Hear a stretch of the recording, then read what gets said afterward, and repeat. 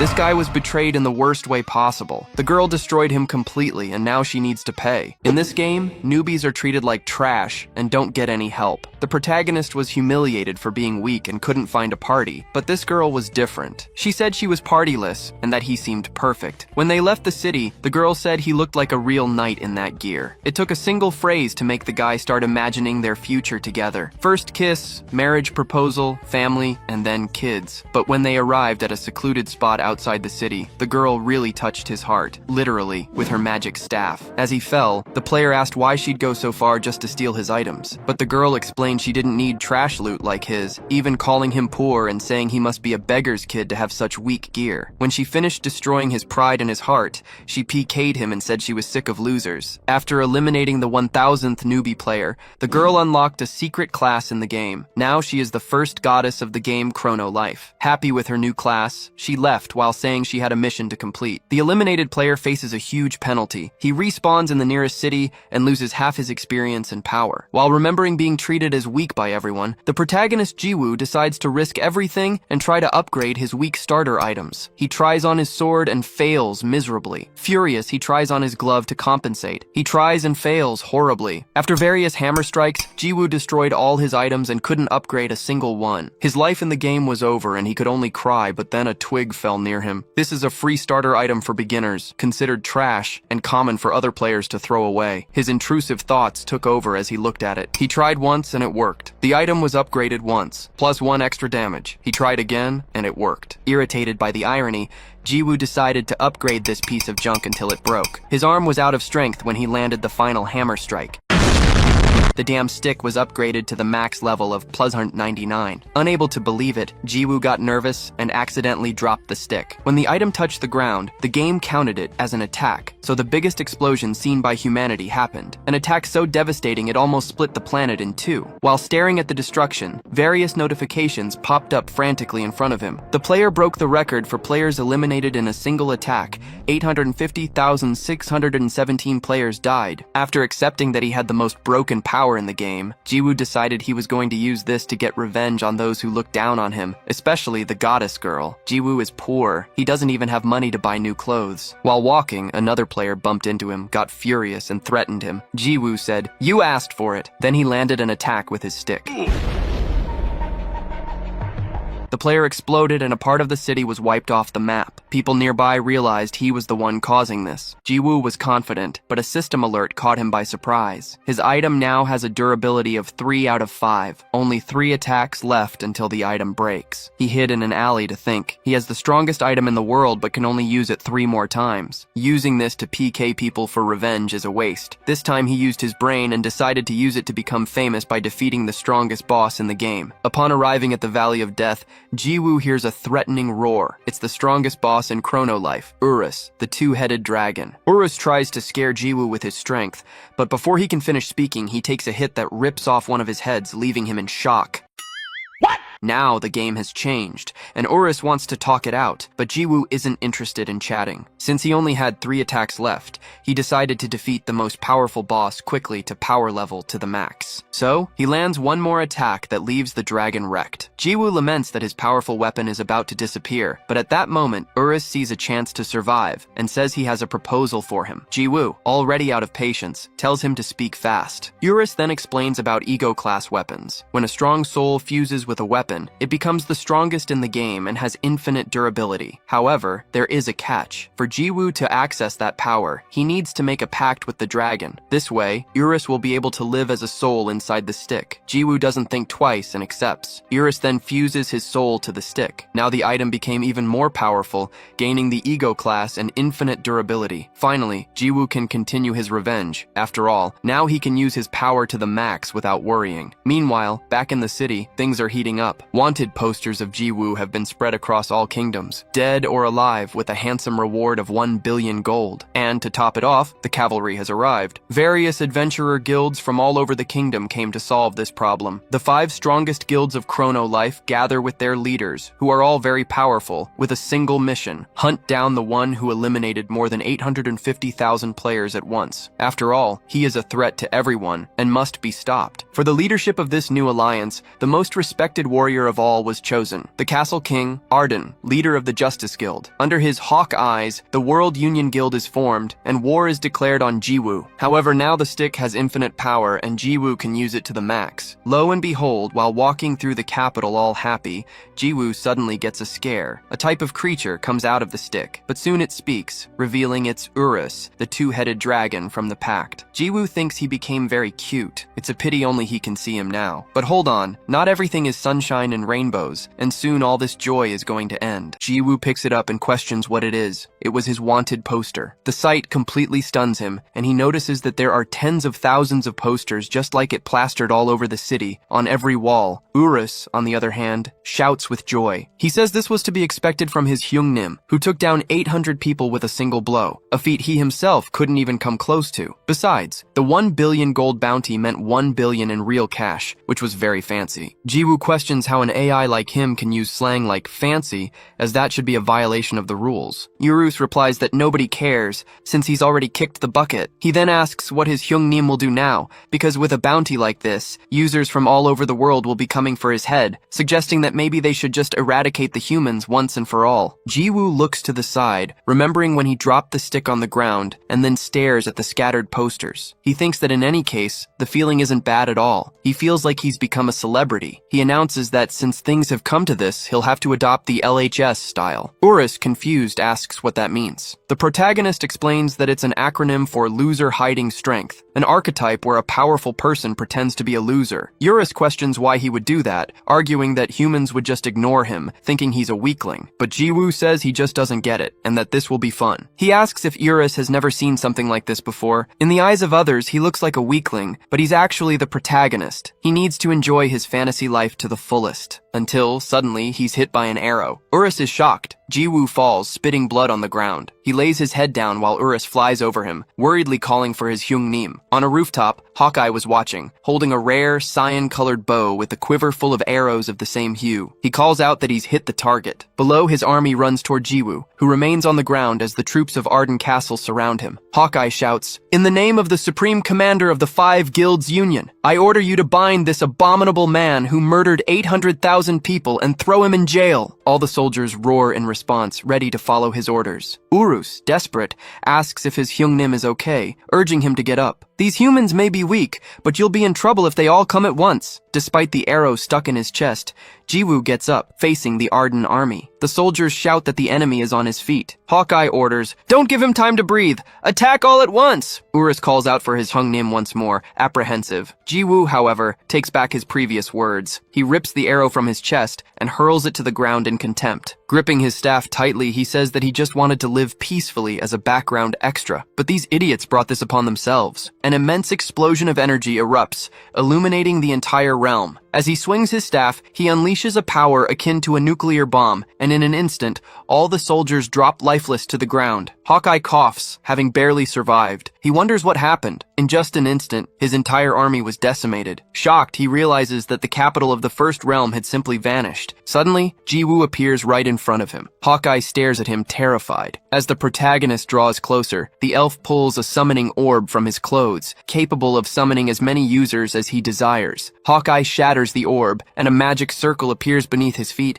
as dozens of other portals open up all around. The elf shouts, "Answer my call, all members of the Union. Activate large-scale teleportation." Tens of thousands of people begin to emerge from each portal, and Jiwoo simply watches the scene, showing no reaction. The newly arrived soldiers surround him, revealing an army of millions from the World Union. There were approximately 3 million people, all summoned for a single purpose, to deal with Jiwoo. Hawkeye points at him and screams to his army, "Attack!" At his command, the warriors advance in unison. Seeing the tide of enemies, Jiwoo simply lets out a deep sigh. He then moves his staff to the side, and with a single motion, effortlessly cuts down an entire row of soldiers. Everyone in the path of the attack is completely annihilated. Urus watches, stunned. Jiwoo swings the staff to the other side and then thrusts it forward, decimating another large portion of the army. The dragon, Urus, is in utter shock. He remembers thinking that Jiwoo would be in trouble if they all attacked at once. To him, it was just common sense. After all, no matter how strong Urus himself was, even he couldn't handle millions of people at once. The World Union was no easy opponent. They were elite rankers from all over the world, and perhaps even Eurus would lose if he brought his entire army into the fray. That's why he had concluded that the best course of action was to retreat. But now, he realized he had been completely and utterly wrong. Seizing the opening, a few soldiers from the crew's lineage charge forward,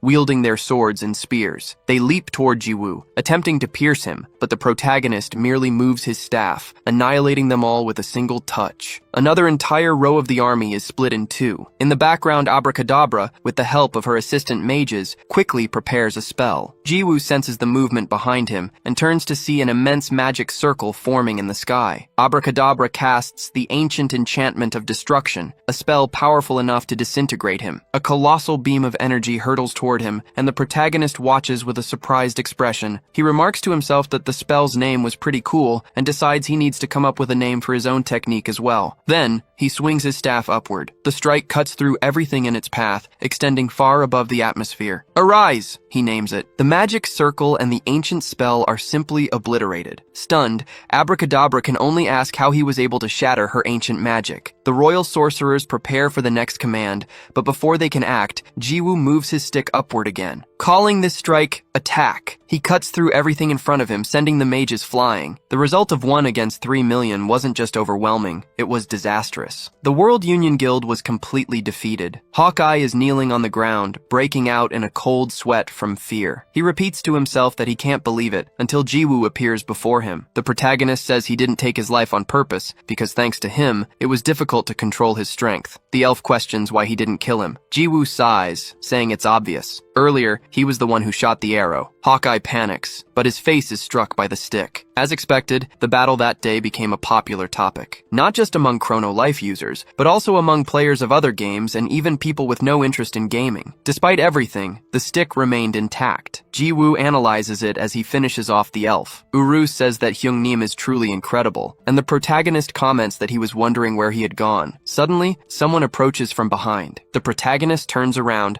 coming face to face with a girl. He wonders if there's still someone else left, thinking what a pain this is, until he recognizes her figure as familiar. The two of them stare at each other in the middle of the battlefield. However, the goddess of life just looks at him. Jiwoo feels anger welling up as he realizes who she is. No one had expected this reunion. The goddess of life smiles and says, "It's been a long time, Mr. Heo." A vast expanse of the plains at sunset is revealed, covered with 3 million bodies and countless swords and spears scattered across the ground. And in the midst of it all, Jiwoo's reunion with the goddess of life. He thought the whole scene was quite dramatic. He remembers when she called his parents beggars, and his hand trembles with rage. He isn't sure if it's because it's the opposite of what he was feeling before, but he can't help but laugh. The goddess of life asks how he has been. She comments that it must be fate, as she didn't expect to meet him once again. Jiwoo replies that it's nonsense, and that just by looking at her, he can tell someone terrible was looking for him. The goddess smiles, wanting to know if that's the impression she gives. Jiwoo says that although he just wants to crush her, there's still something he wants to talk about, and asks if she dyed her hair. The goddess is happy he noticed, explaining that she took his life to change her class to the secret goddess of life, and that's why her hair color changed. Jiwoo stares at her coldly and sighs. Raising his staff, he says her job changed to goddess of life after she took 1,000 lives, and that it should actually be goddess of death. The goddess agrees, finding the observation amusing. "Absolutely," Jiwoo replies. Then, he slams his staff on the ground and launches a blast of energy in her direction, shouting that he's heard the funny story, and now it's time for the part where he crushes her. The goddess questions if that wasn't a bit too fast, but the explosion goes off, devastating the area even more. Jiwoo looks at the smoke, expressionless. "What a shame," her voice says. "I would have liked to talk a little longer." She suddenly appears behind him. Jiwoo spins around quickly and slams his staff on the ground once more, and the explosion cracks everything in front of him. Urus yells that the target was hit. As expected of Hyungnim, a perfect strike, like slicing a catfish. Jiwoo replies that it was obvious, since those gentle-looking bastards are usually all talk. However, as the smoke begins to dissipate, he realizes she is still standing. The goddess remains still, watching him in silence. As expected, "You've grown considerably stronger," she says, "but you can't take my life with such a feeble attack." Urus yells for Hyungnim to look, pointing out that she's still alive, to which Jiwoo replies that he can see. While the two argue, the goddess simply watches them with a smile. Urus notices her gaze and grows confused, wondering how that's possible since she's looking right at him. "That's impossible! How can anyone besides Hyungnim see me?" he exclaims. Jiwoo agrees that it is indeed strange. He's certain his attack was a success, so it makes no sense for her to be completely unscathed. The goddess scoffs, questioning if a mere human could ever harm a goddess. Jiwoo feigns surprise and brings his staff to his head, saying that now he's really angry. Then, he charges toward her at full speed. The goddess simply waits for the attack, which closes in rapidly and causes another massive explosion. Jiwoo gives her no time to breathe and attacks again, blasting another section of the area. He continues his relentless assault, fragmenting a part of the planet. Urus is impressed, commenting that the entire continent is shaking and that, at this rate, it will be destroyed for good. The goddess, however, tells him it's no use. With a smile still on her face, she spreads her wings and flies up above the protagonist. Urus is surprised, while Jiwoo begins to sweat, exhaustion radiating from his body. The goddess's wings dissolve into feathers that begin to float around her. She walks toward him and asks what Mr. Heo would do, saying he must have been excited, thinking every day about how to take her life. She advises him to give up, because no matter how strong he gets or how much time passes, he will never be able to kill her. She repeats this, standing very close to him. Jiwoo stares at her for a few seconds, then closes his eyes, sighing as he looks up. He turns and takes a few steps back. The goddess asks where he is going and if he has finally given up. In response, the protagonist simply swings the stick a few times in the air. He says he was just seeing how hard he could swing it, thinking he might be able to snap it in two. The goddess replies that it won't work and that he will never be able to take her life, but the protagonist clarifies that his target wasn't her, but the entire planet. The goddess is utterly bewildered. Jiwoo explains that since he can't defeat her, he'll simply destroy the planet. That way, she'll either die in the explosion or be flung into the vacuum of space from the impact. The goddess stares at him in disbelief, questioning if such a feat is even possible for a mere human. The protagonist confirms, saying he will strike with all his might. He mentions that he did something similar earlier today, but he didn't even use his full strength. The goddess's expression turns grim. She argues that if he destroys the planet, he will die along with it, turning his act into a senseless suicide attack instead of revenge. She wants to know if he would be satisfied with that. Jiwoo, who had paid with his own life to learn, begins to laugh as he thinks about the truth of the game. The law of the jungle was all that mattered. He then tells her to listen carefully, because now it was their time to learn. People like her just don't understand. Raising the staff, Jiwoo repeats that you shouldn't mess with someone who has nothing to lose. The goddess becomes apprehensive and asks him to wait, but Jiwoo swings his stick with all his strength. The moment he strikes the ground, everything begins to shatter. The goddess and Urus are caught in the blast, while Jiwoo maintains a macabre smile on his face. That entire place is fragmented into 6 pieces, splitting planet Earth in the same proportion and then immediately exploding into a supernova. The event ripples through the entire Chronolife universe, destroying everything with just one full power blow from Jiwoo. Lines of data begin to scroll down a screen. Meanwhile, in the real world, inside a room with virtual reality pods, an attendant is sleeping during his shift. Suddenly, a player yells in frustration after being kicked out of Chronolife. He wonders why he was disconnected out of nowhere when they hadn't even reached the final boss. Other players also start questioning what happened, asking the attendant if he flipped the main switch, something he wasn't supposed to do. The employee, now awake, asks them to calm down, explaining that it wasn't a power outage or a tripped circuit breaker. A young man suggests it might be a server issue with Crowley, the game's company. Immediately, someone else shouts that an announcement just went up on their homepage. The notice confirms a server problem with Chronolife and states that the reopening date will be announced later. Everyone is shocked, finding it incredible that the server actually crashed. However, one player remains connected. His pod still showed it was in use, even with the server down. Back in the game, the system displays a synchronization notification. The client check updates to version 1.7 and checks for connected users. The current number was just one person. Jiwoo finds himself in an empty room, surrounded by floating data. He looks around, completely confused, and wonders where he is. This was strange, since he was supposed to be in the game. Suddenly, a mysterious voice mentioned ST-389. He explained that that this was the name of the planet he had just destroyed, a place known for its beauty in the fourth universe, and revealed that it was their mother's favorite place. Surprised, Ji-woo turned to the person who was speaking. Ji-woo asked who he was. The blonde man, however, simply told him to shut up, but then a macabre smile spread across his face as he answered, "I am God." The protagonist looked at him and sighed. "That's your identity, so it's none of my business," Ji-woo said. "Have you seen a woman with black hair around here?" God replied that it was just the two of them there. As if to confirm, a system screen appeared before the protagonist, showing that the current number of users was only 1. "What is wrong with you?" God questioned. "You took everyone's life. It should be common sense that no one could survive that explosion. Every living thing was wiped out." At this, the protagonist just laughed, leaving God confused by the reaction. Ji-woo then burst into laughter,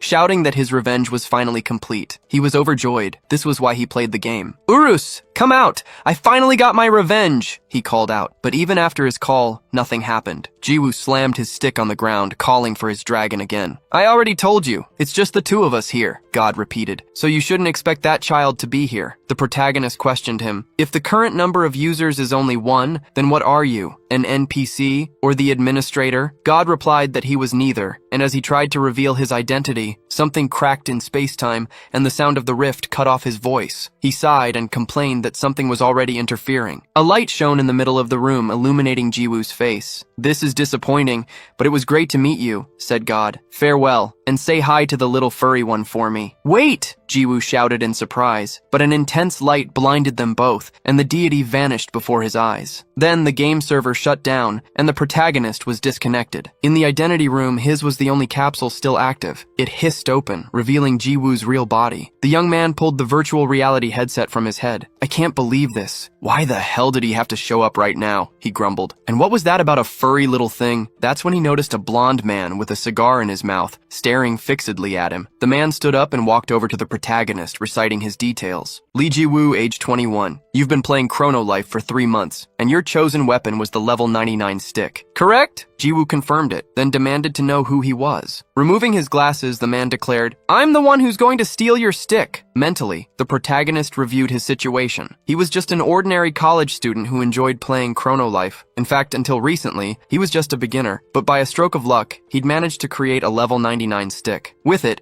he had beaten up everyone he disliked, including the woman who cheated on him. Then, a man claiming to be God had appeared and vanished, and now, here he was, in a restaurant surrounded by guards. Food was served at their table. While the blonde man ate heartily, Ji-woo just watched. "Eat," the man said. "The lady who runs this place is a great cook." Ji-woo agreed, wondering what the hell was going on. The man explained that this was the Gukbap restaurant he used to frequent when he was broke. "That was 15 years ago. My company was established during the early stages of Chrono Life's development." Putting the pieces together, Ji-woo realized who he was. "It can't be." The blonde man formally introduced himself. "I am the president of Chrono Life, Choi Deokbae. I thought you were a gangster. And who are these guys?" Ji-woo asked. "They're company employees, modelers, music directors, marketing leads," Deokbae replied. Ji-woo admitted he was scared, thinking they were mobsters, and asked why the president of Crowley had come after him personally. "Didn't I tell you in the capsule room? I've come to retrieve the level 99 stick." The protagonist was shocked to hear that. "Why that look on your face?" Deokbae asked. "As a game company, it's only natural for us to retrieve bugged items." "But I'm the one who enhanced it," Ji-woo protested. 3%, Deokbae replied. "That's the official success rate after enhancing an item 10 times, and of course after that the chance drops even lower. You probably know that." The revelation left Ji-woo stunned, but he argued that if it wasn't a bug, then there must be a chance of it happening. He stood up abruptly from the table, but Deokbae let out a deep sigh and warned, "The level 99 stick will be in my care." In the world of Chrono Life, near the town of Frontal, a giant monster was approaching an open field. It was a level 21 Garus. The party of players readied themselves, shouting that the monster was coming. The party's mage cast a fire spell, launching a fireball that engulfed the creature. The monster screamed in agony. The party leader celebrates that it worked and orders them to repeat the attack. However,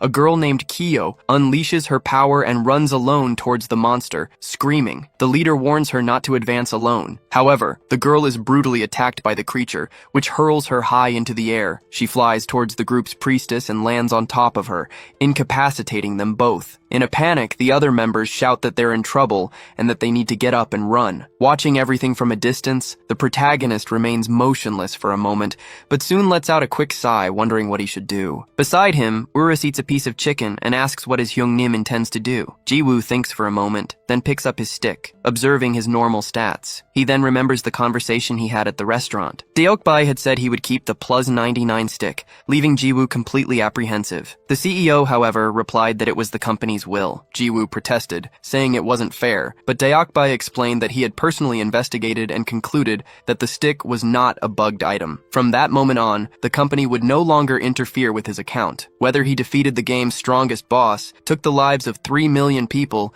or destroyed the entire planet, he was free to do whatever he wanted as a user. Next, Deokbae put more salted vegetables in his gukbap and offered them to Ji-woo, saying the decision to add them or not was entirely his. Ji-woo held the plate and stood up from the table. At that moment, however, the old lady who owned the restaurant smacked Deokbae on the head, scolding him for putting that in the gukbap. She complained that he would drive her crazy, as it made no sense for her to spend all night preparing the bone broth out of consideration for him, only to see him ruin it. Witnessing the scene, Ji-woo lowered the plate of vegetables. Back in the present, Ji-woo stares at his stick, thinking about the salted vegetable soup. His attention, however, is drawn to the leader of a nearby party, who is cursing. He questions what kind of useless player Kyontuka is, complaining that she doesn't know how to hold her position, which is the basic requirement for party hunting. According to him, she was acting like a troll, and because of that imbecile, they would have to hold back on the hunt, all just because she joined the party. Ji-woo remembers a favor Deokbae wanted to ask of him. He had said that, although it might sound suspicious, Chrono Life was a very good game. Freedom, romance, and adventure. It was a fantasy world larger than anyone could imagine. Therefore, he should avoid destroying things and simply enjoy himself. Ji-woo reflects on this for a few moments. Suddenly, the party leader spits on the girl, hitting her scarf squarely. He tells her to get lost, saying he won't hunt with her, and turns to leave, in disbelief that they were using the same items as her. Kaeyeon was kicked out of the party. Ji-woo watches the scene and sighs. He thinks that this is all a pain, but it was to be expected from the law of the jungle. Remembering Deokbae's words, he decides that he will indeed enjoy the game in his own way. After all, he wants his salted vegetable soup extra thick. With that in mind, he moves his staff and unleashes a blast of energy toward the group of adventurers,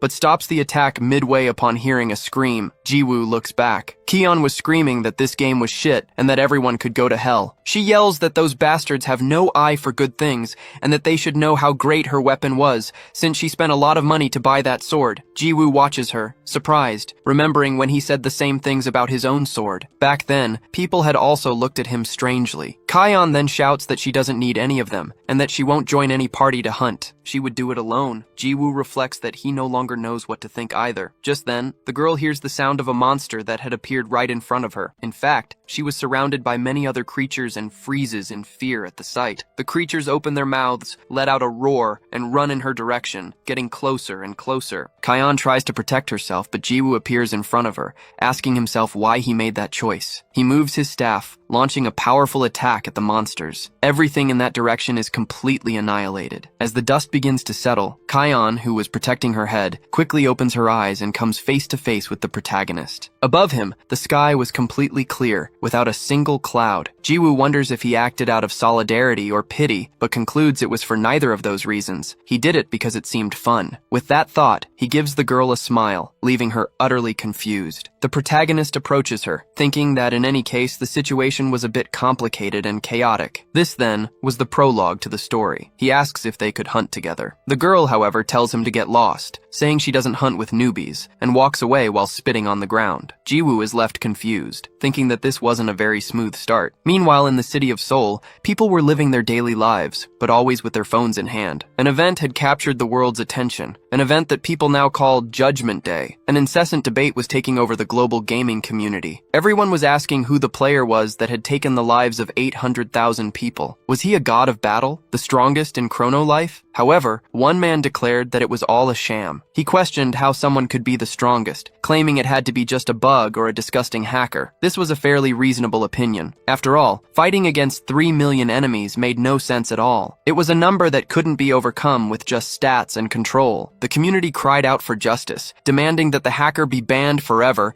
and that the Chrono Life team do their job. So everyone was focused, awaiting the company's response. And finally, the announcement came. While one player was clamoring to bring out the guillotine, the Chrono Life team declared that the user in question was a normal player. According to the investigation, he was not a hacker, nor was he abusing any bugs. Everyone was completely shocked by the news, and that was how the controversy came to an end. On the city streets, people were talking about the incident. The Chronolife server had crashed because of that one player. Apparently, he had taken the lives of many in an instant, and everyone was talking about it, wondering what he was like in real life, since his face was covered by a hood in the only released photo. Meanwhile, Jiwoo smiled as he followed the girl he had just saved. Only the sound of their footsteps broke the silence between them. The girl, visibly irritated, stopped suddenly. Kion turned around and questioned him. "Why do you keep following me?" Jiwoo calmly replied that they should form a hunting party. "When did I agree to that?" she retorted. "Go hunt with someone as poor and indecent as you." Jiwoo didn't understand the insult. Kion continued, pointing at his clothes. "You're just wearing underwear beneath that cloak and carrying a level 1 stick that only newbies use. I don't have time to play around with a noob. Get out of here," Jiwoo questioned. "Indecent? I just saved you, getting rid of those monsters with a single attack." Urus, in his mind, commented that he had seen everything. The human's eyes had been closed when he saved her. Jiwoo realized,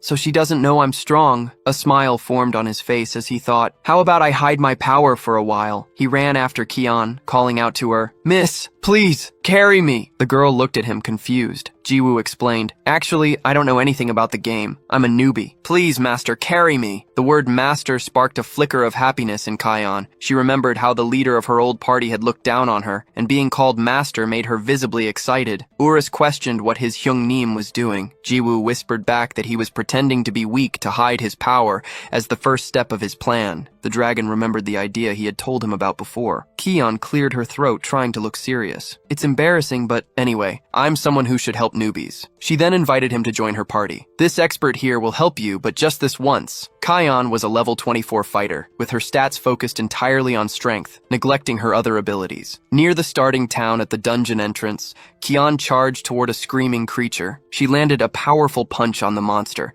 making the level 4 rabbit bear spit blood. The creature was thrown backward. Without giving it time to react, another monster appeared behind her, but Kion dodged it with an agile leap. She lets out a sharp breath and performs an aerial flip. The rabbit bear looks up in shock as she descends with a ready kick. It was her fallen dragon's stomp, which smashes the monster into the ground. The other rabbit bears are confused, but they soon regroup and surround her. Kion holds her fighting stance, taunting, "You can all come at this master at once." Sitting on the floor, Jiwoo watches the scene. She's a pretty good fighter, isn't she? He wonders. Urus agrees with his Hyungnim. The protagonist, however, comments that no matter how low level the monsters are, being surrounded by so many of them would still be dangerous. Urus replies that there's no need to worry, since that human has excellent gear. Her weapon alone costs around 10 million gold. Jiwoo shouts in shock, "That's 10 million won!" Urus adds that all of her gear is superb, and the total value must be around 100 million. Jiwoo wonders how she, a newbie, could have all that. The dragon then reveals she's a pay-to-win player. Jiwoo remembered Kion shouting that those bastards had no eye for quality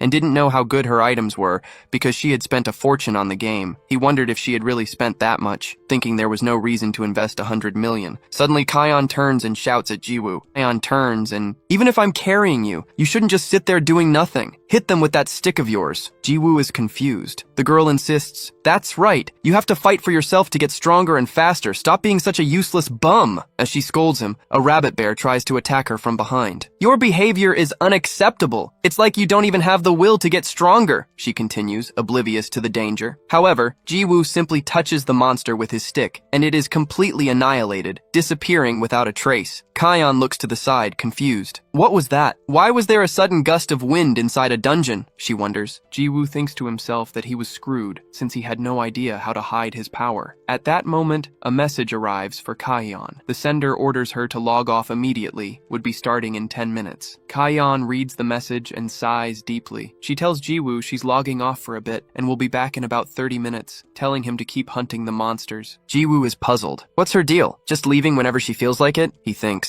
He wonders what she does in real life to have spent 100 million on a game. Urus doesn't know either, but speculates that perhaps she was born with a silver spoon in her mouth. The scene shifts to a luxurious building. Inside a room, Kion is lying down, wearing her virtual reality headset. She disconnects from Chronolife, gets out of bed, and sighs. She looks at the device, lost in thought about everything that had happened. A smile forms on her face as she remembers the protagonist. Suddenly, the door bursts open and her producer storms in, shouting, "You mad woman!" The producer raged that she was still sitting there using that thing and must have decided to quit her job. Kian yelled back that she was just taking it off and that the producer should open her damn eyes, but she was only called a game addict in return. The producer then ordered Kian to hurry up and sit down, as they had less than 10 minutes. She continued to yell at her for playing with her glasses on again, reminding her that she was told to take them off when using the headset because it leaves a mark on her nose. Kian replied that she gets anxious if she doesn't wear her glasses, and that the mark could be hidden with makeup. Her producer gave her a cold stare, then sighed, muttering what a pain this was, but that she needed to sit down quickly. If it weren't for the money, she would have wrung her neck by now. The makeup was placed on the table, and the producer took off Kian's glasses, quickly preparing her for her job. The girl removed her hair tie, letting her hair fall loose. On a music show stage, the host shouts, thanking everyone who had waited so long and announcing that this would be the final performance of Music Banking. She had been in first place for 13 consecutive weeks, a popular idol, the best singer-songwriter of the moment. Presenting to you all, Han Sarang. Sarang begins to sing about her first love. Afterwards, she greets everyone and introduces herself. Han Sarang is an idol, a singer, and a songwriter. Her hobby, unknown to the public, is online gaming. Back in the dungeon, the rabbit bears start running toward the protagonist. Ji-woo says he needs to practice a bit before she gets back. Urus asks what kind of practice that would be. The protagonist replies that if he wants to hide his power, he needs to learn how to control it. In other words, he's going to try attacking without killing. The image of a massive explosion extends out from the planet. A divine being watches it all with a smile,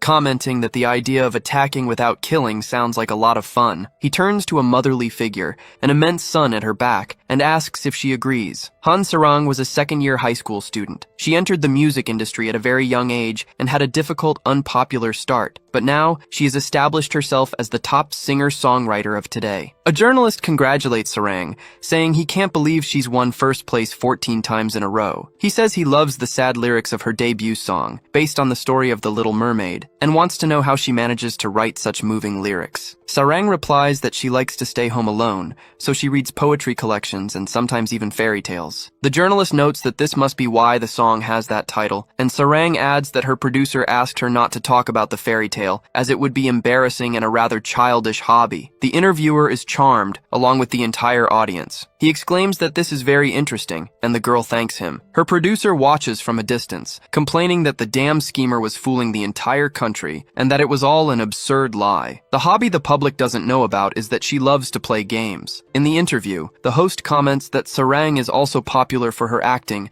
and that he heard she played an interesting role in her last drama, a bratty high school girl. Sarang confirms, saying she had a hard time with that role, since she had never once cursed since the day she was born. However, inside the game, she was the complete opposite, calling Ji-woo a damn bastard. She scolds him, saying her master had returned and he didn't even greet her. Ji-woo, confused, asks since when she was his master, and Sarang yells that it's from now on. She challenges him, wanting to know if he was complaining and didn't want to be carried by her anymore, but Ji-woo quickly denies it. Sarang is the type to release the stress of her daily life by playing games. Urus, in turn, advises his Hyung-nim to get rid of that rude person, but Ji-woo replies that he needs to hide his power, as he has to pretend to be weak. Sarang then orders him to repeat after her, "Lovely master." She forces him to repeat it several times, while Urus thinks to himself that his idea worked. On the way to the dungeon, Sarang stops and asks if he practiced a lot by hunting monsters. Ji-woo just sighs, explaining that it was a process that required extreme patience, and that his journey is still far from over. Urus shouts that it was useless to hit without dealing damage, but the protagonist tells him to shut up. Sarang laughs, commenting that he's an eccentric newbie and that she was looking forward to this. She then notes that she still doesn't know his name and asks what the underpants guy's character name is. Ji-woo is surprised, thinking he had already told her, and tries to say his name, but the girl interrupts him, announcing she can just call him Underpants. "That sounds good," she says. The protagonist, frustrated, asks why she wanted to know his name then. Meanwhile, some people are spying on the pair from a distance. A bearded man says he found her. His subordinate asks what they should do, and the leader replies that they must gather all the guild members in that dungeon, because today they would demand justice. Further ahead, a rabbit bear rises. The level 22 monster approaches the girl. Sarang orders Underpants to go, and the protagonist obeys like a puppy, approaching the monster as they both scream. The protagonist plays dumb, approaching like a complete idiot. Then, he slowly brings his staff forward, meticulously touching a single hair on the creature. Suddenly, the rabbit bear is wounded, its head brutally crushed. Without understanding anything at all, it falls to the ground. However, its HP doesn't reach 0, with only a single bar of health remaining. Jiwoo is pleased that the monster is still alive, reflecting that his hit-without-killing strategy was a success. Sarang celebrates, saying he defeated it on the first try and has gotten very strong. Suddenly, a dagger flies in her direction. Sarang senses the danger and quickly grabs Jiwoo's shirt to pull him away, deflecting the weapon with a precise kick. The bearded man catches his dagger back in midair, his face contorted, and comments that she's incredible, but that she should give the credit to her gear. Sarang questions him, asking who he is. The man, called Mr. Kim, asks if she has already forgotten his voice, feigning hurt. He reveals that everyone there are members of the Halasan Guild. Upon hearing the name, Sarang repeats it with contempt. Mr. Kim jokes that it's been a while and now wants to know what the two of them are plotting. Then, he orders his subordinates to attack. Sarang warns Jiwoo to get back, as it's dangerous, and assumes a battle stance. The assassins charge forward with their weapons drawn. With a swift movement, she lands a direct kick to the face of one of them, who bleeds and is knocked out instantly. Sarang uses his body as a foothold to leap, performing an acrobatic flip in the air. She shouts the skill name, "Fallen Dragon Stomp!" and strikes the ground with force, sending all the assassins flying. Their leader yells for everyone to attack at once. Observing the scene, Jiwoo asks what's happening, and Urus replies that he doesn't know. The protagonist, however, comments that he can guess based on what he's seeing. He deduces that the Halasan Guild members have picked a fight with Sarang in the past, and, despite having fought a few times, they always end up losing. Apparently, that man doesn't know when to quit, and has come once again seeking revenge. Jiwoo also notes that they are all weak, a group around level 20 being completely destroyed by her, and Urus agrees. As the fight continues, Kim comments that everything is going as planned. With Sarang distracted, he signals for the other girl to begin. A new figure vanishes from her position with a quick dash and reappears behind Sarang, pointing her claws in her direction. Sarang turns, surprised, and notices her opponent is empty-handed,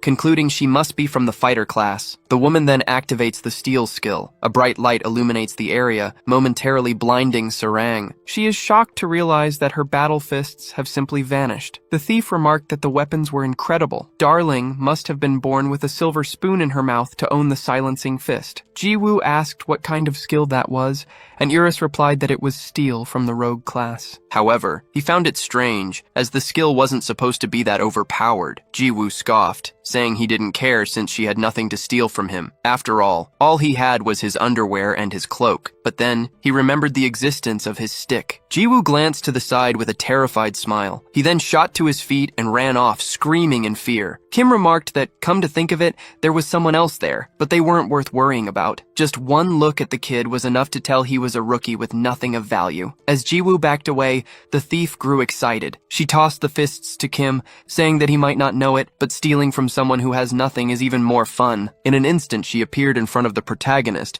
calling him darling, and asking where he was off to. Jiwoo was startled as she pointed her hands at him, thinking this was no time to hide his power. He gripped the staff and attempted a quick slash, but to his surprise, nothing happened. Everyone was stunned, including Urus. When the smoke cleared, Jiwoo was empty-handed, his main weapon gone, staring at the thief. She simply informed him that the stick was all hers now, making the protagonist break out in a cold sweat. She threatened to steal his hood, saying that, except for his underwear, he'd be left completely naked. Suddenly, a shadow fell over the thief's face. The girl wondered what it was. She then saw the true form of Urus before her. The entity questioned how an arrogant mortal dared to wield him without knowing who he was. The girl fell to the ground, utterly terrified, dropping the weapon near the protagonist. Jiwoo looked at his stick and picked it back up. The system announced that Urus's soul refused to acknowledge the enemy, and that the protagonist was the weapon's true owner. Urus emerged from a part of the stick, questioning how anyone dared to try and claim him, stating that no one could possess him, except for Hyungnim. It seemed the thief had overestimated herself. Jiwoo then touched his head. He patted the dragon's head, making him embarrassed. The thief, trembling in fear, coughed and backed away from the protagonist, unable to understand what had just happened. She wondered what that was. Was it a ghost? No, it felt too real for that. Kim asks what her problem is, wondering if she's forgotten her job. The thief stands up, retorting that wouldn't happen, as she is a professional mercenary who only cares about money. At that moment, Sarang approaches, shouting, and tries to land a kick on the girl. "Give me back my weapon, you little thief." The thief dodges and comments, "You scared me." What a fierce surprise attack. However, I'm afraid you're after the wrong target.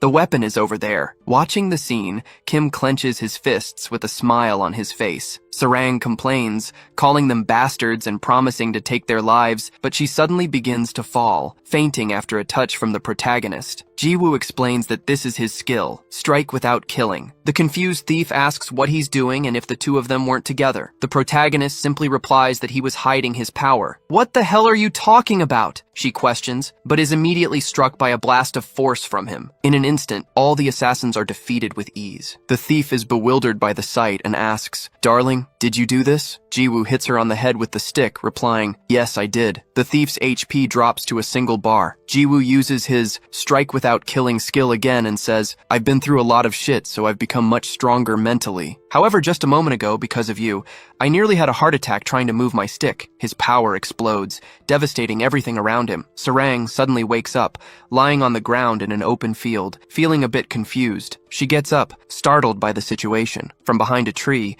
Jiwoo asks if she's awake. The girl is surprised and calls him Panty Boy, wanting to know where they were and what happened to those guys. Jiwoo replies that they are near the dungeon and that the enemies have left. "What do you mean? And why did I suddenly faint?" she questions. It's then that Sarang notices the fists in her hands. Realizing her weapons were back, Jiwoo asked if it had been the Halasan Guild, wanting to know what kind of job they did, who they were, and what they were up to. The girl blushed at the question, wondering why he was being so nice and if, by any chance, he wanted to go to hell. But soon after, she sighed with a smile on her face. She said she would tell him, since he got involved because of her, and then asked if he had ever heard of the term pay to win. Jiwoo asked what that was. Urus explained it was a term used in online games. The protagonist wanted to know how he knew that, since he was just a game NPC, and Urus replied that he had looked it up on Wikipedia. He began to explain it exactly as it was written on the site, but Sarang interrupted him and simplified it. They're users who spend billions on games. That's basically what it means. Jiwoo asked if she was talking about the Halasan Guild,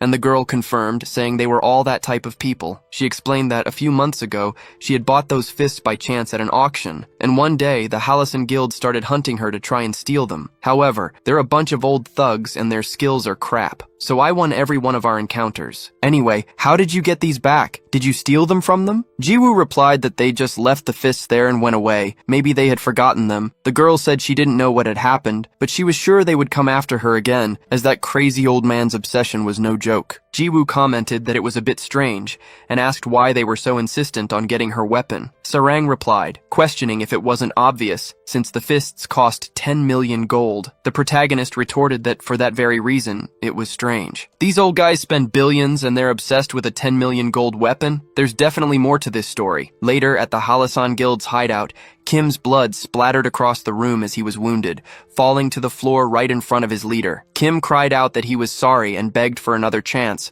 but his leader told him to shut up, calling them all useless. He said he couldn't waste any more time and would leave the mission to the 4 Heavenly Kings. Kim glanced to the side. 3 people approached and stood before the leader. The 2nd Heavenly King said it made no sense for that guy to be in the same division as them, having only 100 million gold. The 3rd King, however, spoke up, saying that was why they had told them to kick out little Kim, but it was a problem since the great Hyung Nim was too soft-hearted. The 1st Heavenly King remained silent. Then, the 2nd King knelt down near Kim, saying that hiring a mercenary had been a pathetic strategy, and that was why he had failed. However, the 1st King intervened, saying to leave the matter to him. He ran a hand through his hair, mentioning that the silencing fist, or whatever it was, would take effect in 12 hours. Upon hearing this, their leader burst into an absurd fit of joyous laughter. He exclaimed that it was great to be called Lord King, with a total net worth of 12 billion. He then ordered his subordinates to show them the terror of the Halasan Guild. The blood festival had begun. However, Jiwoo suddenly appeared in their base, silently scratching his nose. Everyone stared at him, completely bewildered. Jiwoo broke the silence, scoffing, "A bunch of kids laughing about a blood festival?" He openly mocked the 4 Heavenly Kings. The king, irritated, questioned who he was and where he came from. Jiwoo simply told them to try and figure it out for themselves and, in a gesture of pure disdain, picked his nose. He commented to himself that it would be difficult to keep hiding his powers and pretending to be weak if they kept bothering Sarang. Then, he started laughing again, mocking their titles once more, and declared he would end this without any more delay. The king sighed in anger, calling him a crazy bastard, and ordered his subordinates to finish him. The men rushed forward, preparing their best attacks and closing in at a frightening speed. Jiwoo, however, just kept a smile on his face. With a simple swing of his staff, he unleashed a blast of power that obliterated all the attackers. They were defeated by a mere twig. Meanwhile, outside the house, a girl approached, humming cheerfully. Back in the fight, the first Heavenly King charged at Jiwoo, who defeated him with a single, simple strike of his staff, making him spit blood. Suddenly, an explosion split the house in two. The approaching girl, the goddess of life, was startled for a moment, but a smile soon spread across her face as she immediately recognized who was responsible. The leader, the Lord King, yelled for all remaining members of the Halasan Guild to attack at once. Facing the new threat, Jiwoo simply sighed, gripping his staff firmly. Jiwoo commented that if they wanted to take his life, they should bring at least 3 million people. He then moved his staff, delivering a blow that struck one of the assassins in the face and caused an explosion that shot toward the sky. With a smile on his face, Jiwoo swung his twig to the right, defeating everyone in that area. The king watches the scene with a grim expression, completely terrified by what he sees. As he gets up, Kim calls out to his Hyungnim, warning him to hurry and run or he'll be annihilated. The king, however, thinks that Kim doesn't understand the situation. With the exception of himself and his direct subordinates, all the guild members were pay-to-win warriors. Even the weakest of the new recruits had spent at least 10 million, and not even the top 5 guilds could look down on them. But who was this guy, and how could he do all this? Suddenly, the king realizes something. He thinks they don't stand a chance, that perhaps this man is the one from the rumors, the one who defeated everyone. Staring at Jiwoo in terror, his mouth falls open as he remembers the stick underwear guy. He first started playing in the 2nd grade. Back then, games weren't as flashy as they are today, and leveling up wasn't easy since there were no quests or raids. But still, it was a lot of fun for 9-year-old Wang. He'd get scolded by his parents for secretly playing at night, and he cherishes the memories of leveling up with his friends. As the years went by, he grew older and was swept away by his responsibilities, living a busy life with no time to reminisce about the past. Suddenly, he realized he was already in his 40s, now known as CEO Wang. He's in front of his computer in a pristine room. A subordinate enters, calling him Hyungnim and saying he found the old monitor he'd asked for. Wang wanted to give himself a special gift, a piece of a bygone era, since he had worked harder than anyone. The subordinate asks if he really needs to switch to that old computer, since it's an online game he could just play on a new one. Wang replies that it's for the vibe. His heart was racing, as if he had gone back in time. It felt like meeting a first love all over again. However, he grits his teeth as he realizes something. He wasn't the only one who had been changed by the ravages of time. Jiwoo strikes another subordinate with his staff, sending the man crashing to the ground. As an immense tremor shakes the entire area, the king stands frozen, trembling in fear at the scene before him. Jiwoo says it's almost over, with only the 2 of them left to defeat. The king remains silent as the protagonist draws closer. This was the end for the pay-to-win players. He wonders why they need to steal other players' gear, especially since they're men of nobility. It's time for the old man to get a beating. The king remembers being at his computer, typing quickly until his payment of 12 billion won was confirmed. Wang repeats that he wasn't the only one changed by the turmoil of time. He doesn't need to put in any effort. With just a few clicks and some spending, he can become as strong as he wants. And with that strength, players who spent little to no money suffer. Pay to win was the current state of online gaming. Wang stands up from his chair. Still, he continued to explore various games, but they were all the same. And finally, the most critically acclaimed game, Chrono Life, where he wanted to find, no matter how, that thing he had long forgotten. That thing from back then, from when he was a child. The stick approaches him and strikes his head. Jiwoo uses his strike without killing skill. Wang spits blood and falls to the ground, defeated. Kim tries to call out to his Hyungnim. Jiwoo announces that, as of today, the Halasan Guild is finished. He says it's a pain, so they shouldn't bother Captain Amor anymore. In any case, he'll see them never again, and then he leaves. Wang tries to get up from the ground, questioning if it was really him, the guy who had defeated the 5 major guilds not long ago and annihilated 3 million members of the World Guild. Jiwoo looks back without saying a word. Wang lets out a laugh at this, asking how much he had spent, as he must have used a lot of money to achieve that strength. However, soon he too will realize that all his efforts so far have been to fight for something that doesn't even exist. From a distance, Kim looks at his Hyungnim. Jiwoo replies that he doesn't know what the hell he's talking about, but that he also spent a hefty sum. Wang asks how much it was, thinking it could be tens of billions or even hundreds of billions of won, but the protagonist replies that he spent 55,000 won on the warrior's starter pack. Wang is stunned by this and left speechless. The protagonist continues to walk away. A smile spreads across Wang's face as he repeats the amount, 55,000 won. He remembered his childhood, when he used to play Ragnarok, and then he began to laugh excitedly, bursting into a fit of laughter and leaving Kim completely confused. Wang asked how many games they had tried after Ragnarok, and Kim replied that it must have been about 8. The boss kept laughing, saying that game was a lot of fun. Chrono Life was indeed divine, the goddess of life confirmed as she appeared. "Hello everyone from the Halasan Guild, it's a beautiful night." She looked around. "It's been a while since I've been here, but the guild's hideout is in terrible shape." She turned and asked, "And what about that thing? Did you manage to prepare it?" Wang replied that the preparations were going well, but she cut him off, asking why he was dwelling on the past. The man said he was out of it, as their agreement to cooperate ended now. The goddess of life was surprised for a moment, but then she smiled. "Is that so?" With a swift movement of her scepter, she sliced through the air. Kim watched the scene terrified and open-mouthed as Wang fell to the ground, his body split in two. His subordinate tried to scream his boss's name, calling out for his Hyung Nim. The goddess of life walked calmly. "I should have asked why he did that, but I'm not in a good mood, so it doesn't matter." She plunged the staff into Kim's back, causing blood to splash onto her own face. In shock and crying out in pain, Kim tried to move, but he was quickly defeated. The goddess continued to watch the scene, a smile forming on her face as she remembered what the protagonist had said. His hair turned black, and his clothes returned to normal. He spoke the captain's name aloud, Amor. His kill count reached 998,999. The system announced that he had annihilated the Halasan Guild and that his combat experience was being calculated, raising the total to 999,000 kills. Jiwoo was confused by the announcement. The system then notified him that he had reached the highest level. "What the hell is this?" the young man wondered. "What is it?" Urus asked. "Didn't you hear that crap? The system just said I reached the max level or something." Jiwoo opened his status window. His class was Novice, and he was at level 999 with almost 5,000 unallocated points. He and Urus stared at it, understanding absolutely nothing. They both wondered what this was all about. In the game called Chrono Life, the world's best virtual reality game, ranked first in active users, cumulative subscribers,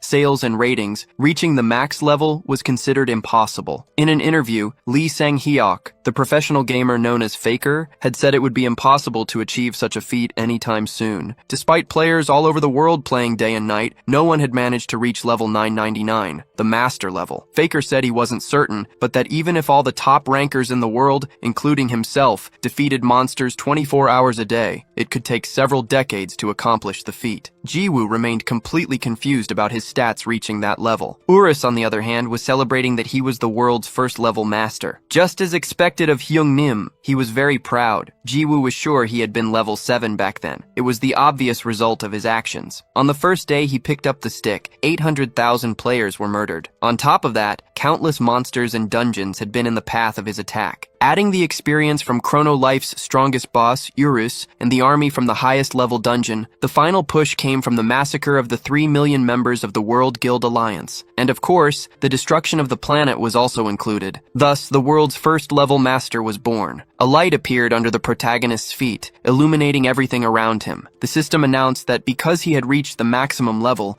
the player would enter a transcendental space, teleporting him away. In another corner of the city, Sarang was lying down, looking at the sky and doing nothing. She muttered that she was bored and that this whole thing was starting to piss her off. She stood up, wondering where that underwear-wearing bastard was. He had told her to wait a bit, but the sun had already set. She thought for a moment more, remembering he had mentioned the Halasan Guild, and that she was supposed to tell him everything about them. Sarang sighed and lay down again, shouting, "Whatever, this gentle master will wait 1 more hour." On a piece of land floating in space, Jiwoo found himself in the center of a strange temple. He wondered where he was, looking up at the sky without understanding a single thing. He wondered why he was being dragged all over the place lately. It had been the same when he met God and Diokbai. Suddenly, a voice welcomed the human child. "I never imagined we would meet so soon. You are truly extraordinary." That voice echoed, making everything around it tremble. The being introduced himself as the guide of transcendence, the god of class,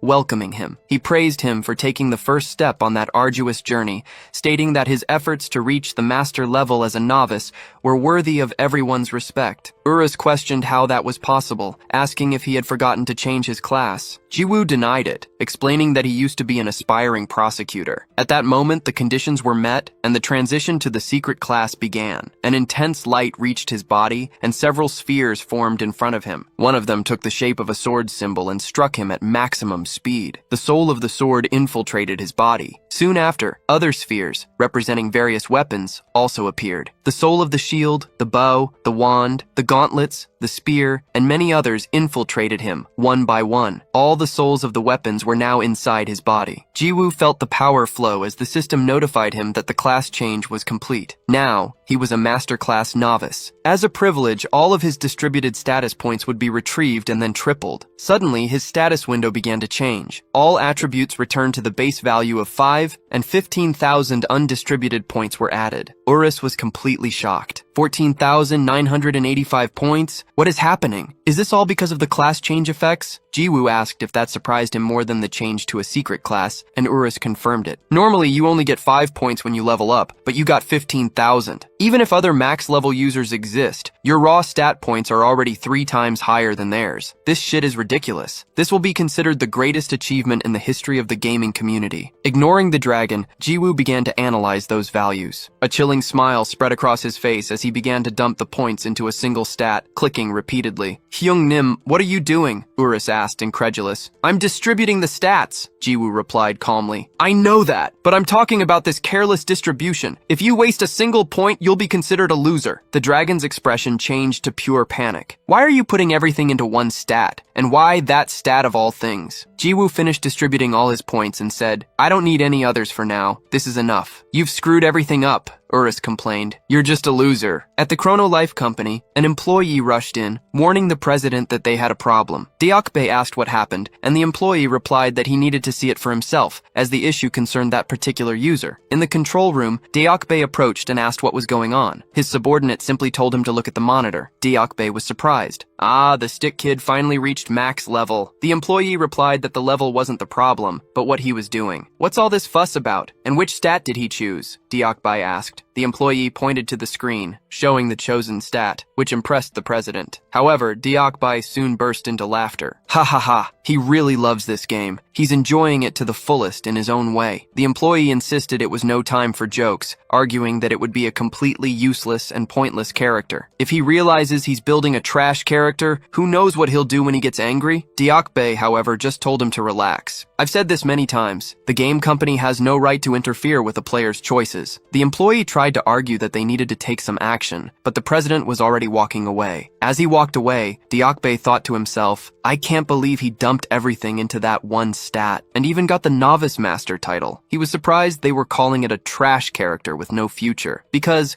in the history of virtual reality games, the worst, and at the same time, the strongest character has just been created. Back in the game, Jiwoo finished his stat allocation with a smile on his face. The god of classes then manifested. Transcendental, listen. This is the final step of the guidance. You have an important choice to make. The right to one of the transcendental weapons I wield will be granted to you. Jiwoo was delighted. How lucky. If it's free, there's no way I'm turning it down. He wondered which of the weapons he should choose because, to be honest, they all looked incredible. He thought for a few seconds and then announced his decision. Jiwoo held out his hand and commanded, Give me all of them. The divine being didn't react at first. Then it addressed the human child, stating that it could not fulfill such a request. Excessive greed leads to unnecessary wrath. Choose wisely. Jiwoo cut him off. Are you going to give me everything now, or would you rather I beat the hell out of you first? Everyone watching the scene is left in complete shock. Back in the control room, Deokbae takes the cigar out of his mouth. He is also in shock, thinking, this guy is a complete madman. The god of classes doesn't answer, but a system notification announces that he is furious. The god of classes' expression changes completely. Their relationship has now turned hostile, and the deity moves in for combat. Jiwoo holds his staff and says he understands, as the god was clearly asking for a beating. Both of them prepare to fight. A shield flies toward him. Jiwoo wields his staff to defend himself, but the object hits him with tremendous force, smashing him into the ground. Urus calls out for his Hyungnim, shocked. The god of classes in turn laments, I never thought I would take the life of a transcendent with my own hands. It is such a pity. Suddenly he is struck squarely by a blast of energy from the staff, which melts half of his face. From the ground, Jiwoo comments, that hurt. Is it because you're a god? His health bar had only decreased slightly, as his constitution stat was now at 15,000 points. This attribute attribute affects maximum HP, recovery, and immunity to adverse conditions. Urus watches everything, dumbfounded, thinking how insane he was for putting all his points into a single stat. "Young Neem, you've made a fatal mistake. You've turned into a shitty character," he yells. Jiwoo just asks why. Urus explains that all equipment in Chrono Life has a weight requirement, demanding a minimum amount of strength, regardless of the class. Simply put, he wouldn't be able to equip anything other than that twig. "This is all I need," the protagonist replies. At that moment, a system screen appears between the two. It was a hidden skill, and its various conditions had just been met. "What is that?" Urus asks. The skill Healing Factor converted all damage received into immediate healing, completely filling his HP bar. "A shitty character, huh?" Jiwoo taunts, while Urus remains in a state of shock. The god of classes groans in pain, his face disfigured. "Insignificant mortal. How dare you!" he roars, shooting beams from his eyes. Jiwoo takes the attack head-on, without even trying to dodge, and falls to the ground. Urus runs toward him, shouting his Hyungnim's name, but Jiwoo just bursts into laughter. "As expected, Chrono Life is too good," he exclaims as his chest completely regenerates. "How disgusting," Urus thinks. "Perish, you tainted worm!"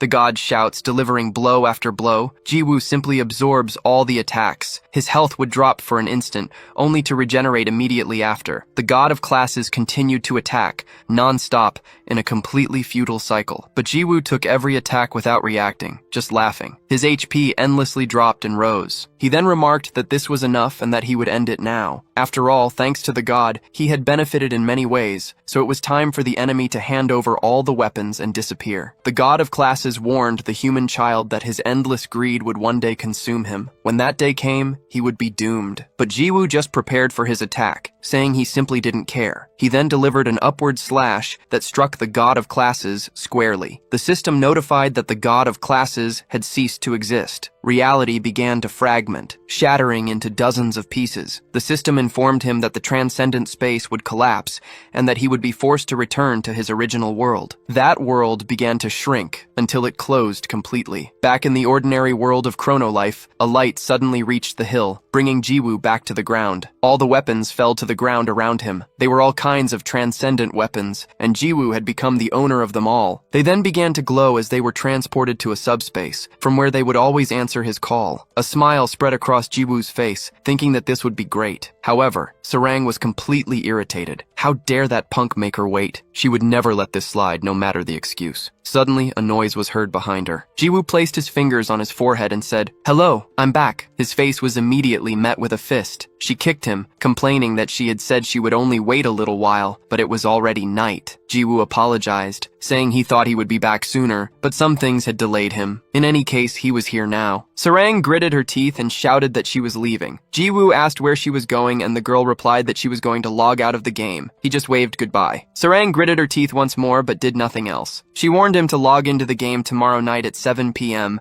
which was when she got off work, and if he was late again, she would take his life for real. Jiwoo watched her disappear from the game, commenting that she still did whatever she wanted. Urus then asked about that development. Jiwoo stood up, announcing that he was also leaving, as it was already past midnight in the real world. The system asked if he wished to log out, and Jiwoo confirmed. Outside, in the identity room, Jiwoo walked out as the attendant thanked him and asked him to come back another day. The protagonist let out a quick yawn. He thought the day had been great and that Chrono Life was really fun. Furthermore, he began to wonder how much he could sell the transcendent weapons for. Being the first items of their kind, they would probably be worth a lot of money. However, he wondered if they were tradable items, as it would be a huge disappointment if he couldn't sell them. His attention was drawn to a shop behind him, and he wondered if he should get a bowl of gukbap. However, upon looking at his empty wallet, he decided against it. He continued walking, saddened, thinking about how tired he was of being so poor. The game's monthly fee kept rising, and he would need to pick up more shifts at his part-time job. As he walked through the city, he suddenly stopped. "Wait a minute," he muttered to himself, remembering Urus mentioning that the total cost of the equipment would be 10 million, and that the rest of the set would reach 100 million won. An idea sparked in his mind. What if he could sell the game items and exchange them for real money? With this realization, Jiwoo turns and runs back to the identity room. All rankers in Chrono Life knew of a forbidden place, the intersection of life, the tomb of all mortals. It was the highest level hunting ground in the game's history, one that no one had ever managed to conquer. For unknown reasons, it was kept kept secret, and it was there, in the Valley of the Undead, Urus's domain, that Jiwoo now found himself. Urus, dressed in an impeccable butler outfit,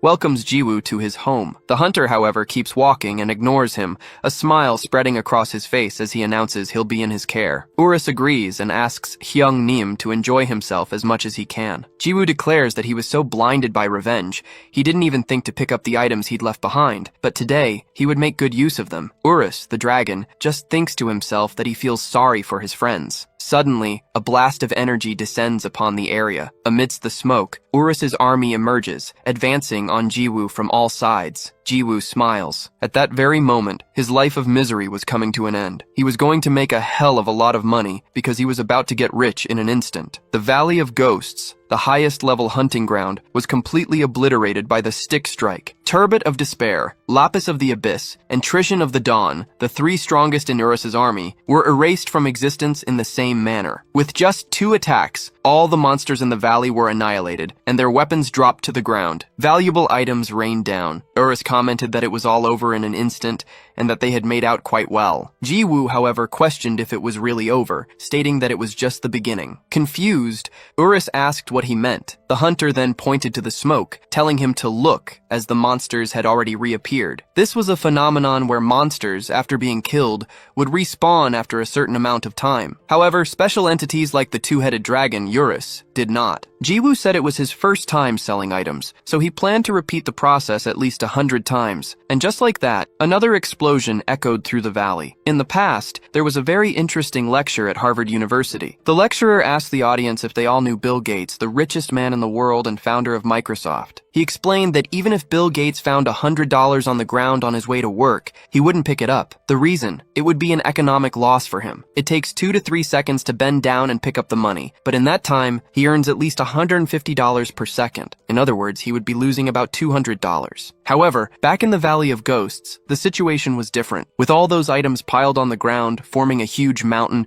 the time it took to farm 100 waves of monsters was about an hour, including the cooldown time. In total, the accumulated value of the items on the ground was about 15 billion won. According to the lecture, Bill Gates earns approximately 500 million won per hour. In a single moment, a young part-time worker from South Korea had exceeded the hourly income of the richest man in the world. The next day, in the city of Seoul, a saleswoman at a Gucci store was thanking Jiwoo. "Thank you for your purchase. Please come again." He walked out of the store wearing an outfit that cost over 3 million won, having also bought a new car and all sorts of luxury goods. People on the street stared at him in awe, with some commenting that it was the first time they had ever seen a Lamborghini. Jiwoo took off his 2 million won sunglasses and, as he drove away from the area, told himself it was time to show off. He floored it and crashed into a lamppost just moments later. Shocked and with a panicked expression, he yelled, "My 400 million won Lamborghini!" A few minutes later, however, he showed up with a new car, commenting, "Whatever, I can just buy another one." Meanwhile, at the Chrono Life building, Deokbai lit an expensive cigar, placing a hand on his head as he grumbled. He then told the employee to continue with the report, and the man agreed, summarizing that the company was ruined and they should flee. Deokbai asked if there was any way to unblock that bastard's transactions, but the employee stated that, at this point, it was impossible. The chairman continued to complain until his cell phone rang. He answered, already grumbling about his life. On the other end of the line, Jiwoo asked how the chairman was doing, commenting that he was on his way to spend more money and that he must know the feeling. Jiwoo taunted him further, saying he was thinking of doing a good deed and that perhaps the chairman was in need of something. Deokbai then screamed, blaming that bastard for everything. Jiwoo wondered aloud, ironically, if something had happened, then hung up. He wondered what he should buy next, since he'd already acquired all sorts of things. However, he felt that a highlight, a true high point in his life, was still missing. Suddenly, an idea struck him, and his eyes widened. He got ready to drive, thinking to himself that he couldn't believe he'd forgotten the most important thing. In an incredibly expensive building, Jiwoo let out a laugh like a cartoon villain. He announced that his penthouse was of the highest quality, super luxurious, and that everyone was welcome to his new home. Finally, he had achieved the great highlight of his life. But then, he remembered the first thing you're supposed to do when you move. He rang a neighbor's doorbell holding a rice cake in his hands. A A female voice from inside asked who it was. Jiwoo replied that he was the new neighbor who had just moved in and brought some rice cakes as a gift. The young woman on the other side sounded confused and asked him to wait a moment, please. The door opened and Jiwoo, with a smile, began to say that he hoped they would get along, but he froze when he saw who it was. Apparently his new apartment hadn't been the real highlight. Sarang was standing in her doorway. They both stared at each other, instantly remembering the game. This moment, this was the highlight of Jiwoo's day. Back in the game, in the Valley of Ghosts, a being approached, stopping before the entire army of Urus. The being simply extended its hand and, with chilling indifference, destroyed the entire army, turning it to blood. The three strongest warriors of Urus's army appeared, calling him an arrogant human as they advanced on the figure. But the man simply stated that the stupid bastards couldn't even recognize their own master. He unleashed 3 spikes from his back, channeling his power. In an instant, all of Urus's strongest warriors were pierced and annihilated. That monster began to absorb them like a leech, causing all the other monsters to panic. The being remained motionless, thinking that all must perish. Now the 3 strongest of Urus's army could no longer respawn. A system notification announced that he had absorbed the target's levels and stats. The data of Urus's strongest warriors had been completely deleted. The monster just stared at them with a cold expression, remembering the moment Urus lost his first head and gritting its teeth at the memory. When Urus entered his soul form, he had wondered where his other head could be. The being then revealed its identity. It is the lost head of Urus, which exists to ravage humanity. He is Urakan. Meanwhile, the most famous idol in the industry, Han Sarang, whose name in Chrono Life was Amor, appeared. Jiwoo was stunned to see her, thinking that this was his first time meeting Captain Amor in real life. Han Sarang thanked him, saying she would eat it all. Jiwoo looked at her, surprised, but soon realized it was the famous Han Sarang, whom he hadn't recognized. The door closed and Sarang headed inside. Her Nuna asked what that was, and the idol replied that it was a rice cake the neighbor had given her. She glanced aside, thinking she had seen him somewhere before. She then told her Nuna to eat, and her Nuna thanked her. The two hadn't recognized each other, as their appearances in the game and in real life are completely different. The Nuna brought it up, saying she should hurry and change out of her uniform. Sarang complained, saying it hadn't even been 30 minutes since she got home from school. Her Nuna replied that she could postpone it if she wanted, but she had wanted to get the filming over with so she could play the game. The idol remembered her arrangement to meet him and announced she just needed to change her clothes quickly. The Nuna watched the scene with a smile, thinking that Sarang had obviously found someone special in the game. She wondered who the lucky guy could be, imagining he must be handsome to have stolen Sarang's heart. Inside the game, Jiwoo wondered where the monsters were. He wanted to know what had happened, and if the minions had fled, but Urus asserted that it was impossible. Monsters are programmed to operate in a specific area, making it impossible for them to flee or escape. It was as if they had vanished without a trace. Jiwoo glanced aside, thinking it didn't matter, as there were other places to hunt, and he could just go to another location to make money. Urus reminded him that he was supposed to meet that human, and he confirmed since it was almost time. The hunt was a bust, so it was better to leave soon. He complained that they were too far from the meeting point, but Urus looked back, sensing that something was off. That was strange. A familiar yet threatening spirit could be felt. Elsewhere in the mountains, Elrose, the giant level 190 snow serpent boss, was being absorbed by Urakan's power. Her stats and levels began to drain away. The dragon salivated, but he knew it wasn't enough. He still wasn't where he wanted to be. To destroy that human, he still had a long way to go. It was then that the goddess of life arrived, with her angelic wings. She questioned how he had gotten so far, commenting that it was to be expected of her dear child since he ate so much. Suddenly, Urakan's spike pierced her. The goddess was surprised. Urakan said it still wasn't enough, but that she looked delicious, and so he began to absorb her. The goddess of life begged him to wait, but she was soon completely consumed, collapsing to the ground, formless. However, the system notified him that the absorption had failed. The goddess of life reappeared, saying she would scold him later, because you can't give mommy a scare like that. She even joked, asking if he was going through puberty. Urakan wondered if it was some kind of hallucinatory magic, as he was certain he had swallowed her. The goddess, however, said that wasn't important. The dragon concluded that she wasn't food he could devour, and demanded to know her true nature, since they both had the same scent. The goddess of life then pointed toward a city in the distance, telling him there was plenty of food there. She told him to eat as much as he wanted. Urakan began to salivate. The goddess of life maintained her smile, watching the dragon become crazed with obsession. He spread his wings, as if in a trance, and declared that he was Urakan, and his purpose was to annihilate humanity. Then, he flew far, far away. He landed atop a building in the city. The players around them wondered what the creature was and what was happening. Without warning, one of the players was pierced in the chest by a spike and absorbed in front of his girlfriend. In a panic, she cried and screamed in agony. All the other players were struck by the spikes, absorbed en masse by the dragon. A sickly expression crossed his face as he salivated, absorbing everyone's levels and stats. The players had become his food. The starting village, a place where both beginners and veterans gathered, filled with new users and high-level rankers, was completely deleted by the dragon. At the Chrono Life Company, an employee burst through the door, announcing they had a problem. They were receiving a flood of user complaints,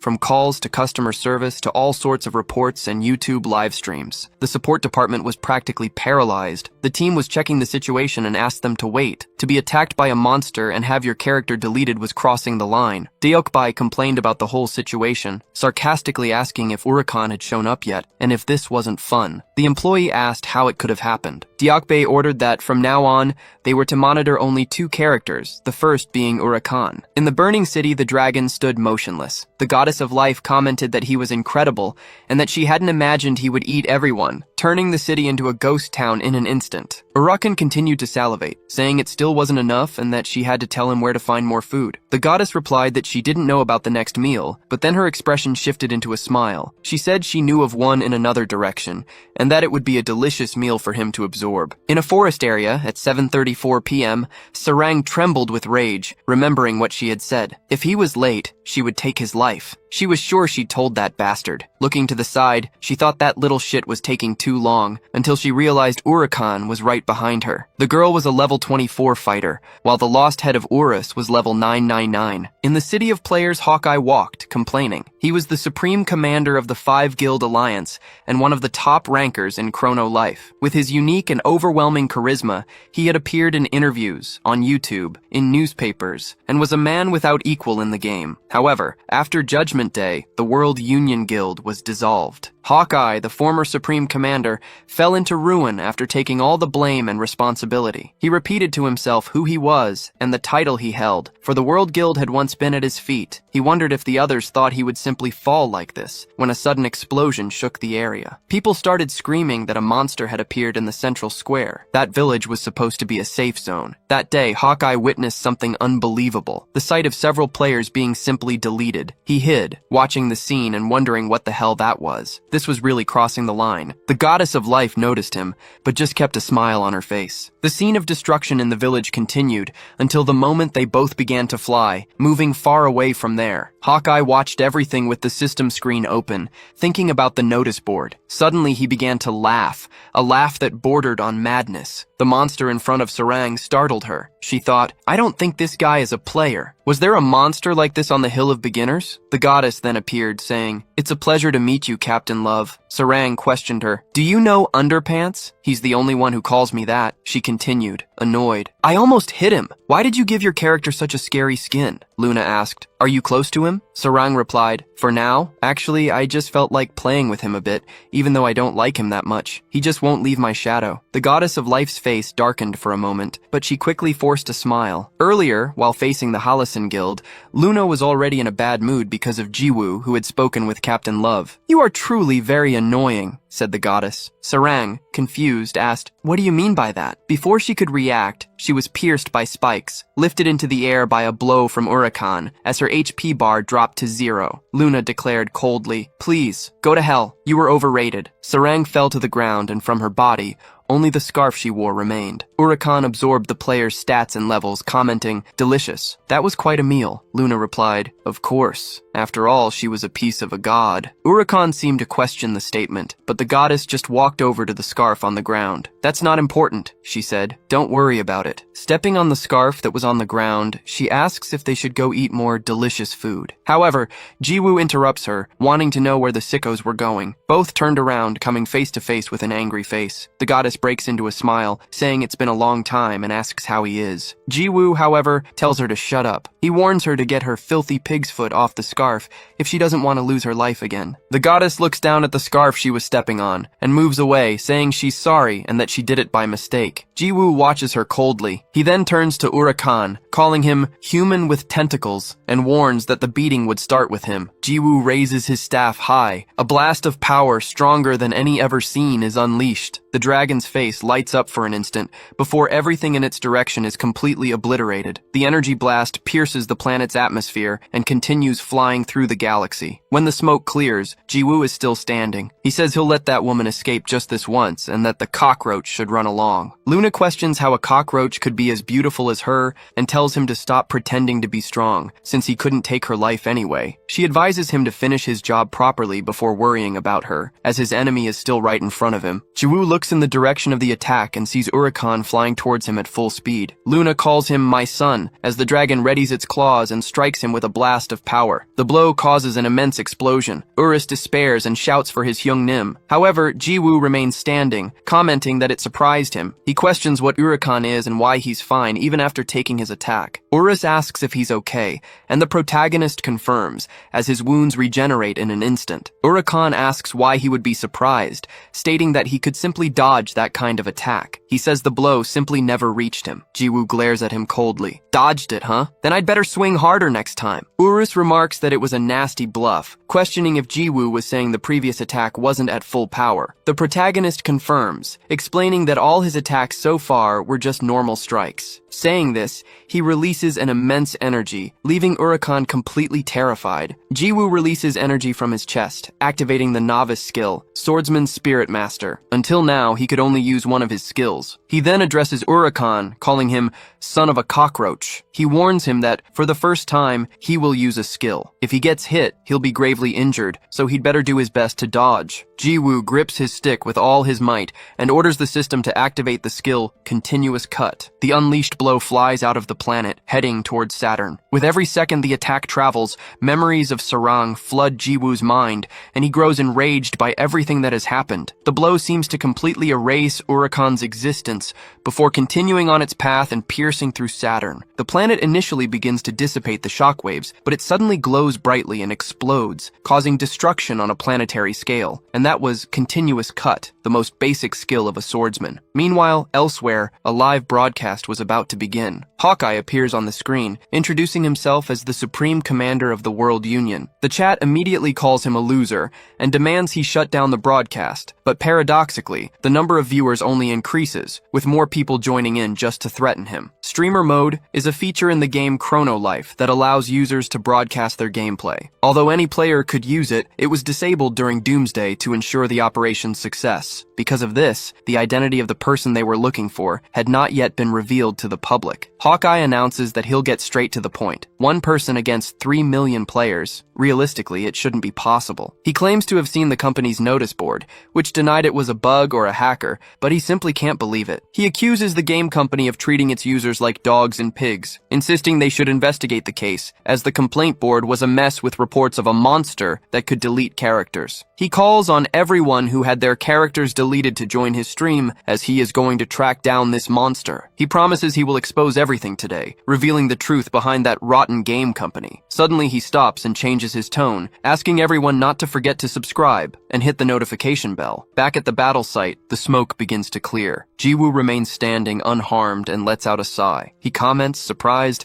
that Urakan was incredible for having survived. Jiwoo can't believe he managed to avoid a fatal blow and wonders how he did it. Despite having survived, the monster was completely wounded. The being then formally introduces himself. He is Urakan, and his sole purpose is to annihilate humanity. He reveals himself as the strongest boss, the lost head of Urus. Urus confirms that he knew, saying the familiar presence he felt earlier wasn't just his imagination. He asks Hyungnim to be careful, as that bastard could be the reason for the disappearance of the monsters in the Valley of Ghosts. Captain Love's death earlier must have also been his doing. As Jiwoo processes the information, Urakan watches the conversation from a distance, repeating that he will take his life before launching another attack with his claws. Jiwoo Ji-woo asks if he's serious, remembering that Love's character had been completely deleted. At that exact moment, Urakan attacks, but the protagonist blocks the blow by touching the monster's head with his staff and activating non-lethal attack. An immense explosion echoes through the area. Hawkeye runs toward the battle, shouting for everyone to stay alert as he gets closer for a better look. Ji-woo spins his staff and strikes Urakan's abdomen, once again using non-lethal attack and causing another massive explosion. Urakan spits blood, grunting in pain, but still tries to advance one more time. Ji-woo simply prepares another attack, this time using the burst attack version. Several blasts of energy strike the monster's body in succession as Ji-woo continues to strike without pausing for breath. A final, immense explosion erupts, and Urakan coughs up more blood. From a distance, Hawkeye watches everything from beneath a tree. The other players wonder who could be fighting in such a high-level battle, but some feel they've seen that man before. Hawkeye, however, is simply in shock. As the smoke clears, Ji-woo's identity is revealed. He was the man from the poster. Everyone is completely stunned. That was the guy who had caused doomsday. Hawkeye remembers how he was utterly defeated and everything that happened, thinking it was all that bastard's fault. He can't believe he's found his worst enemy at the worst possible time and place. Without hesitation, he aims his bow in Ji-woo's direction. The arrow flies toward the battle, but instead of hitting its target, it shatters a piece of Urakan's horn. The onlookers wonder what that was. Suddenly, someone in the chat announces they've recovered their character. Soon, other people start reporting the same thing. Hawkeye is in denial, thinking that should be impossible. The stolen souls were, in fact, returning to their owners, albeit with reduced levels and skill points. With his body covered in wounds, Urakan's level plummets to 723. Ji-woo wonders what is happening. At first, he was dodging the attacks with ease, but now he realizes the monster has gotten slower. Urus explains that the energy the bastard had absorbed was returning to its original owners. Meanwhile, at the company building, one of the team leaders states that he understands the situation. He explains that the player's data wasn't deleted, but rather transferred to Urakan's horns. Deokbai, surprised, questions how he, a developer, didn't know about this. The employee replies that he was the design team leader. Back in the fight, a smile spreads across Ji-woo's face. Is this for real? So, if I beat the hell out of this bastard, will Captain Amor return too? The mention of the name seems to startle Urakan. He grinds his teeth in rage and charges forward, screaming that Ji-woo is nothing but insignificant food. Ji-woo responds with a continuous attack, using the non-lethal version of his skill. The blows land squarely, dealing immense damage to the monster. The system notifies that another stolen soul has returned to its owner, and Urakan's levels have been reduced again. Now he was at level 389. On Hawkeye's livestream, the number of viewers just keeps increasing. People in the chat comment that he was the guy who caused Doomsday, a player killer. However, now they were getting their characters back thanks to him. Hawkeye, who had been watching with his jaw dropped, closes his mouth. He lowers his bow, giving up on attacking the protagonist. In the penthouse where Sarang lives, she watches the stream on her phone, already in her performance outfit. The viewers celebrate and cheer for Ji-woo. Sarang watches the scene, also with her jaw dropped, and remembers when Ji-woo used to run after her, asking to be carried in the game. The girl reflects on how much he has changed. Back in the game, the smoke from the attack starts to clear. Urakan is kneeling on the ground, his body completely ravaged by the non-lethal strikes. His stats were now equivalent to those of a level 180 player. Ji-woo swiftly closes in. Urus remarks that all the energy in the bastard's body is gone, causing him to revert to his original form. I can tell, Ji-woo replies, wondering how he should end this. Urakan just drools, unable to move, and tries to babble his own name. Suddenly he launches a final spike, which impales the protagonist. It's a direct hit. Everyone watching the stream is completely shocked. Urus's jaw drops, while Urakan opens his mouth in a triumphant roar. Urakan screamed that he was a creature destined to annihilate humanity, as Ji-woo's levels were absorbed as if by a leech. Desperate, Urus tried to call out to his young Nim, screaming as the protagonist was torn in half. Urakan continued to absorb his target's level. What was left of Ji-woo fell to the ground like a twig, and the monster's horn began to grow back. He then burst into laughter, shouting that it was delicious, and that it was his first time having such a fine meal. His level reached 999, but Urakan declared that it wasn't enough. His hunger would never be sated, for he was Urakan the gluttonous. Urus approached what was left of his friend, kneeling beside him. He broke down in tears, calling out for his Hyungnim. Suddenly, the hidden skill healing factor was activated, and the damaged parts began to regenerate. Urakan felt an immense growth in his belly and began to suffer. His belly started to crack, forming a face that stretched out from the monster, turning to stare at him coldly. The face gave a smile that left Urakan completely terrified. The creature screamed in agony, while the protagonist just laughed at the situation. A piece of Deokbei's cigar fell to the ground. Everyone wondered what that disgusting thing was. From above, Luna watched everything, completely astonished. Jiwoo continued his chilling laughter, saying that this was quite fun, and that Urakan looked like an earthworm. Urus questioned if it was really him, and the protagonist confirmed it. Urakan gritted his teeth in anger, screaming that Jiwoo was the child who existed only to annihilate humanity, and once again calling himself Urakan the Gluttonous. But his shouting suddenly stopped. Jiwoo began to absorb his belly, using the matter to form his own body. His form began to reshape itself, startling Urus. Urakan could only groan in pain as he was being sucked in. Jiwoo stepped onto the ground, completely reformed. The enhanced skill healing factor recovery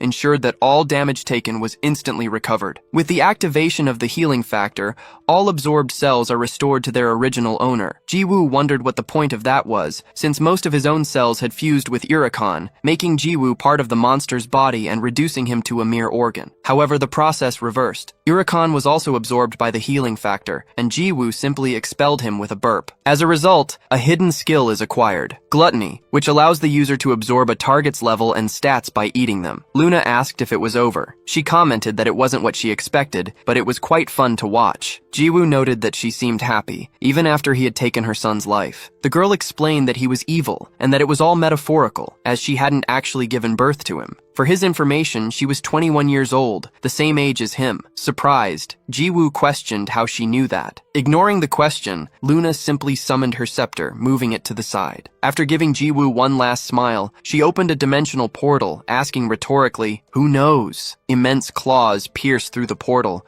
revealing the hand of an absurd creature. Jiwoo was completely shocked. Luna walked to the top of that hand and said her goodbyes, saying she would see him around and calling him for the last time, Mr. Loser. Meanwhile, at the company, Deokbei's cigar fell from his mouth. He ordered them to handle the situation by posting a notice about a reward event and to continue monitoring what he had requested earlier. Remarking on how entertaining the situation with Urakan was, he gave a new directive. From now on, they were to focus their monitoring on just two people. One of them, formerly Urakan, and the other, Luna. Back in the old starting village, players raised their hands high, glorifying Jiwoo's deeds and shouting that he was a hero. Some people played trumpets, calling for all residents of the starting villages to hail their game's hero. Jiwoo put a hand to his head, being dramatic. He wondered who had revealed his secret and his strength, ruining any plan to hide his power. Hawkeye's live stream peaked at 235,000 viewers, and clips of the event spread across various communities, like YouTube. Amid the praise, an elf shouted for them to stop talking nonsense,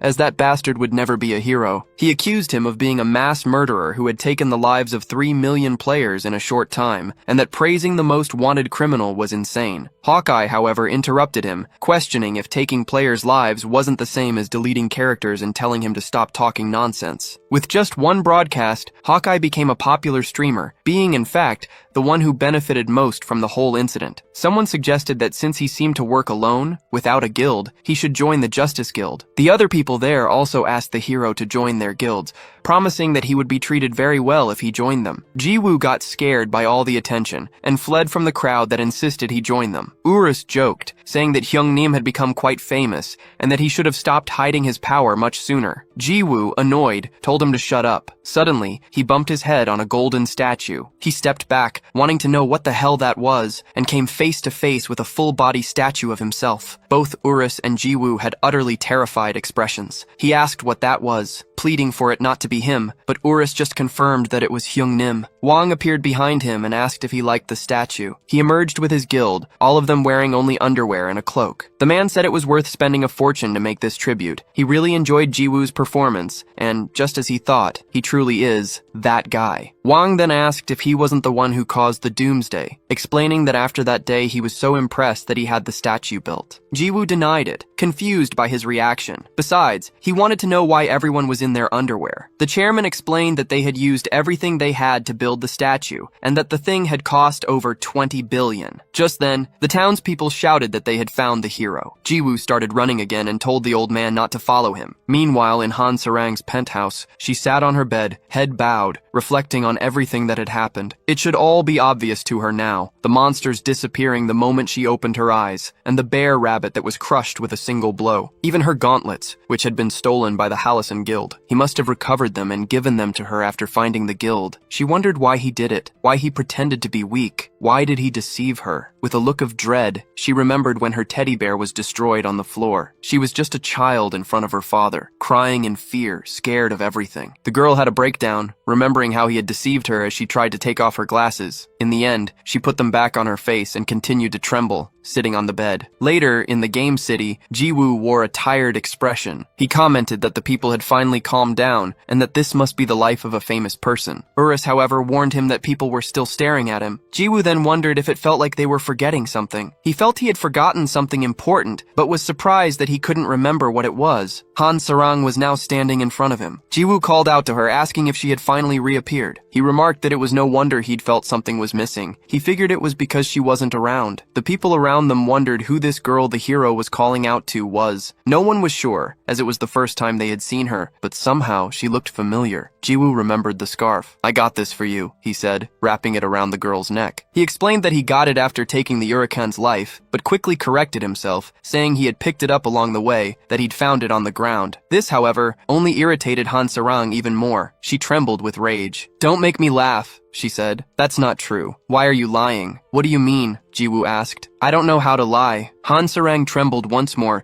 this time with anxiety, and gritted her teeth. "Underpants!" she called him. "Weren't you the guy who delivered rice cakes to my house?" Jiwoo was confused, wondering what she was talking about, but then he realized what had happened. Remembering the moment he'd delivered the rice cake to her, he was in complete shock. "It can't be," he murmured. "Captain Love was Han Sarang." The girl then confirmed it, as the audience watched the drama unfold. "That's my identity in the real world, outside the game." Han Sarang's story was that of a girl who simply loved to sing. "Are you crazy?" her Nuna questioned. "You can't just reveal your identity in front of so many people. Do you have shit for brains?" She was already the #1 trending topic online, and it was a total frenzy, with journalists clamoring for interviews. On top of that, you customized your character to look exactly like you. You should have thought of that before you started playing. Customization is a feature in the game used to alter a character's appearance, but in virtual reality, the law requires players to log in with their real-life looks. The Nuna yelled that she should have at least changed her hairstyle, and that it was a miracle her identity hadn't been exposed until now. "And what's the big deal?" Han Sarang retorted. "I wasn't even trying to hide it. Is it a sin to play a game? Why should I have to hide my identity? I play to have fun, so I shouldn't have to care what other people think. It's because I'm afraid your real personality will be exposed. Have you forgotten you've been putting on an act for the entire nation?" said the Nuna. This only infuriated Han Sarang more. "I never wanted to pretend in the first place," she yelled. "You're the one who forced me to do it. I told you from the very beginning I didn't want to lie because I hate deceiving my fans." Then, she slammed her bedroom door shut. The Nuna just grumbled that she was such a stubborn girl. Han Sarang grabbed the virtual reality headset and quickly put it on. The system activated the device and scanned her iris. The trembling girl slowly began to calm down. The system announced that the authentication was complete, connecting to Chrono Life, in the past, at a school playground. Han Sarang hummed a tune about who drinks from the mountain spring. At dawn, a rabbit rubbed its eyes awake, but instead of washing its face, all it did was drink. Han Sarang discovered her talent for music at a young age, and surprisingly debuted in the industry when she was only 5. Genius, prodigy, a heaven-sent singer, or even a reincarnation. That's what they called her. Her debut was more glorious than anyone else's. However, a tragedy struck, as if it had been waiting for the right moment. Her flower, meant to bloom gloriously, was trampled by filthy corporate adults, and the very people who should have protected her the most were her own parents. Of course, the reason was money. It was an all-too-common problem seen throughout the entertainment industry, a tragedy that ruined a young child's life, as if she were a tragic character in some cheap drama. Just like that, Han Sarang was cruelly overworked. Various music programs, interviews, a variety of shows, and countless commercial shoots demanded her time. The reason she could handle such a harsh schedule, one that even an adult couldn't endure, was ironically because of her parents, who would always ask what the problem was, saying she can do better than this. Even while crying and fearful, Han Sarang would force an anxious smile onto her face. However, the child's small body quickly reached its limit. On stage, during the year-end special broadcast that was pulling in the highest ratings of all time, she was preparing for a spectacular final performance. Under the extreme pressure, at the very end of the show, the girl collapsed, vomiting on the stage floor as the horrified audience watched. The the girl began to cough frantically, calling out for her parents in fear, but they didn't respond. Instead, they covered their faces, overcome with anger. Seeing their reaction, the already ill girl fell into an even greater panic. And just like that, the child was left with a scar she would never forget. Sitting in a verdant field, Han Sarang reflected on her life as she gazed at the landscape. She remembered the protagonist putting the scarf around her neck and instinctively clutched it. Then, Jiwoo found her, saying he'd finally located her. The girl spun around, startled. The protagonist explained that a gut feeling had led him there and asked why she had suddenly run off, admitting he'd been worried. In response, Han Sarang simply told him to get lost. Jiwoo was completely confused by her reaction. He asked what was wrong, and Urus commented that she must be angry. The Hyungnim didn't understand that she was furious because he had deceived her by hiding his power. Jiwoo asked what he should do now, and Urus advised him to apologize, since lying to her had been wrong. The protagonist starts to cough a little, calls for the girl, and apologizes. He explains that he never meant to deceive her, and had planned to tell her the truth eventually, but the right moment never seemed to come. Han Sarang clutches the scarf in her hands, stands up, and asks if he really thinks a simple apology will fix everything, especially after he lied so easily. Jiwoo asks what she means by that, but his confusion turns to panic as a griffin swoops down from the sky and seizes her. The girl was in danger. Jiwoo screams her name in desperation as he watches the creature take flight. Riding the griffin, a figure asks if he grabbed her too forcefully, saying he didn't want her to pass out. Urus is utterly shocked, immediately recognizing the man. Jiwoo yells, asking who the bastard is and demanding he come back. The man ironically apologizes to the Mr. Hero, explaining that certain people wish to meet Miss Han Sarang, and so he'll be borrowing her. The protagonist curses at him as he draws his staff. Urus shouts, warning his Hyungnim not to attack recklessly, as the man is extremely powerful. Ignoring the warning, Jiwoo unleashes an upward strike, releasing a powerful blast of energy that surges toward the man on the griffin. However, the kidnapper merely sighs and activates his ability. 8 sights and 8 mirrors. Using the 5th sight reflection, he turns the protagonist's own attack back against him. Jiwoo was still in his attack stance when his own blast came hurtling back at him, leaving him completely stunned. The energy hits him head on. The explosion is so powerful that the shockwave devastates the landscape and extends beyond the atmosphere. Everything to Jiwoo's right is annihilated, including his own arm. Urus screams for his Hyungnim, desperately asking if he's all right. The protagonist had just sustained a critical injury, and his healing factor activates immediately. A new arm grows in its place. Jiwoo looks up, filled with rage. Urus asks if he realizes now that this person is no ordinary human. The man's name was Habayak, and he is in existence just like Urus. Jiwoo questions if in that case he shouldn't be a weakling. However, Habayak's mirror shatters. He is completely surprised by this, but soon a smile spreads across his face as he says that Jiwoo is truly incredible, the first to break his defense since that person. However, he declares that a mere human does not deserve to possess the fragment of a god. In a hidden tower in the western forest, Han Sarang wakes up and quickly backs away,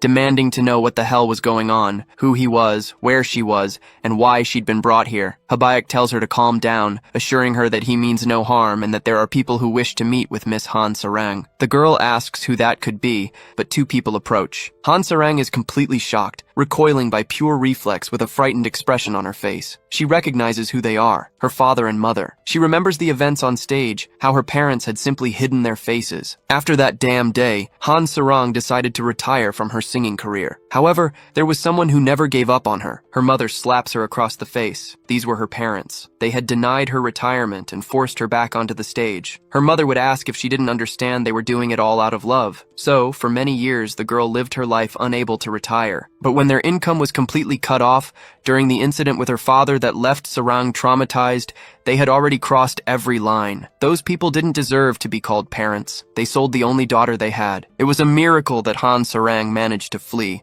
and only because of that did she escape. The only place the little girl managed to reach was the police station. Thus, Han Sarang was finally freed from her years in hell. The court issued a restraining order against her parents, who tried to appeal, but of course it failed. Thanks to the protection of the law, she was completely free from them. However, after everything that had happened, Han Sarang was already mentally broken. The girl carried an extreme trauma related to lies. Since then, she never left her room, and her only escape at the time was online games. Spending her time alone in the dark room, her eyesight deteriorated rapidly, and she had to start wearing glasses. Because of the memory of those days, She still gets anxious in real life if she takes off her glasses. The day she stepped out into the world once more will be told a little later. Back in the present, Han Sarang is with her parents. She trembles with pure anxiety, asking about the restraining order. They reply that they entered the game after seeing an article saying she played Chrono Life. They say it still would have been difficult to find her on their own, but fortunately, someone helped them this time. Habaek simply says his goodbyes, telling them he'll step out for a bit so they can talk freely, and immediately disappears from the spot. Sarang's mother says she's grown up so much. They had only seen her on TV, but it was so good to see her, even if it was in virtual reality. She laments how cruel the world is for using the law to separate parents from their daughter. Han Sarang begins to have a breakdown, grinding her teeth in anguish. Then she asks what they want and says that if it's nothing, she can just log out. Her mother shouts that they are very sorry. She says they've wanted to apologize for some time and that they were too harsh that day. She asks if Sarang could forgive them, if possible, because they want to have a happy life with her once again, like in the old days. Meanwhile, Habaek is walking outside the tower. His griffin suddenly stands up. Jiwoo was standing right behind him. Habaek says that place was kept secret, but he supposes Urus guided him there. He starts to explain, but Jiwoo tells him to shut up. Jiwoo states that he will fight again,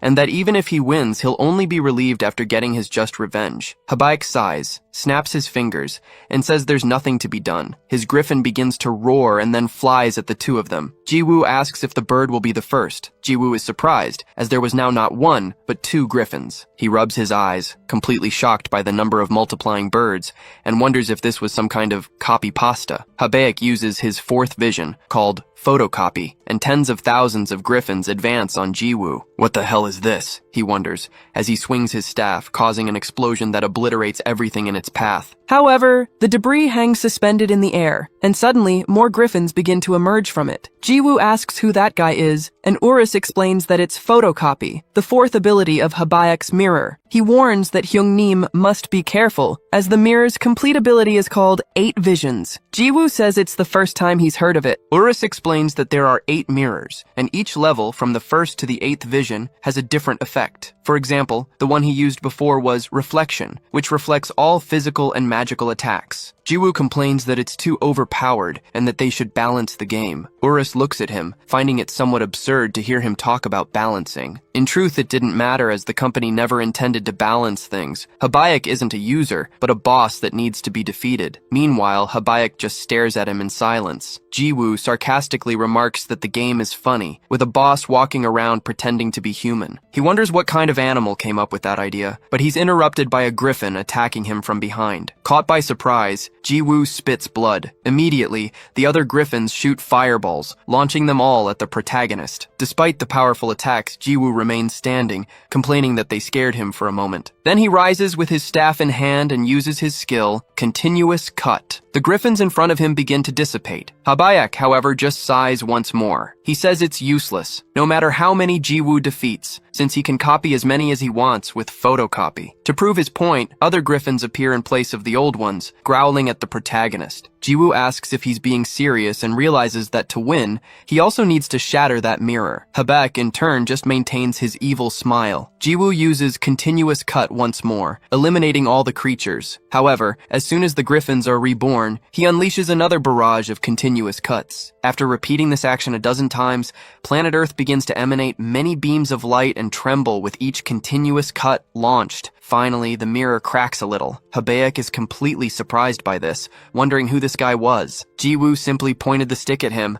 asking if it was finally cracking. He said he'd heard Habaek was just like Urus, which meant he was a weakling. Habaek replied that he wasn't weak, but that Jiwoo was the abnormal one, and he hadn't expected such power. Jiwoo told him to wipe that smile off his face, as it reminded him of a cockroach. Then, he demanded an answer if he didn't want to go to hell, asking why he had kidnapped Captain Amor and what he meant by piece of a god. Habaek said he wasn't sure if he should answer. Jiwoo questioned if he'd rather lose his life and warned him to stay put. Habaek commented that the mirror was almost broken, but he thought he could use it one more time. Something approached from behind them. Jiwoo wondered if it was another one of those bird heads, but was surprised to see who it was. A perfect copy of himself stood before him, with his stick perfectly replicated, right down to his underwear. Jiwoo stared, dumbfounded, wondering if he was his own opponent. The duplicate copied its target, but as a mirror image. That copy raised its stick and used reverse continuous cut. The barrage of slashes rushed toward him. Jiwoo simply wore a look of grim acceptance and let the attack hit him. His HP began to drop until it reached 0. With that, everything in the area exploded. Habaek watched the fight from a distance, commenting that it was incredible. If he had known, he would have just copied Jiwoo instead of the griffin. Urus called out to Habaek, demanding to know his purpose. Habaek greeted the dragon, saying it had been a while, and apologized for not doing so sooner, as he had been busy. He commented that Urus looked much cuter than before. Urus told him to stop changing the subject, and asked what he wanted, appearing in front of the Hyungnim. He wanted to know if that person had sent him. Habaek called Urus by name, and asked if he could pinch his cheeks just once, to which the dragon called him a piece of shit. Suddenly, something on the ground began to grow. The pieces of flesh writhed rapidly, taking on a sinister form. Habaek questioned what it was, while Urus wondered if everything was starting all over again. The healing factor activated, and Jiwoo's health was fully restored. He walked forward, fully recovered, but his body still twitched like a character from a horror movie. Suddenly, the newly formed figure called out to Habaek, startling the villain. Jiwoo's copy appeared behind him. Jiwoo turned and said, "There you are, you damn imposter!" The copy just stared at him in silence. Urus commented that the clone looked even more like a fake than the original, but Jiwoo told the dragon to shut up. The copy grips his staff tightly and unleashes a downward slash against the protagonist.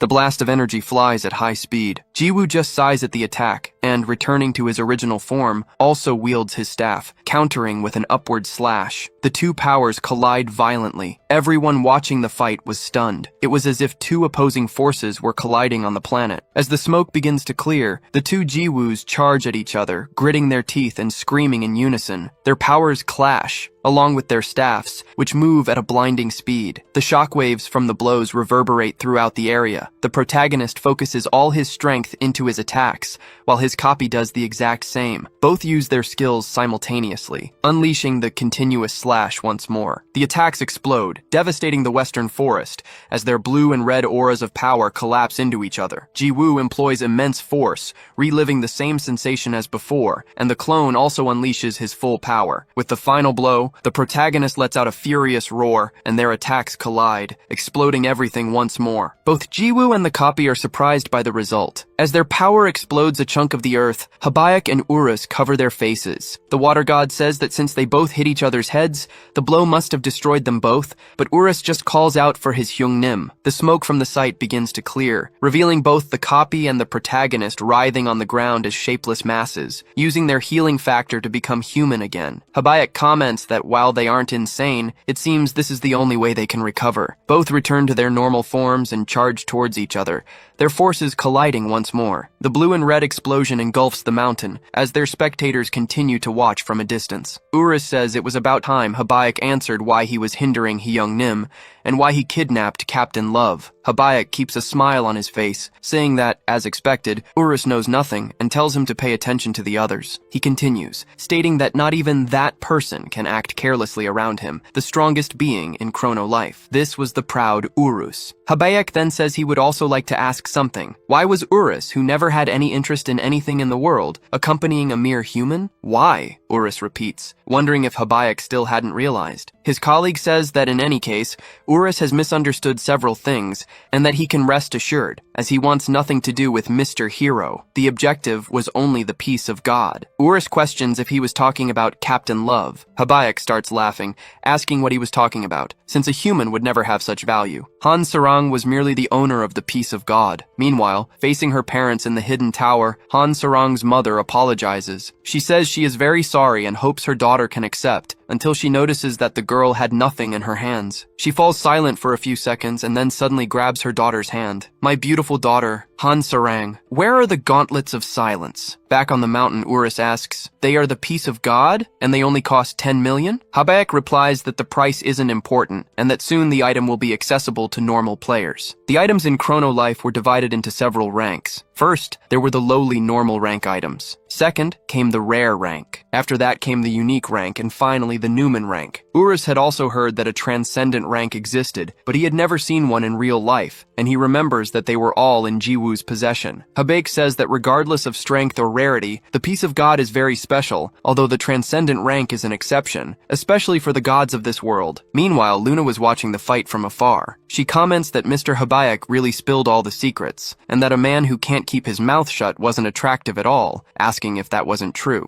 Beside her, a god eats a sandwich and reveals that this was nothing new. Everyone already knew, since Luna herself had also been collecting pieces of God since she arrived at the Halasan Guild that night. That thing referred to the Gauntlets of Silence. Luna says that, as expected, he had known all along. The god asks if she thought Uricon could absorb the peace of God. The goddess of life agrees and says she pretended to be calm, but the result was different from what she was thinking. Suddenly, an even larger explosion erupts. Jiwoo and his clone's powers collide. Jiwoo begins to feel the effects of fatigue, but his clone does not. Then, with a precise strike, the clone attacks. Jiwoo quickly realizes what's about to happen, but he's struck by a slash across his chest and thrown far away. Urus calls out for his Hyungnim. Habaek explains that their stats and control are identical, but there was a clear, fatal difference: the difference between a user and a bot. Unlike the hero, the copy won't make any mistakes due to fatigue management. Thus, the tide of battle will likely turn. Urus flies toward his Hyungnim. Habaek just sighs at the sight. Jiwoo's body dissolves into goo on the ground, but suddenly reforms, a wound on his chest. Urus quickly reaches his side. Jiwoo activates his healing factor and his body begins to mend, even clearing the blood from his mouth. He shouts that this was damn fun. Urus and Habaek are surprised by his reaction. Jiwoo explains that it's been boring all this time, since he could take everyone down with a single blow. He says he doesn't want to kill that phony, just keep playing. Urus questions what he means, as he was in a very dangerous situation. The clone charges at him, and Jiwoo laughs at the idea that he's in danger. He stands still before the attacks, commenting that there are two ways to finish this bastard. From Urus to the gods, everyone is surprised by this revelation. The two sticks collide, causing a huge wave of smoke and an explosion that destroys another part of the land. Urus tries to cover his face, while Luna and the god just withstand the impact. Suddenly, the smoke dissipates. Habaek comments that Jiwoo had mentioned two ways to finish him, and was curious to know which method he would use. Luna, eating a piece of her sandwich, says he was just bluffing. Compared to the other bosses in Chrono Life, Habaek was on another level, and his 8 Visions ability was simply broken. He wasn't a boss to be faced alone, and she doubts Jiwoo can defeat him. Jiwoo then reveals that the first method was to simply destroy the planet. Luna and the god become completely apprehensive, but the protagonist explains that if he destroyed the planet and ended the game like last time, Captain Love would return to the starting village, and this phony would disappear. However, he's not really in the mood for that and prefers to try something new. The two gods are slightly relieved. Meanwhile, Deokbae bites his nails, begging for him to get on with the second method, clearly the most anxious about the situation. Back in the hidden tower, the mother asks her daughter where the Gauntlets of Silence are, asking her to be honest and promising she won't get mad. The father intervenes, saying Habaek would give them a lot of money if they got the item. He claims they aren't asking for much, and that for bringing her into the world, she owed them this. Han Sarang replies that she doesn't know either, as she lost them a while ago. Her father steps closer, questioning if she hid them. Han Sarang denies it, insisting that's not what happened, but he brutally strikes her across the face. Her father calls her an ungrateful brat, shouting that they tried to endure it when she ran away. He says she was a waste of money, and must have forgotten who did everything for her, demanding to know where his money is. Back at the battle, a magic circle forms beneath Jiwoo. Urus wonders what it is, questioning if it's a new skill from the rookie master. Habaek also looks surprised, but the dragon seems to recognize that violet spirit. Jiwoo activates the ability he absorbed from Uricon, and a tentacle emerges from his body. That was gluttony, emerging from his mouth. As Urus wondered if they could escape that place, the tentacle pierced the clone's back and began to absorb its body. Habaek questioned, "Was this your plan? Did you think my clones couldn't copy the gluttony skill?" Immediately, another tentacle emerged from the clone's mouth, striking Jiwoo in the chest. Both began to absorb each other. Habaek explained that the opponent was a reflection that mirrored everything. As such, it also possessed the gluttony skill, in addition to the healing factor and the battery. Jiwoo's strategy had failed. He really should have tried the first method. Jiwoo, however, ordered, "Equip reserve battery." Habaek wondered what that was, but before he could understand, he was struck by a stinger in the chest. Jiwoo explained that his second attack was aimed at injuring the main body. The tentacle began to absorb Habaek, who realized too late. The attempt to absorb the clone had been a feint from the very beginning. As his body began to disfigure, the clone started to falter, disappearing shortly after. Jiwoo said, "I knew it. If the main body suffers a fatal fatal wound, the clone disappears. It was fun fighting you, you bastard, but now, goodbye? Habaek continued to be absorbed relentlessly, but he began to resist, managing to sever the tentacle. Jiwoo was surprised by the reaction. The mirror bled along with Habaek. He gripped the artifact tightly, shouting, "You bastard! I didn't know I'd be cornered like this! It's a shame, but I have no choice but to give up the peace of God, the gauntlets of silence." The god was surprised, questioning if the peace of God hadn't already been absorbed by Uricon, and if Habaek was unaware. Luna denied it, admitting she hadn't told him. Habaek flew high into the air, announcing he would retreat for now. Jiwoo retracted his tentacle and taunted, "How dare you leave? You're just a loser giving yourself permission to flee." "You're right," Habaek agreed. The loser should run with his tail between his legs. With that, he threw the mirror toward Jiwoo, who acquired the artifact imbued with one of the 8 visions. Jiwoo questioned the gesture, and Urus was surprised that Habaek had given him the item. Habaek told him to accept it, considering it a reward for defeating the raid. He explained that it wasn't a formal reward, but something he would have given him anyway for being spared. Jiwoo asked why he would do that, since he could get better items by taking his life. Habaek agreed, but explained that he needed to be alive for the mirror to work, which was why it was better to let him live. With that, he bid farewell and left. Ownership of Habaek's mirror was transferred, and Jiwoo was now its new owner. He, however, just shrugged, thinking it didn't matter. His main objective in the first place had been Captain Love, not the man with the mirror. Inside the hidden tower, in the same room as before, Han Sarang's father continued to assault her. He yelled that she was an ungrateful brat and had no idea of the suffering they had gone through because of her. He demanded that she obediently listen to her parents, calling her rebellious, and asked if she had forgotten who brought her into this world. The girl fell to the floor, keeping her head bowed. The old man sighed, tired, but then a smile spread across his face. "That's right," he said. "Now that it's come to this, we no longer need the gauntlets of silence. From now on, we can just take the money from him." Han Sarang thought she couldn't take it anymore. Her mother approached and said this was a game and that the court's protective order didn't work here. She couldn't even run away. As Han Sarang clenched her fists, her mother commented that their family would be together forever. The girl, however, simply pleaded in her thoughts for someone to come and free her from this hell. "Are you guys idiots?" Jiwoo's voice interrupted the scene. "She can just stop playing the game." Everyone turned in his direction. The mother questioned who he was and how he dared to interrupt them. "Underpants guy," Han Sarang thought, recognizing him. The father recognized him too. "It's the guy from the video, that useless bastard who was touching Sarang," he yelled, but was struck before he could finish the sentence. Jiwoo had used his skill to attack without taking a life. "Even if I'm rude, I'm at least polite to my elders," he said. "Of course, selfish old geezers like you are an exception." Urus, watching, wondered if Jiwoo hadn't been just as informal with the Ajusis from the Halasan Guild. "We're Sarang's parents!" the father shouted, recovering. "Bullshit," Jiwoo retorted. "In what world do parents beat their children and extort money from them?" The mother intervened. "Ask Sarang herself. We really are her parents." Jiwoo sighed in frustration. "I hate it when people bring reality into the game. There's no point in playing video games if it's going to be like this." The mother said that's why kids who play video games these days are like this. Jiwoo turns to Captain Love. "Why are you just sitting there after taking a beating like that?" The girl turns to him. "Don't hold back. Go all out. You have the highest level here." Sarang is surprised by his words. "They really are my parents. How disgusting. Being realistic in a game. That's pathetic," Jiwoo says. "Just by looking at them, I can already tell what kind of family you have. But if you're going to be a loser in here too and run away like you do in real life, then why are you even playing?" Sarang grinds her teeth. "What do you know, you little brat? You don't know anything," she shouts, crying. "I've been enduring it all this time." The mother lunges forward to slap her. "What do you mean? Don't you know we're the ones who've been enduring it? Whether it's in reality or in the game, we're still your parents." Sarang grinds her teeth once more. Jiwoo comments in disbelief that her mother is truly heartless for trying to strike her again. "Goodbye. Captain Love is very strong. Even without a weapon, with her bare hands, her punches will hurt a lot." Encouraged, Sarang runs toward her mother, who backs away, frightened and grinding her teeth. Bad memories from her childhood flood the girl's mind. Sarang charges forward with a clenched fist, crying, and lands a direct hit on her mother's face, sending her flying from the impact. Sometime later, Sarang appears in an interview about her, a famous idol, being a player of the game. "Yes, that's me. I've been enjoying Chrono Life a lot all this time." The interviewer comments that the game is quite realistic and asks if she doesn't mind taking the life of even a rabbit. "Of course I can pummel the monsters.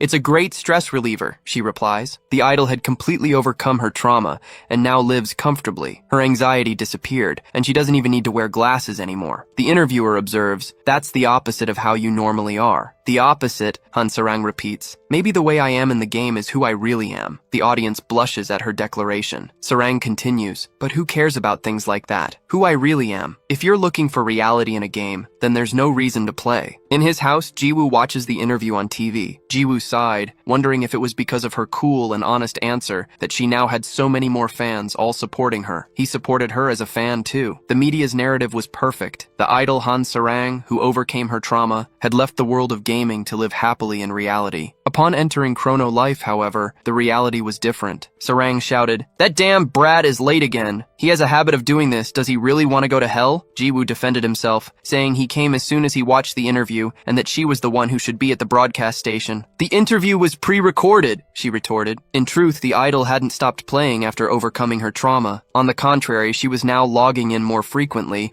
and from what he'd heard, had even reduced her professional schedule. Sarang hurried him, saying they didn't have time and had to go. Jiwoo, confused, asked where. "Are you going to get hung up on details?" she scolded him. "It seems you've forgotten and still haven't accepted my apology." "It's fine," Jiwoo said, starting to follow her. A victorious smile spread across Sarang's face. "I'll forgive you this time, since you'll be the one carrying me." The protagonist questioned what she meant by that, but then he quickly remembered the past, when he had asked her to carry him. Back then, Sarang had said she was a newbie and didn't know anything. Now she turned, approached him and asked, "Please carry me, Master Jiwoo." Chrono Life was the #1 virtual reality game in the world. Due to its large number of players, there were many guilds. Among them all, the most powerful were nicknamed the world's 5 great guilds. Each possessed its own strength and peculiarities, which made them worthy of their reputation. However, one guild took a completely different path from the others. They possessed a formidable intelligence network, surpassing even the Global Information Guild, and their long-range operations covered the entire continent. All members of this guild belonged to the Rogue class. It was the Robin Hood Guild, one of the 5 greats, an organization worthy of praise completely annihilated in just one night. The guild leader stared at the destruction for a few seconds,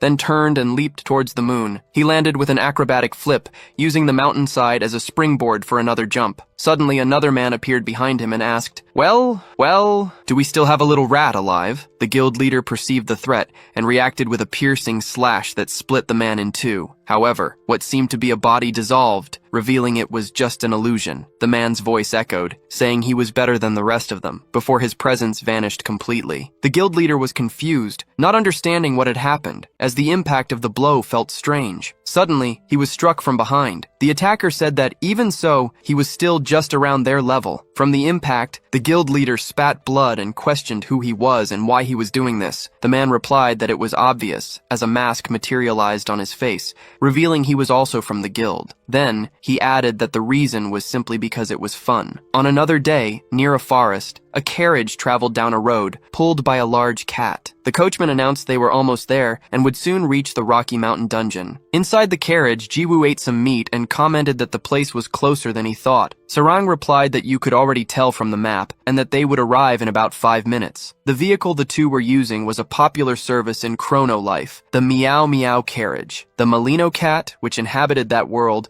was tamed and trained to pull carriages. Surprisingly, the founder of this service was just a random user with the tamer profession, and the business's success made him more profit than most small business owners. Sarang exclaimed that they had arrived and that the place was really big. Jiwoo thought that their destination, the Rocky Mountain dungeon, reached up to 1,000 meters above sea level and was inhabited by various mid-level 30 monsters, making it a popular hunting ground for newbies. "That's what I heard," he reflected, "since level 7 was as far as I ever got." Anyway, after that long introduction, the reason they were there was to carry Han Sarang. At the time, she had been more serious than he imagined, and somehow he ended up in this situation. He wondered what level he would have to carry her to, thinking it would be better to go straight to the Eurus's nest and max out her level. His thoughts were interrupted when he looked at the girl's hands and remembered something. He said he had prepared a gift for her, and Sarang questioned the sudden gesture. Jiwoo then summoned an item from his inventory, bringing back the transcendental gauntlets. Jiwoo explained that he had forgotten the gauntlets last time, and since he already had a pair, he thought of giving them to her as a gift. Han Sarang blushed at the gesture and suddenly began to cry. She thanked him, saying it had been a long time since she had received a gift. The protagonist questioned if she was serious, since as a famous person, she should receive plenty of gifts. Sarang, however, replied that it wasn't the same thing, and Jiwoo chuckled, agreeing with her. Hugging the gauntlets, Sarang thought to herself that it was truly obvious he wasn't the same as before. She then thanked him once more, promising she would make good use of them. However, she remembered something and asked for his character's name. Jiwoo asked if he hadn't already told her, but she denied it, explaining that although she saw it when they formed the party, she had already forgotten. The protagonist tried to say his name, but the noise from the cart interrupted him. The cat pulling the cart stopped suddenly, and the coachman wondered what had happened. With the sudden stop, everything in the back of the cart was thrown around. The coachman announced that the customers were fine, and said the cat had gotten spooked for no reason. In the back of the vehicle, Sarang had fallen on top of Jiwoo. The protagonist asked what that was all about, and if Captain Love was okay. The girl confirmed she was, but suddenly, Jiwoo noticed something. She was holding his underwear. Urus watched the scene from afar with a disgusted expression. The cat continued to meow, frightened, and the coachman asked it to calm down, wanting to know what had happened. Standing in front of the cart was Hong, completely injured. She excused herself and asked if they could help her. Everyone turned in her direction, and the protagonists were confused. Hong began to explain that the one responsible was a man she had never heard of. She didn't know his level, and even his class was a mystery. The only thing she found out was his character's name. She was sure of only one thing. He wasn't just any ordinary user. Apparently, he could copy items, as he had manifested an exact copy of her Haho mask right in front of her. His character's name was Passive Boy. Sarang thought that she had never heard that name before. Urus, for some reason, imagined a carrot in place of this character. Jiwoo said he wanted to ask something, and Hong allowed it. The protagonist then asked who she was. Sarang intervened, saying that she was the leader of the Robin Hood Guild, and that even little kids knew her. Urus added, recalling that he was there the day she defeated 3 million players. Jiwoo, however, replied that everyone has their own problems, and that her guild being attacked by some random psycho wasn't a reason for him to help her. Hong then removed her mask, and bowing asked for forgiveness, saying that it was she, personally, who was asking for help. Despite her not even having introduced herself properly, Jiwoo commented that she was persistent, but that he still had no reason to help her. Hong, who was actually a very beautiful girl, introduced herself once more. Suddenly, Jiwoo changed his mind. Who cares about the reason? Helping people in need is my hobby and my specialty. Sarang just thought, what a scumbag. Hong thanked him for agreeing, assuring him that he would definitely not regret this decision. She then revealed that the problem was also related to him, which surprised Jiwoo. Meanwhile, at the Chrono Life building, an employee announced it was time to leave, telling the colleagues from the infrastructure support team that everyone should go home. A man replied, envious, that they still had to work overtime. The team leader questioned this as they didn't have permission. Seo Seung-won intervened, telling them to leave their work and go home, as he would do the overtime alone. A colleague joked, suggesting he still hadn't made up with his wife. After the joke, everyone said their goodbyes and left. Seung-won was left alone in the office and sighed, a smile on his face. Bunch of damn idiots. He grumbled that those bastards only knew how to play dumb, criticizing Gen Z. To him, they took advantage of everything life offered, and because of that, they were ruined, destined to live a poor life forever. Saying this, he put on his virtual reality glasses. Now that they're gone, it's time to make some real money. The device verifies him and connects to Chrono Life. The GM's private line is identified, revealing him to be Passive Boy himself. Once inside the game, the man flies over the mountains. He says the time has come and summons his item, a powerful red sword. This is the Executioner's Blade, level 99, a unique item of incredible power. Seung-won smiles. It's time to work overtime. Everything he has is at the maximum level. The master level, the highest tier, is something that not even professional players can reach. And it is at this level that one can obtain the highest rank items, the Transcendental rank. This information leaked and became a hot topic among players. However, no one had ever seen one of these items. Sarang thinks in shock that she's seeing a real weapon, straight out of a legend, the Transcendental Gauntlets. She's completely frozen by the sight. She calls out to Underpants, saying she just wanted a closer look, but now she wants to put them on. In disbelief, she asks if that is really a Transcendental rank weapon. Jiwoo casually replies that she can use it, as he has several of them. The girl swallows hard. She equips the Transcendental rank weapon,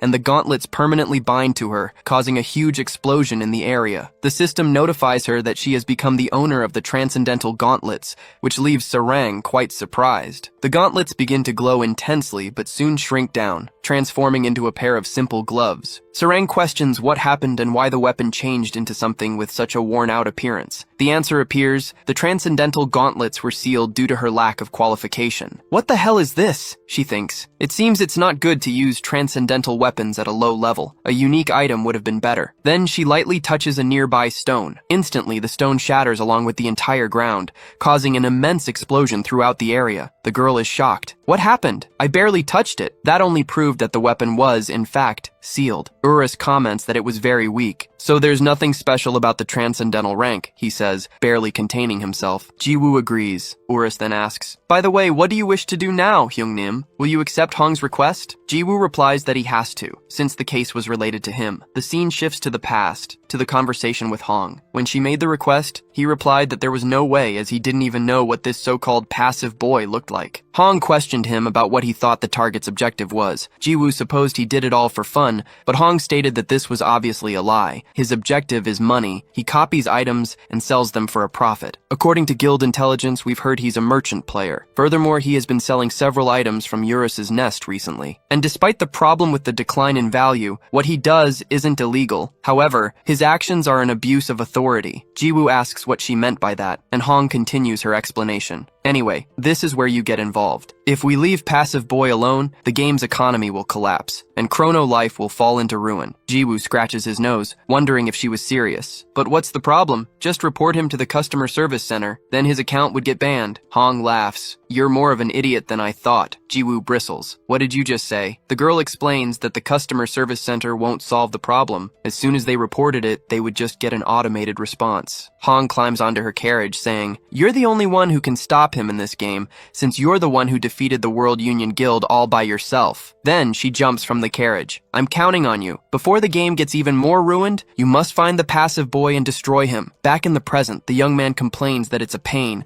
but he has no choice. If he simply ignores the situation, he'll have trouble selling his own items. Sarang asks if he has any ideas, since they can't just look for him without any clues. Jiwoo replies, if we can't report him to the customer service center, there's only one answer. The answer is to blackmail the higher-ups. Urus and Sarang are surprised by the idea. At the Chrono Life building, Jiwoo pulls out his phone and calls the president. He orders the man to go to the Gukbap place, threatening to destroy the server once again if he doesn't show up. On the other end of the line, Deokbae barely manages to question what that bastard means before the protagonist hangs up, bursting into laughter afterward. Furious, Deokbae slams his phone on the table and curses the boy. Jiwoo skips along, ironically asking if customer service doesn't work, since, in that case, he would just go meet the president himself. He decides to make the most of the trip and order 2 bowls of gukbap. However, upon opening the door, he realizes someone is already waiting for him outside. It was Han Sarang. Surprised, Jiwoo asks if she'll be alright, since someone might see her. Sarang replies that she doesn't care, since it's late and no one will notice. Besides, she reminds him that in real life,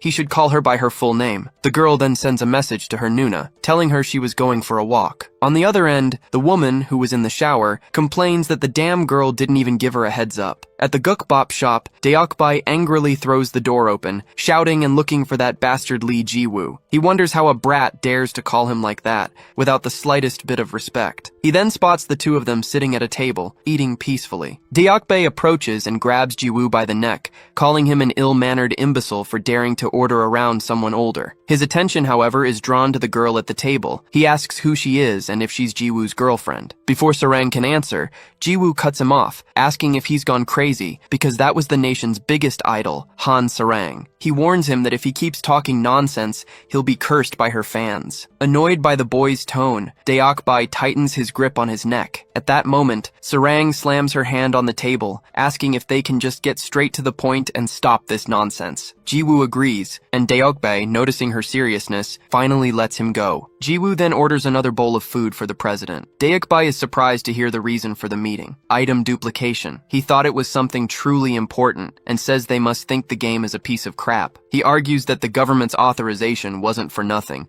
and that therefore, no hacker is genius enough for such a feat. Jiwoo retorts, saying he's full of shit, because someone saw the item being duplicated. Deokbae insists that the witness must have been mistaken. The two began to argue, until Sarang asked to interrupt. She suggested that if an external hacker was impossible, perhaps the problem was an insider. Diakbe was silent for a few seconds. He claimed that was also impossible since not even the internal staff using a GM account would have the ability to duplicate items. Then, he set his spoon aside. He announced he was busy and told them not to forget the bill and to enjoy their meeting. Sarang cheerfully said goodbye to him, while Jiwoo thought that the old man genuinely wanted him dead. Outside the restaurant, Diakbe quickly lit a cigar, sighing as he smoked and reflected for a moment. He called team leader Choi, who promptly accepted the president's order. Diakbe ordered him to prepare 5 men, his most trusted ones. Back at the Stone Mountain dungeon, Jiwoo commented that they were back to square one, and the girl agreed. The protagonist complained that it was irritating, but whether it was the passive boy or not, he would smash the head of whoever it was. Sarang laughed, saying he was acting like a tough guy. She then questioned what the passive boy's true objective was, and Jiwoo asked why the sudden question. Sarang explained that she found it strange. No matter how much she thought about it,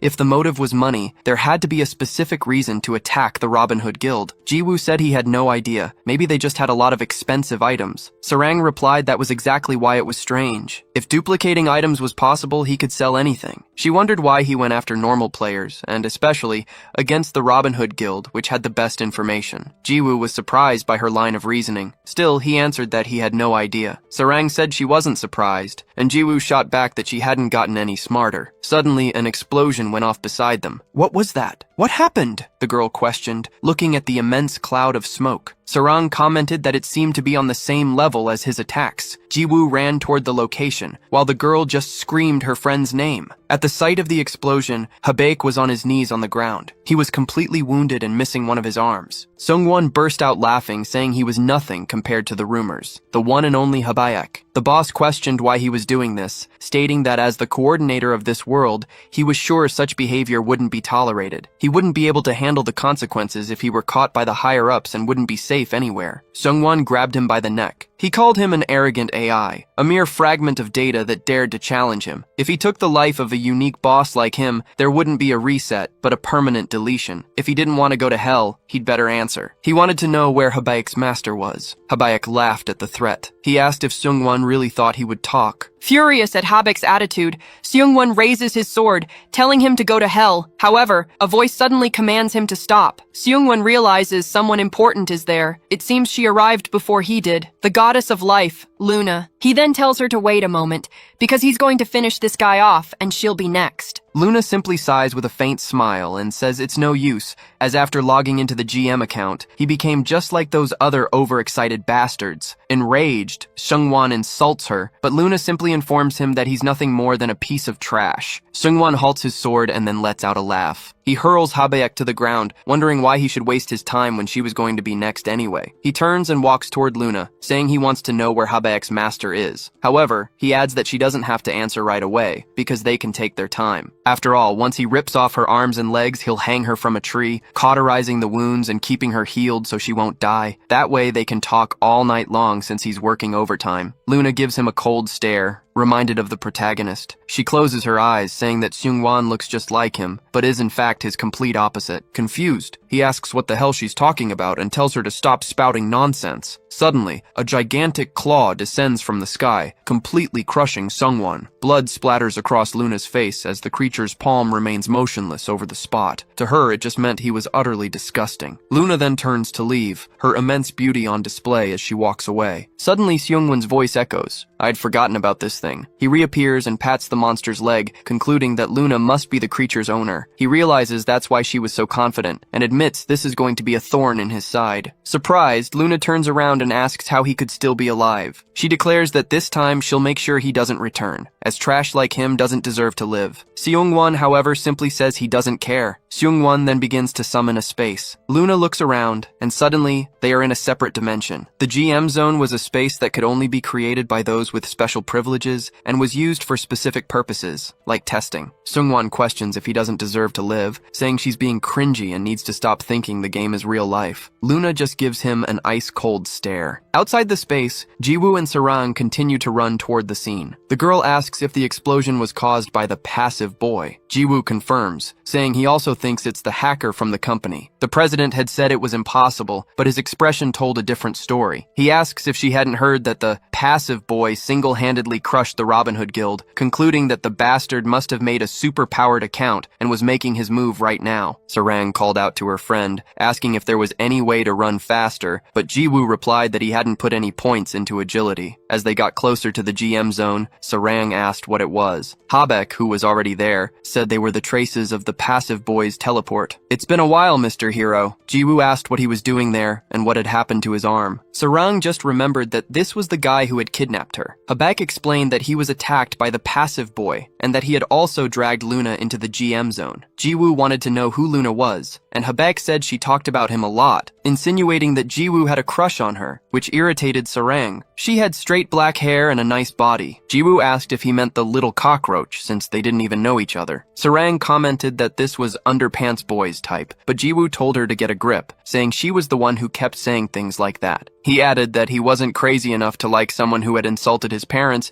and that he wasn't interested in the slightest. The girl was visibly relieved by his answer. Habaek questioned, "So what? That doesn't matter." Urus, who was just watching from a distance, thought they were cute. Then, Habaek coughed up more blood. Jiwoo asked if he was okay, since he looked like he could die at any moment. Habaek confirmed that he was not okay at all and asked the hero for a little help. Jiwoo questioned why he should help him, since he could just easily take the drop. Sarang agreed, saying they should split the drop. Habaek asked if they were sure, because if he died, the mirror he had given them would disappear too. Jiwoo immediately touched his shoulder, telling him to relax, as he would heal him no matter what. Sarang asked how he planned to do that, since he hadn't brought any healing potions. Jiwoo just said that it was fine. Then, he began to emanate his power. Jiwoo activated one of the Master Rookie's unique abilities, the Cleric class heal. He then decided to use the skill, but it only recovered HP. Suddenly, Habaek's health began to regenerate, 1 point at a time. Habaek asked if that was really a heal, as it felt like he was taking damage. Jiwoo replied that maybe he should have invested a little in intelligence. He then asked what would happen to his arm, since even though the scar would disappear with full health, the damaged body part could only be restored at a tavern. Habaek explained that only happens to players. Monsters like him only get their bodies back after respawning. The protagonist says he'll take Habaek's life with a single blow so he won't feel a thing, but Habaek asks him to wait. He reveals that he's a unique boss, and even if he loses his life, he can't respawn. Jiwoo, shocked, asks what the hell he was talking about, exclaiming that this was a terrible game. Habaek calms him down, saying there are only a few unique bosses like him,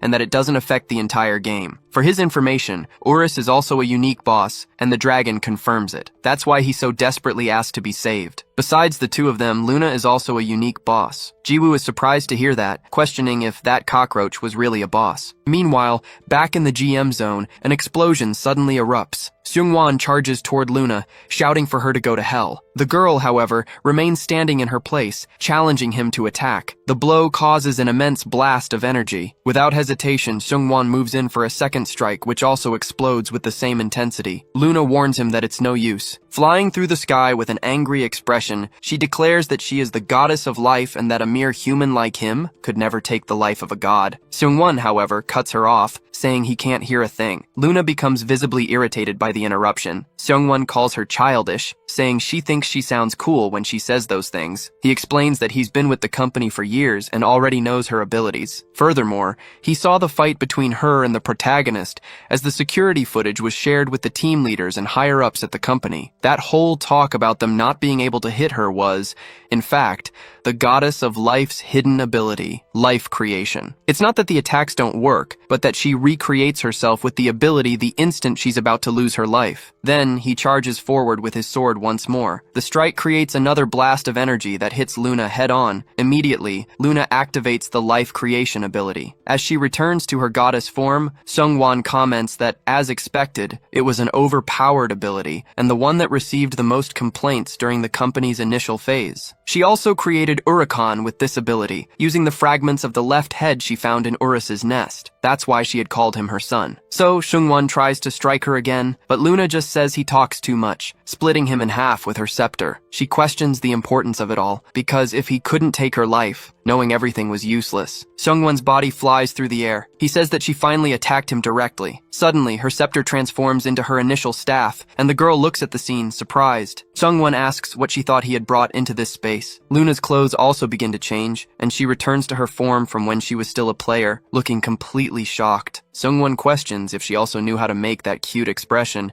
as he thought she was nothing but a bitch. Striking her with his sword, he says that if he takes her life, Habayek's master will definitely appear. So, farewell, unique boss, goddess of life, Luna. In a rather fancy bar, a table was filled with expensive drinks. Seungwon quickly takes a gulp, then slams the glass on the table while saying that drinking after a few hours of overtime was great. His subordinate comments that he worked hard, and that now only the final step remained. Seungwon denies it, because that bastard Habayek didn't call his master. The subordinate argued that at least he had taken Luna's life, and that should have made Habayek's master appear. However, Seungwon revealed he couldn't take her life. His subordinate was shocked, and Seungwon kept his gaze lowered, but said it didn't matter, as there were other ways to meet him. The subordinate admitted there was something he couldn't get off his mind, wanting to know who Habayek's master was. Seungwon asked if he had been working for him without even knowing that. The young man replied that he'd been working for him without asking questions since university. Seungwon set his glass on the table, explaining that, basically, he was one of the main story bosses in Chrono Life. The greatest merchant, the disaster of sloth. The subordinate questioned if that monster was a merchant, and Seungwon confirmed it, saying that kind of freedom was common in Chrono Life. His friend said he'd heard of that before, and that Yurikan was known as gluttony. Seungwon asked if he didn't even know that, as they were the 7 deadly sins from Catholicism, a concept frequently used in movies, manga, and games. Pride, greed, envy, wrath, lust, gluttony, and sloth. These sins are the root of all others, and are called the 7 deadly sins. The subordinate asked if that wasn't plagiarism, and if Chrono Life was just being lazy, but Seungwon retorted that he was the idiot. The concept of the main story bosses was exactly that. Urus of pride, Urakan of gluttony, Riot of sloth, and Luna of lust. The employee grew agitated, saying that Damned Woman was also a main boss. He argued that if a character like that were just some random player,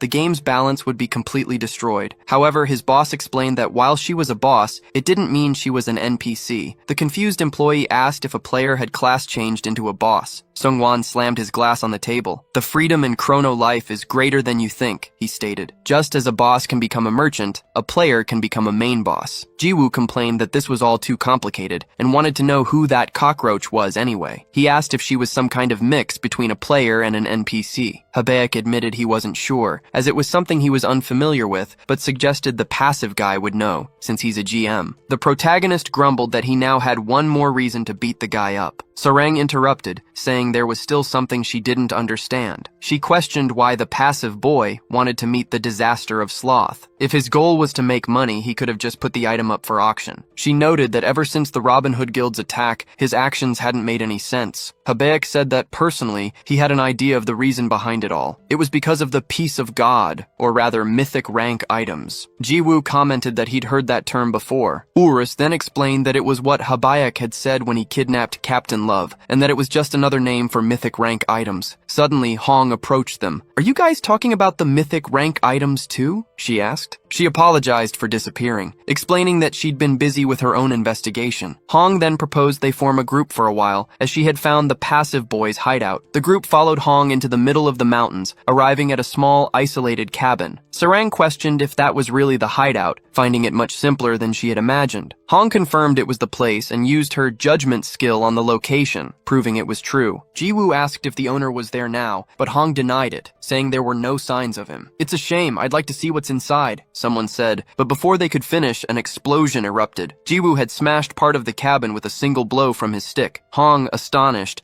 asked how he managed to break the wall. Jiwoo replied simply, "I just hit it, and it broke." Without further delay, they decided to go inside. Inside, Sarang's jaw dropped at the sight. Tons of gold piled up alongside rare artifacts. She asked if all of those were copied items, but Hong denied it. None of these items are copies. They're all mythic rank. Hong estimated the total value there to be around 5 billion, leaving everyone completely stunned. Hong continued, saying she had also seen several of the items he took during the attack, and that he probably left them there because he ran out of inventory space. As expected, his goal was the mythic items. Jiwoo asked why, and if he did it for the price, since he could have just gone to Eurus's nest like he did. Hong replied that way, he would only get a small amount of money and the company would notice, just as it happened with her. Mythic items are different, as there is a buyer who can infinitely purchase all of them. Jiwoo thought. In that case, the buyer was... Hong interrupted him, revealing it was Habayek's master, the biggest market, Riot. Habayek agreed, as he had been thinking the same thing. Hong said the passive boy was worse than she thought, but regardless, it was a good plan. Since Riot isn't a user, there's no risk of the information leaking,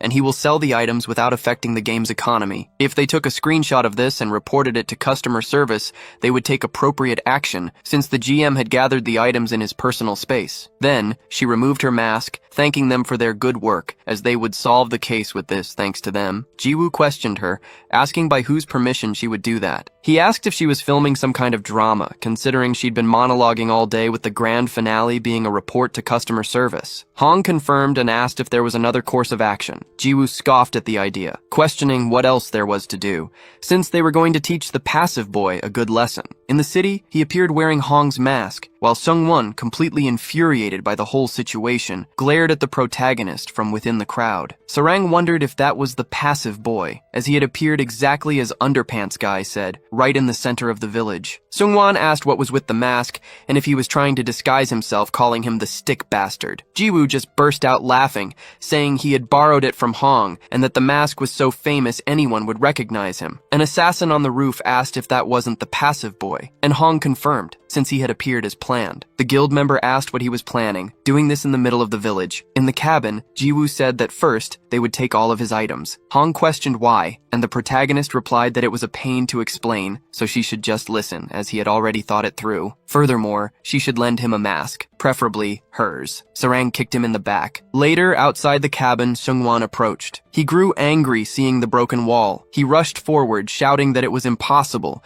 since a personal hideout couldn't be destroyed. He yelled, searching for his mythic items and his money, but there was nothing. The young man realized he was screwed, getting even angrier when he saw the note on the floor. On it, Jiwoo had written that if he wanted his items back, he just had to go to the village at 7 p.m. Back in the present, Seung-won approached, demanding to know how he dared to take his money, but Jiwoo warned him not to get any closer. He then drew the draconic fire dagger and warned, "If you take one more step, I'll sell it to the NPC shop." Seung-won retorted that the item was worth 200 million in real money and that if he sold it, he wouldn't even get 300 gold. Gritting his teeth, he yelled, "You bastard, what the hell do you want?" Jiwoo replied that he wanted absolutely nothing, but if he had to choose something, it would be for Seung-won to figure it out for himself. Watching the scene, Sarang thought that Underpants Guy really looked like a villain. Jiwoo then taunted, "Does that piece of shit have a problem? What are you going to do now?" Seeing him tremble was very funny, but suddenly, Seung-won vanished and reappeared right behind the protagonist. He then used his teleport to the GM zone, taking Jiwoo with him. In the city, a cloud of smoke prevented everyone from seeing what had happened. Sarang called out for Underpants Guy, but realized he had vanished too. Inside the GM zone, a massive explosion occurred. Jiwoo and Seung-won clashed their weapons with tremendous force. The GM yelled, "How dare a filthy pig like you mess with an administrator? I'll chop your body into cubes to make kakdoogie." Jiwoo was struck by a direct hit, causing a massive explosion behind him. He dug his stick into the ground to stop his momentum, getting dragged a long way. With the impact, Hong's mask split in half and fell to the ground in pieces, revealing a large wound on Jiwoo's face. He then comments, "You're even bigger trash than I thought, calling a player from your own company a pig." His body, however, regenerates quickly thanks to the healing factor. Seung-won questions who cares about that. "Pigs like you have gone crazy and forgotten reality. You get so immersed you go insane over pieces of game data. There's no reason to treat scummy users like you as if you were human." He clashes his sword once more with Jiwoo's stick, and another catastrophic explosion occurs, destroying everything around them. "You're so cringe." Jiwoo says. You're blaming the players for no reason. You're probably having a midlife crisis. This only infuriates Sungwon further, and he vanishes from Jiwoo's sight. Jiwoo thinks the blow will come from above, but the attack actually comes from behind. He thinks anxiously, I can't see him. Jiwoo is hit by slashes from every possible direction. Sungwon shouts at him not to underestimate him, saying that all players are the same. No matter how hard the developers work, all they get in return are insults and criticism. He remembers that time 7 years ago at the Chrono Life headquarters. There he was, a developer who had not yet lost his innocence. Jiwoo interrupts him, striking his face with the stick and telling him to stop. He says he couldn't care less about that tragic villain backstory and yells at Seungwon to cut the crap already. The attack causes an explosion larger than any seen before. When the smoke begins to dissipate, Seungwon's healing factor skill is activated. He recovers instantly and lands a slash on Jiwoo's chest. Jiwoo wonders how he has healing factor, but soon concludes that for a GM account it makes sense. Suddenly, Sungwon activates the hidden skill of the strength stat, called Spirit of a Titan. The skill emanates an immense bluish energy, and Jiwoo wonders if this is a hidden skill, just like the healing factor he himself obtained. Seungwon begins to get up. The skill's description says that Spirit of a Titan offers the strength of a giant, and its requirements are similar to those of healing factor. Seungwon grinds his teeth, screaming in rage, and the Titan spirit behind him mimics his movements. The bluish energy begins to flood his body. Jiwoo wondered what was with all the fancy effects. Not even his own healing factor was this dramatic. Finally, the skill is fully activated. During its activation, the damage and range of his attacks are increased by 1,000%. Sungwon raises his sword and unleashes a sideways slash in Jiwoo's direction. The hunter perceives the magnitude of the attack, but is struck head-on by the immense wave of destruction that sweeps away everything in its path. His healing factor activates immediately. As his body regenerates, Jiwoo grips his staff, observing how everything around him has been utterly destroyed. He remarks that the skill is practically a cheat, and that Seungwon should just hand it over. Seungwon barely has time to question it when he is pierced in the stomach by a tentacle. Jiwoo used the hidden skill of gluttony, saying he can steal his stats and learn the skill. However, Seungwon manages to avoid the blow at the last second, activating the hidden skill of the agility stat, called Light Speed Dash. Immediately, dozens of slashes hit Jiwoo from all directions. Seungwon wonders how that was possible. His Light Speed Dash allows him to move at that speed in any direction, so he charges forward once more. He declares that the outcome of a battle is determined by stats and calculations, and his are all at level 99,999. With that, he lands a powerful punch in Jiwoo's stomach, sending him flying far into the distance. Seungwon lands on the ground, wondering if Jiwoo didn't realize it. No matter how good his control was, he could never win with such a massive stat difference. In fact, he thought his opponent's gameplay was garbage, since he was just a loser who relied on maxed out items. Kneeling with his staff in hand, Jiwoo grits his teeth in rage. Hearing that, especially coming from him, infuriated him, as Seongwon was nothing more than a cheater abusing a GM account. Seongwon asks who cares about that. If Jiwoo didn't like it, he should have applied to be a GM too. He accuses him of being jealous of how passionately he plays. All it took was a few tweaks to the data to become the strongest character, until a headbutt smashes right into him. Jiwoo had flown at him, striking him with extreme speed. Seongwon is sent flying, his nose bleeding and a look of utter shock on his face. "What the hell was that?" he demands. "How did you move so fast with such low agility?" Jiwoo replies, "What else could it be other than pure gameplay?" Seongwon gets up, calling him an arrogant bastard. He then uses his light speed dash against him again, yelling for him to try that again, because whatever skill he used, it could never match his speed. Jiwoo, however, simply ducks and says he didn't use a skill, but the game system itself. He executes a swing in midair and suddenly pivots in the opposite direction, leaving Seongwon confused. Jiwoo explains that it was the rebound control option. By striking in the opposite direction, he used the recoil as momentum, flying straight towards Seongwon. The administrator is shocked by the maneuver. Jiwoo smashes the staff right into the man's forehead. He's pretty fast, Seongwon thinks. Jiwoo, on the other hand, just pretends the hit was a lucky shot. The administrator is thrown to the ground, causing a large cloud of smoke. Jiwoo taunts him, asking how that felt and if it was so amazing. He explains that he simply turned off the rebound control option in the game settings and wants to know how it feels to take a planet-shattering rebound attack. Seongwon gets angry, calling him a bastard who relies on garbage mechanics and telling him he has no reason to be so excited. He claims it won't happen again, as it was nothing more than a lucky shot. Jiwoo agrees, agrees, admitting that he is in fact still much slower than the light speed dash. Let's just cut to the chase and finish this. Seong-wan just laughs. He calls him a filthy little player, stating that Ji-woo doesn't understand the situation because of that one lucky hit. After all, a mere user like him could never defeat him. Ji-woo, however, replies that there is a way. He points his hand forward, and a purple light emanates from his powers. Ji-woo says goodbye to the passive boy, commenting that although it was quick, it was quite fun. Outside the game, Sarang is curious. She wants to know what Underwear Boy is going to do, because even if he's strong, he couldn't beat a GM. Hong replies that she doesn't know the details either, and that apparently, not even his girlfriend knew anything. Sarang is happy to be called that, and says the only thing Ji-woo told her was about the plan to provoke the passive boy to lure him into the GM zone. Hong then reveals that something is bothering her, the reason he left a note and postponed the plan by a day. Somehow, she believes it's related to the method he'll use to win. Back in the game, Ji-woo's hand continues to emanate an immense purple glow. Seong-wan starts to think that his opponent's confident expression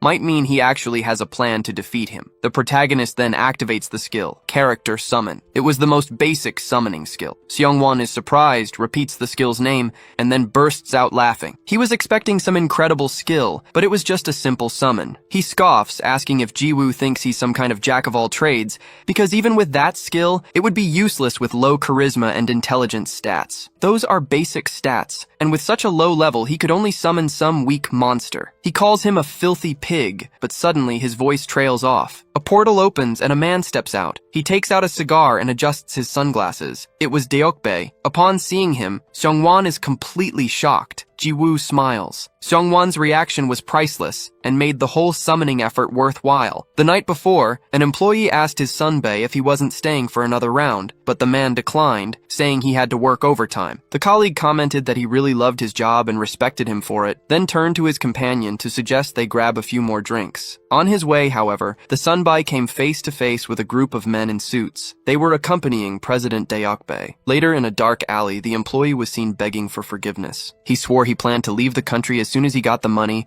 and that he was just following orders. One of his team leaders asked what they should do, and Deokbae ordered them to get rid of him. Walking over to Ji-woo, he thanked the young man, saying that thanks to him, they caught the traitor before he became a bigger problem. Ji-woo agreed, wondering if this was a game company or the actual mafia. Deokbae said he'd been planning to take Ji-woo's life if he had called unnecessarily one more time, and the protagonist simply accepted it. The president then claimed he was just kidding and said he would deal with the passive boy right away, as they planned to call the legal department to sue him in every way possible, and, of course, fire him as well. Ji-woo asked if the president had anything planned for tomorrow at 7 p.m., and Deokbae said no. At that, the protagonist broke into a wide grin, telling him that he should also participate in the proper lesson that was about to take place. Back in the present, Seong-wan's legs trembled at the sight of the president, and he screamed in fear. He begged the system to log him out, but permission was denied since he was in battle. Then, he declared he knew what to do, and commanded the GM zone to close. Ji-woo pointed out that the guy was trying to run away. The president, in turn, commanded the presidential zone to open. The entire area took on a green hue,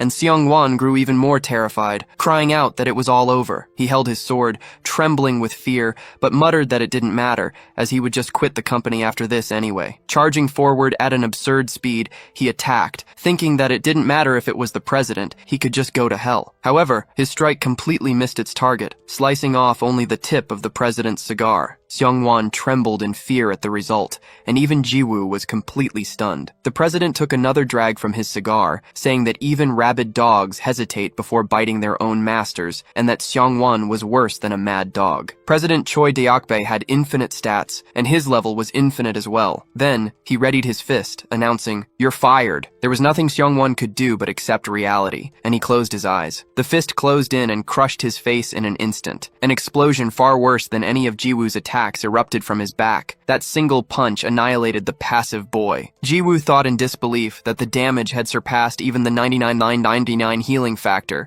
and that the old man was terrifying. And just like that, the problem was over. All the epic items the passive boy had taken were returned to their original owners, and in the end, it was discovered that several guilds had been affected. Jiwoo found out later that the passive boy, Seong-won, was fired that same day. Even in real life, he was beaten to a pulp by the old man president and then kicked out. Afterward, he tried to sue the chairman for assault, but that only ended up making his life even more difficult. As a countermeasure, the old chairman went all in on the legal battle and was ultimately cleared of all criminal charges. Seong-won will spend the rest of his life paying the company back for material damages and lost profits. Additionally, rumors spread that he had been permanently banned from the industry. That was the happy ending to that story. In the game's starting village, after that day, his life as a seller was back in full swing. Approaching his friends, he saw Hong wearing her mask and Sarang with a big smile on her face. Everything had returned to normal. Logging out of the game Chrono Life, he found himself back on his couch sighing as he sat down. Jiwoo thought that if there was one thing still bothering him, it was the fact that he hadn't been able to ask the passive boy something. He wanted to know how that cockroach could be both a player and an NPC at the same time, and why no one knew who she was. But as he got up, he noticed a girl on his couch. Jiwoo was completely taken aback, his expression changing in an instant. Luna seemed excited that he was awake and said, "It's been a while since I've seen Mr. Loser." The protagonist prepared some ramen for her. "This looks so good. It must be delicious," said Luna. "Of course it is," Jiwoo replied. The girl started to eat, and he watched her suspiciously, wondering what the hell was going on in his house. At least, there was the answer to his question. She wasn't an NPC. She had always been a player. Luna noticed he was staring at her, and Jiwoo blushed. She also blushed quite a bit. "Why are you staring at me?" she questioned, and Jiwoo tried to play it off. "Is it because I'm so beautiful?" The protagonist got annoyed. "Stop being silly and just eat your ramen." Then, the girl went back to eating calmly. Jiwoo did the same, his face still flushed. He thought she was really beautiful, but then he remembered her asking why she would form a hunting party with him, since he was a loser. On top of that, she had called his parents beggars. Jiwoo thought he had almost gotten carried away again, like a true loser. So he faced her and asked who the hell she was. Also, how did she know where he lived and the passcode to his house? Luna finishes her ramen and stands up, stretching. She says she should reward him for making the food, and since she's sure he's curious about many things, he can ask whatever he wants, as she'll answer everything. Jiwoo stares at her suspiciously, but says that's fine, and that he'll start with a lighter topic. He asks if that is her natural hair color, because when they first met, it was light pink. Luna looks at him, blushing, and says he had already asked that in the past, adding that she's happy he noticed, remembering their first battle. She confirms that it is her natural color. Jiwoo asks what the hell she is talking about, and the girl tries to play it off, asking if he prefers pink hair and if she should dye it, but he changes the subject. He wants to know if her character was deleted for being defeated by the passive boy. Luna explains that she did indeed lose her life, but her character wasn't deleted, as the confrontation happened while she was in a human state. Jiwoo asks for more details, and the girl explains that she didn't know her divine authority would disappear when attacked in an administrator's zone. That was a huge relief, because if that weren't the case, she would have had to create another character from scratch. Jiwoo then asks if she plans to do that again, since she needs to take the lives of 1,000 people to become the goddess of life. Luna denies it, explaining that killing 1,000 players was just one of the conditions. Besides, she needs to complete an even more difficult requirement to change her class. She can freely switch between human and goddess modes, and asks if he has any more questions on the matter. Jiwoo says he appreciates her kindness in answering, but points out that she still hasn't answered the first and most important question. He asks once more, who is she? He points out that she keeps showing up no matter where he goes in the game, but following him in real life is crazy. He warns her not to dare avoid the question again, and threatens to report her to the police if she doesn't answer directly. Luna looks into his eyes and then closes them, saying that in that world, there are too many people getting in the way. Then she stands up, stating that the reason she came here was to make an offer. She asks if Mr. Loser wants to become her man. Jiwoo is completely shocked by the proposal until he realizes what she really meant. An awkward silence falls between them. Suddenly, the apartment's doorbell rings repeatedly. Jiwoo wonders who it could be at this hour. He went to the door and answered it. On the other side, Sarang asked if Boxer Boy was in, saying she was a friend of his. She insisted that she needed to talk about something important and asked him to open the door, but he just looked back in the direction where Luna was. He hesitated, thinking of Luna, who was in his room. A few minutes later, he finally opened the door. Han Sarang complained that he should have opened it sooner, instead of leaving her waiting outside. So this is Boxer Boy's house, she thought, noticing the place was much cleaner than she had imagined and that its layout was quite similar to her own. Suddenly looking to the side, she asked if he was having a late-night snack, since it looked like he enjoyed spicy food. Jiwoo confirmed. He asked why she was visiting him at this time of night. Sarang replied that it was about the game and asked what time he would log in the next day. Jiwoo explained that he didn't know, as he'd have to see if he had anything to do after waking up and having breakfast. From the room, Luna listened to the conversation unfold, closing her eyes with jealousy. Sarang said she would see him tomorrow and that if he overslept, she would kill him. But before she left, she needed something. She asked for his phone to put her number in, since she couldn't just come over every time she wanted to talk to him. Jiwoo questioned if it was okay for a celebrity to give out her number like that, and Sarang asked why he was acting that way. After saving the contact as Han Sarang, she asked him to give her a call so she could save his number too. Before leaving, she warned him that if he didn't answer her messages, she would send him on a one-way trip to hell. The apartment door finally closed. Jiwoo wondered what had just happened. Outside, with the door closed, Sarang sighed in relief. After all, she had managed to get his number in a very natural way. She'd better hurry and send him a message soon. Back in the apartment, Jiwoo commented that he was going to have a heart attack with everything happening in the middle of the night. Luna questioned why he had asked her to hide, since they weren't doing anything strange. He replied that her just being there was strange enough. He said he was tired and wanted her to leave. Luna stated she would only leave after spending the night there, making Jiwoo think he was going to lose his mind. The girl then said she was just kidding and would leave as soon as he gave her an answer to her offer. What the hell kind of offer is that? He questioned. And why do you keep spouting nonsense? Who are you anyway? Luna replied that his question was too ambiguous, but to put it simply, she wanted him to please join a party with her inside the game. The next day, inside a grand hall, Habayak called for his master. He presented himself before him, even without an arm, addressing him as Lord Disaster of Sloth. The great merchant Riot, seated on his throne, stared at his subordinate's wound, wanting to know what had happened to his arm. Habayak begged for forgiveness, explaining that his own lack of skill had led to his body being damaged. Riot grew furious at this and extended his hand toward his subordinate,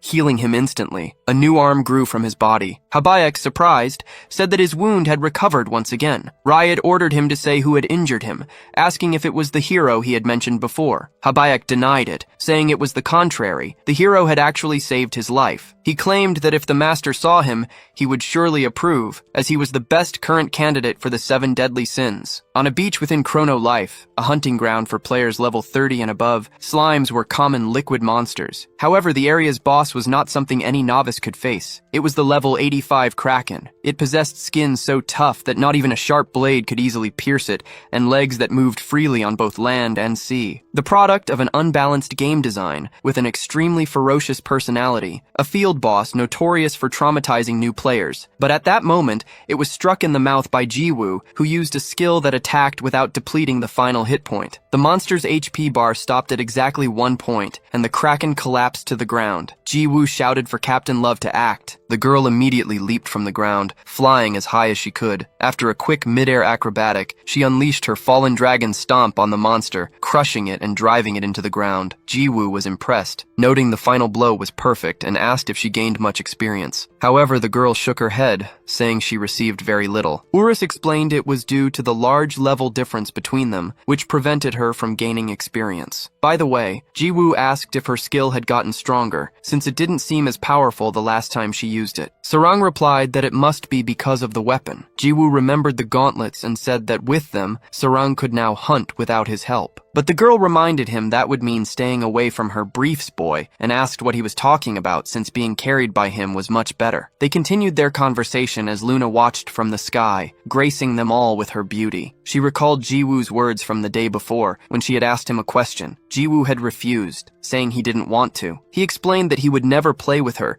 as he hated being backstabbed like the first time they met. Besides, he was already in a group with Sarang and would be beaten up if he let her join. Watching the scene, Luna saw the girl pull Jiwoo aside and commented jealously that it made her want to ruin the girl's life. However, she turned away, deciding to let it go for the time being. After all, Jiwoo would have to be her man anyway, and she would take that woman's life for the sake of Chrono Life's ending. Urus then advised that he couldn't carry her in the game. He complained that this problem came up all the time, but it was impossible due to the vast level difference. Jiwoo asked more about it, and the conversation caught Sarang's attention. Jiwoo wondered what to do and if there was another way. Sarang interrupted him, saying she'd been watching him talk to himself for a while and asked if someone else was with him. Surprised, Jiwoo asked if she couldn't see the little dragon, but Sarang had no idea what he was talking about. Urus reminded his Hyungnim that other people couldn't see his presence. Jiwoo remembered that was true. The dragon then explained that there was a way. His master would just need to share a bit of mana to summon him into reality. Jiwoo argued that his intelligence and wisdom were too low and his mana was nearly zero, but Urus assured him it would be enough. With that, Jiwoo emanated a vast purple energy. The soul of Urus began to materialize on the spot, and Sarang noticed the light gathering at a single point. Urus emerged in his adorable dragon form, letting out an equally cute sound. Upon seeing him, Sarang got a nosebleed and exclaimed how cute he was, asking to touch him. Urus was irritated by her audacity,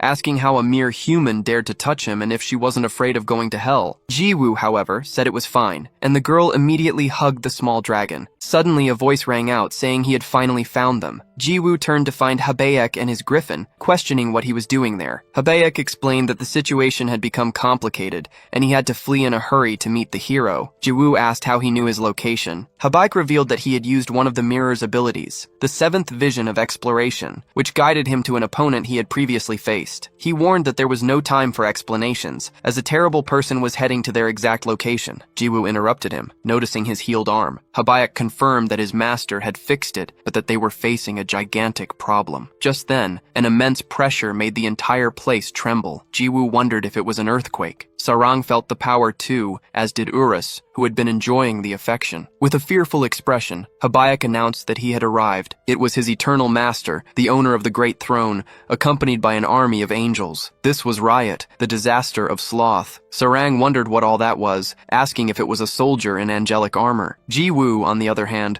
only remembered what he had been told about the disaster. He had thought that being called the Great Merchant, Riot would be a human-like monster like Habaek, and couldn't understand why he was so enormous. Habaek flew on his griffin toward his master. "I am sorry. I was unable to explain the situation in detail." Riot replied that it was fine, as he would come down himself to explain everything. Though fearful, Habaek simply closed his eyes and said he understood. The throne began to descend at an immense speed, crashing into the sandy beach. The impact sent Jiwoo and Sarang flying. Riot then said it was a pleasure to meet him, as he had heard much about him from Habaek, and that he was the current hero. Jiwoo grew apprehensive, wondering if this man was truly the disaster of sloth. Meanwhile, elsewhere in the forest, Luna walked calmly to the entrance of a ruin. She seemed to already have a plan in mind. "I've finally found it," she said. So, he was here, sitting on the throne. Before her was the human considered the strongest in life and the first hero, Lord Yopi. Luna murmured that the description was exactly as the game had described, a legendary, obsolete, and familiar hero. Suddenly, the mark on Yopi's forehead began to glow, revealing some kind of power. "I was expecting this," Luna said, pointing her scepter at him. "I don't know whose idea it was, but this game's story is truly childish and cliché, but that's part of its charm." Her scepter began to glow, aimed at the great hero. Back on the island,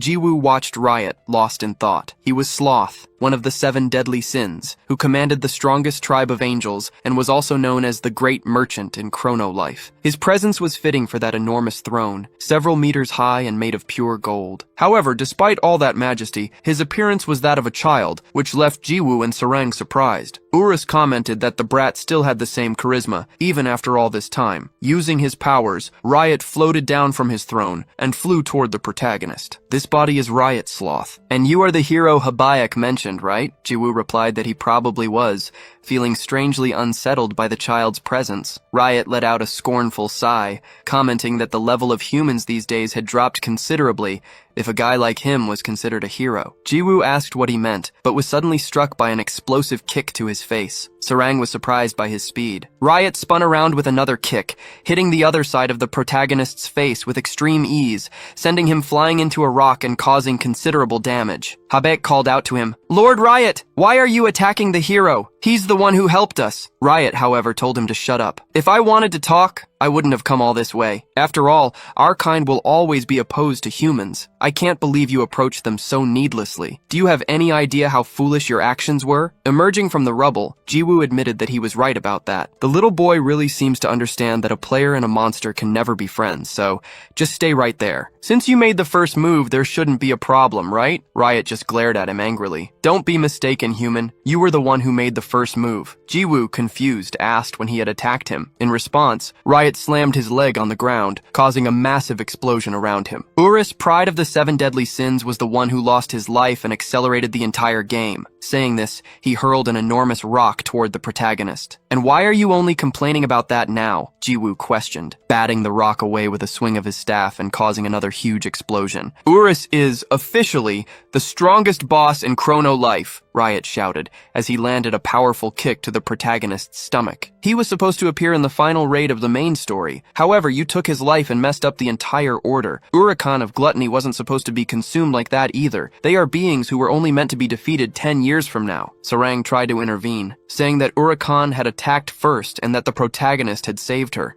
but Riot just yelled for her to shut up. The girl recoiled, fearful. The deadly sin continued. "How dare you interrupt me? I did not give you permission to speak." A crushing pressure forced her to the ground. She wondered what kind of power this was inside a game, as she hadn't felt anything like it, not even when facing Uricon. From a distance, Urus watched everything unfold, until he noticed something different. The two stared at each other from a distance. Riot says that Uricon was born from Urus's defeat, and ultimately, she was the one responsible for it all. And the problem, which has been growing ever since, is about to erupt. The strongest human in Chrono Life, the first hero, Yopi, will be resurrected very soon. Yopi's skeleton opens its eyes, emanating a great aura the same color as Luna's. A smile spreads across the girl's face as she says she knows it's not yet his time to awaken. That's why she came to share her powers with him. The hands, once skeletal, begin to grow fingers and flesh, regenerating completely beneath a gauntlet. Yopi rises from his throne, emanating an overwhelming amount of energy. Jiwoo asks what would happen if he were resurrected. After all, if he's a hero, he should be on humanity's side. There shouldn't be any problem with him coming back from the dead. Riot just sighs, annoyed. She says he's dumber than she thought and that he should already know this. He won't be resurrected as a human, but as one of the 7 deadly sins. Annihilation will be his sole purpose, along with vengeance against the humans who so vilely betrayed him. The temple floor begins to tremble, and a skeletal hand emerges from the earth. A skeleton rises from the ground, the first of an army that begins to march out of the temple. The energy coming from Yopi can be seen from anywhere in Chrono Life. Then, Luna explains that the one who once trusted and loved humans now hates them after his death. It was truly a childish story, and the sin he will receive. A gigantic skeletal dragon joins the army. Yopi declares that he was the first hero,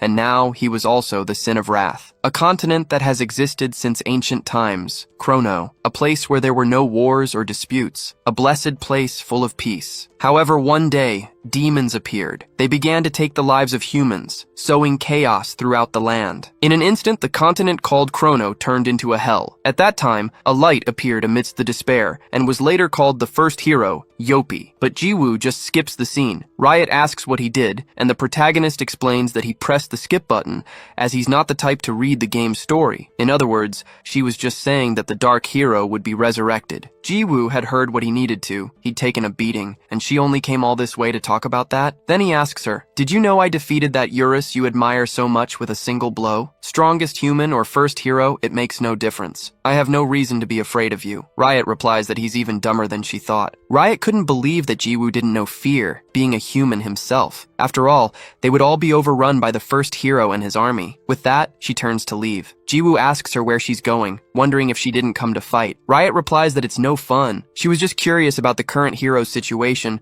but concluded he was nothing special. She says she once walked alongside the hero Yopi, and that he is the only human she acknowledges as worthy. Jiwoo cannot, and never will, defeat him. The protagonist sighs, thanking him for giving him even more of an urge to beat him to a pulp. However, Riot was mistaken if he thought he would be allowed to just walk away after attacking him. Habaek intervenes, asking the hero to calm down. Jiwoo tells him to let go, unless he wants to go to hell along with his master. Habaek, however, insists that the hero should calm down, since there's no need for a fight now that their talk is over. The protagonist retorts that he wants to fight, as his jaw still hurts from the punch he took. Habaek urges them to calm down, mentioning the money Jiwoo had been making selling items. Surprised, Jiwoo asks how he knows that. The King of Mirrors explains that his master told him. The one who spent 15 billion gold on the items was Riot. Meanwhile, in Yopi's army, he stands at the center, next to Luna. Yopi says he understands the situation. After all, many years have passed since he lost his life. Luna confirms, explaining that he was supposed to be resurrected many years in the future, but history was already a mess. So, she provided the energy he needed and told him not to worry about anything. Yopi thanks her, promising to repay her later if he gets the chance. Luna asks where he is going. The first hero says the question is obvious, calling her lust, one of the 7 deadly sins. His dragon's wings spread open, unleashing a deafening roar. The dragon begins to fly, heading towards the mountains,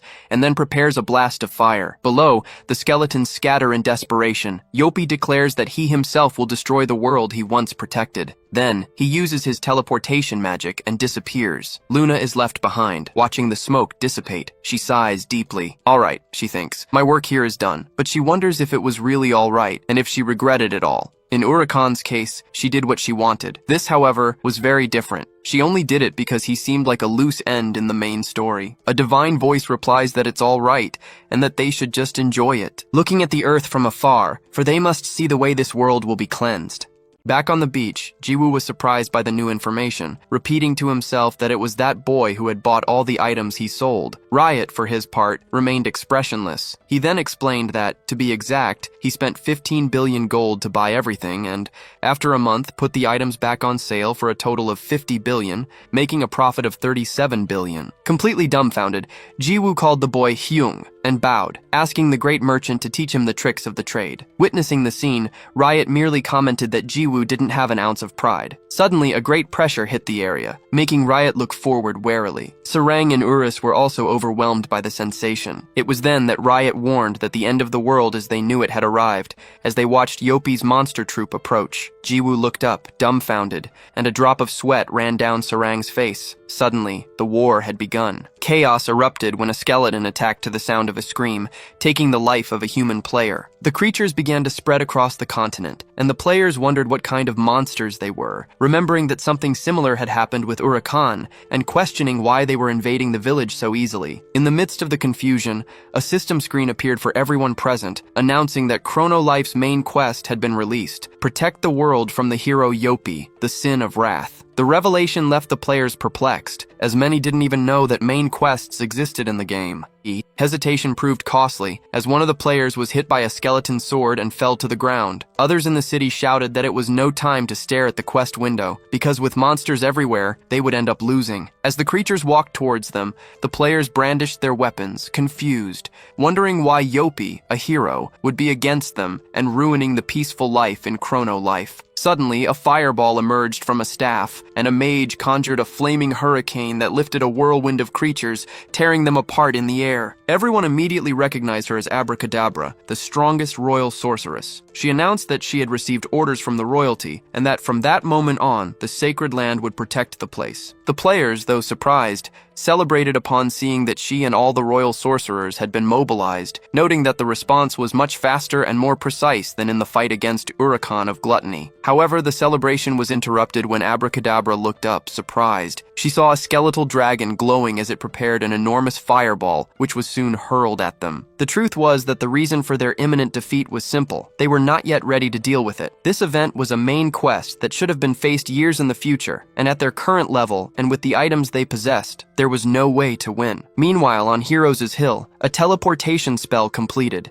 and Yopi appeared in front of the mountain. He looked down and commented that it had been a long time since he had seen his friends. His attention turned to the tombs. One of them had a guitar, and he remembered the bard thanking him for being able to sing to the world. Another tomb displayed a piece of a wing, evoking the memory of the saint who promised to pray for him. Finally, he saw the wizard's hat, remembering the companion who said he was there simply because it was fun to be with Yopi. Remembering his old companions, Yopi began to cry blood. He then closed his eyes, but this time the memory was of their betrayal. With evil energy rising around him, he ordered those who had lost their lives to resurrect. Immediately, the stones of the place began to tremble, and the bodies of the heroes rose from the ground. Yopi declared that he would not allow them to walk the same honorable path they once walked by his side. The level 999 sorcerer, the cleric of the same power rank, and finally, the bard who rivaled both, all rose alongside the strongest hero. He then sent them to end the story that never ends. Back on the battlefield, the system notified everyone that the quest level had increased to disaster. Indifferent, Jiwoo picked his nose and asked, "So what?" stating that the bone dragon would also only take one hit from his stick. He commented that it had been a while since he had used his intercontinental strike. Beside him, Riot sighed, worried if that would be alright, as normal players could be caught in the attack and lose their lives. Furthermore, he pondered the zombie army, remembering that physical attacks without sacred attributes would not work against them. Riot continued his analysis, explaining that Jiwoo's powerful planet-destroying strike would be useless, as Yopi's army would remain alive even after a server reset. He concluded that no matter how strong Jiwoo was, he could not fight alone. However, Jiwoo merely smiled, finding the situation amusing, and declared that he would try to win that war on his own. Then, he drew his stick, deactivated the recoil control option,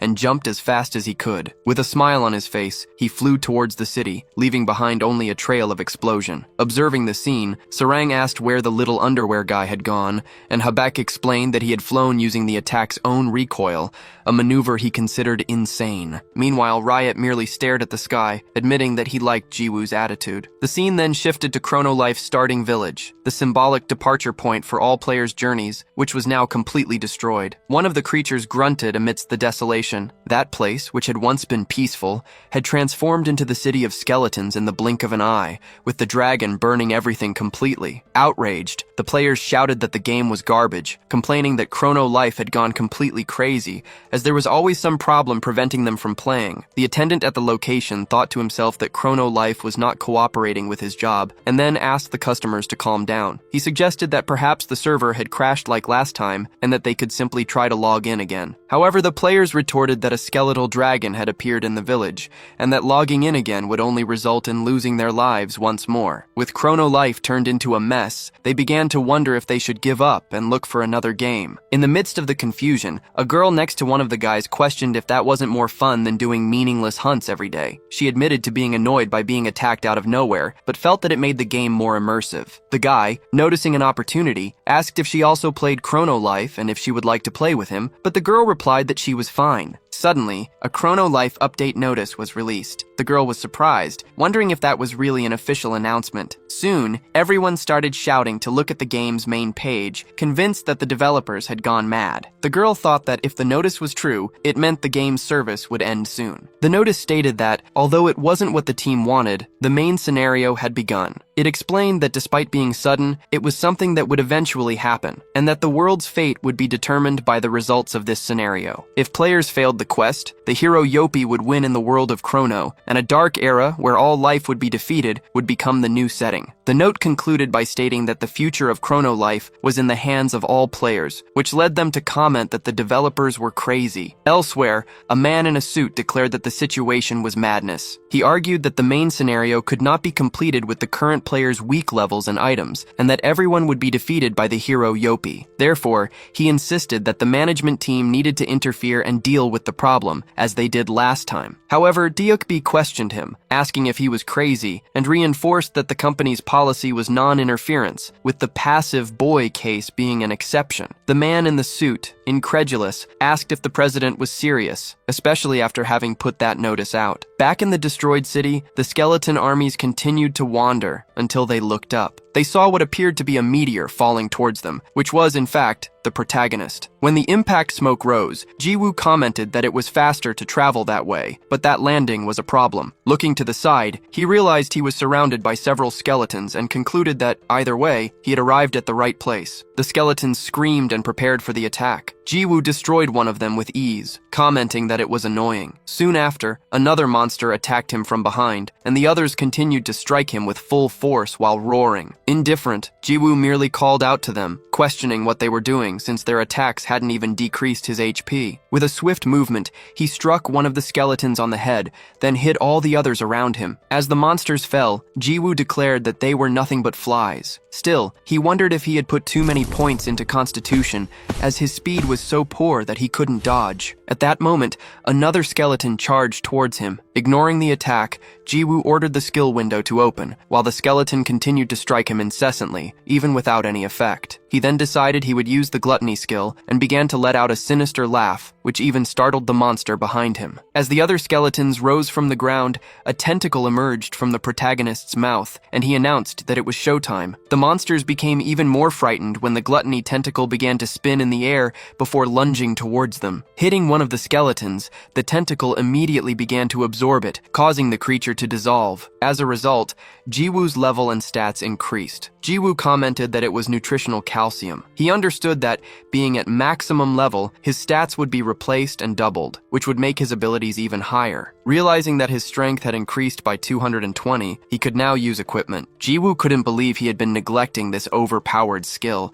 feeling that he had been screwing himself over all this time. From that moment on, he decided he would no longer be picky and would eat everything in front of him. For the first time, the skeletons felt fear. Although monsters are not exactly living beings, they possess instincts. Upon losing their sanity, the only thing left to them was the instinct for survival, which told them to abandon the battlefield and run. Thus, the strongest immortal army, which did not even fear death, began to flee for their lives, driven only by the absolute fear that Jiwoo inspired. With a sinister smile, and the tentacle still protruding from his mouth, Jiwoo advanced once more. The tentacle shot towards one of the fleeing skeletons and used the absorption skill, causing the monster to fall to the ground, disintegrated. The protagonist repeated the process with another one, then another, and yet another. Each time the skill was used, a skeleton was destroyed until in the end, only Jiwoo remained amidst the wreckage. The number of skeletons that invaded the initial village was about 2,000. A power that could devastate an entire country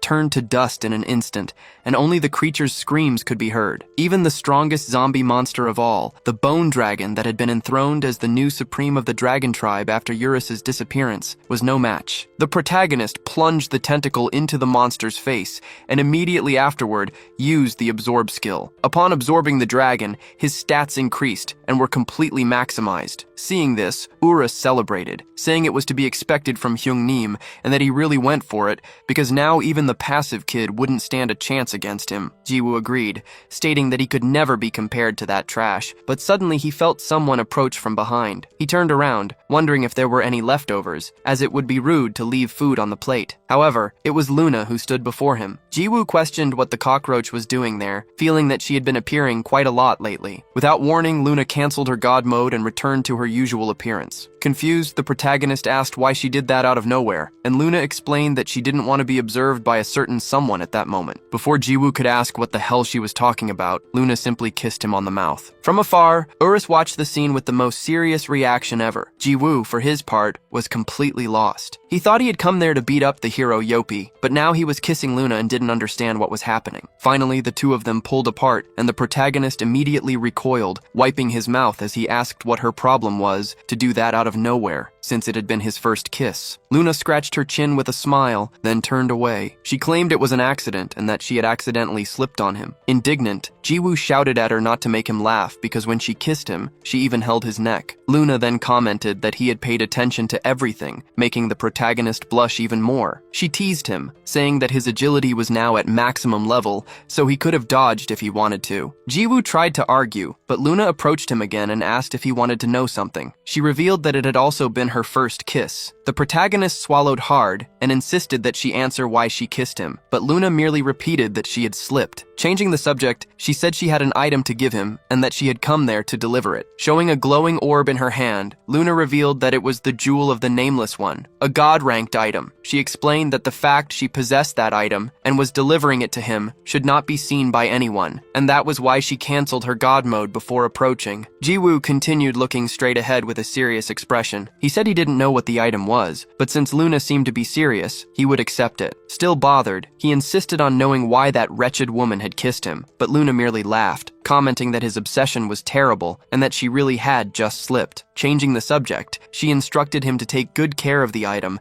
as it was something important that would definitely be useful. At that moment, Sarang's voice echoed, calling for her little underwear and questioning how he could have left alone, since she had been running the whole time to catch up with him. However, as she approached, the girl noticed Luna's presence beside the protagonist and stopped suddenly. She looked at the scene without understanding, but realized that the two were quite close, which immediately activated her feminine instinct. Jiwoo apologized, explaining that he had flown off in a hurry because he was too excited. Unconvinced, Sarang pulled his shirt and, with a strange expression, demanded to know who the girl beside him was and asked him to introduce her. Jiwoo tried to say that they had met before, but Sarang continued questioning him. Seeing the situation, Luna sighed and decided to act, activating her god mode. Her hair instantly turned black, which left Sarang shocked as she recognized her. Luna then asked with disdain if that overrated bitch knew her, making Sarang remember the moment she used Urakan to try and take her life. Ignoring the tension, Luna turned to Jiwoo and asked if he was going to fight the hero Yopi. She warned him that it wouldn't be easy, as Yopi had reached level 999 with the energy she herself had shared. Luna added that by now he would probably have arrived at his destination, a place in the core of the demonic world known as the Demonic Castle. The scene shifts to Yopi, who was finally entering the location, advancing with his subordinates towards the castle with cold gazes. A ghostly figure named Death expressed surprise upon seeing him, recognizing him as the first hero Yopi, the one whom their former demon king had annihilated. Yopi, for his part, questioned how Death was still alive, commenting on his incredible lifespan. The creature responded that its body was immortal and asked what brought him to that place. Yopi approached and said the question was obvious,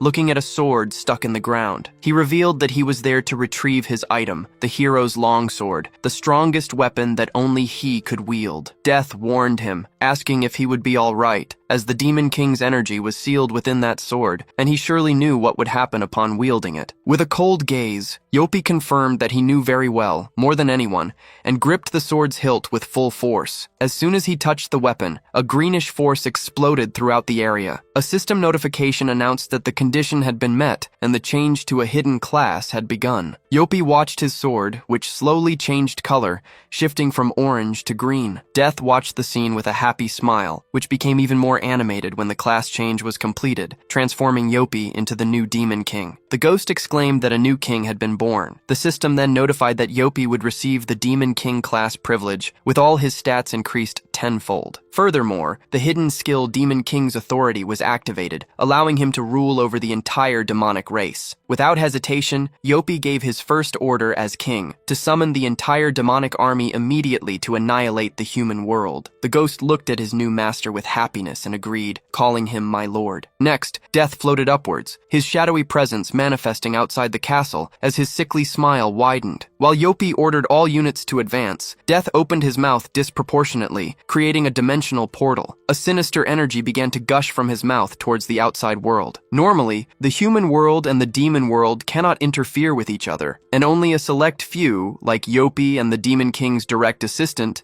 know the method of dimensional teleportation. Death's ability to open a portal with his mouth was so renowned that it was precisely what made him the king's assistant. Back in the other dimension, Sarang looked at the sky, gaping at the sight of Death's immense mouth, and tightly squeezed Jiwoo's arm, who was also surprised. When the portal finally closed, immense demonic mouths appeared in the sky, marking the beginning of the invasion of the demonic armies, which began to fly all over the world. Observing everything from afar, Riot sighs and calls Yopi's name, commenting that this was the level of his wrath against the human race for everything it had done. Meanwhile, Jiwoo gripped his stick tightly, questioning its importance before launching an upward attack. The blow was so powerful that it reached space outside planet Earth, raising a cloud of smoke. Mimicking the sound of a status window, Jiwoo celebrated, saying he had won the prize, but his expression changed to surprise upon realizing that all the demons were still alive. Luna then explained that the demonic race possesses unique strength and physical abilities, in addition to an infinite source of magic in their horns. She added that these armies, already strong on their own, had received immortal bodies thanks to the energy of their new demon king, Yopi. According to her, the combination of the demonic race with skeletons forms the strongest tribe, an army that not even gluttony could assemble. Provocatively, she asked what the Loser Lord would do now and how he intended to defeat the hero Yopi. In response, Jiwoo sighed deeply, and an energy began to emanate from beneath him. The core of his unique master rookie skill, the cleric's soul, emerged from his body. He then activated blessing magic, commenting that a holy attribute was the best way to deal with zombies. Adopting a completely strange and embarrassing stance, Jiwoo launched his sanctified blow upwards. The attack was devastating and obliterated everything in the sky, reaching even the planets near Earth. Luna becomes desperate witnessing the scene, feeling as if her eyes were burning. The demon tribe, known for being born with strong bodies, unlimited magic, and now with immortality granted by Yopi, was considered the strongest in Chrono Life. However, one by one, they all start falling to the ground, turning into dust. Even Death, the powerful assistant, begins to dissolve, completely shocked by what was happening. Jiwoo declares that they were never immortal, just weak undead that cannot withstand attacks with holy attributes. Already getting bored,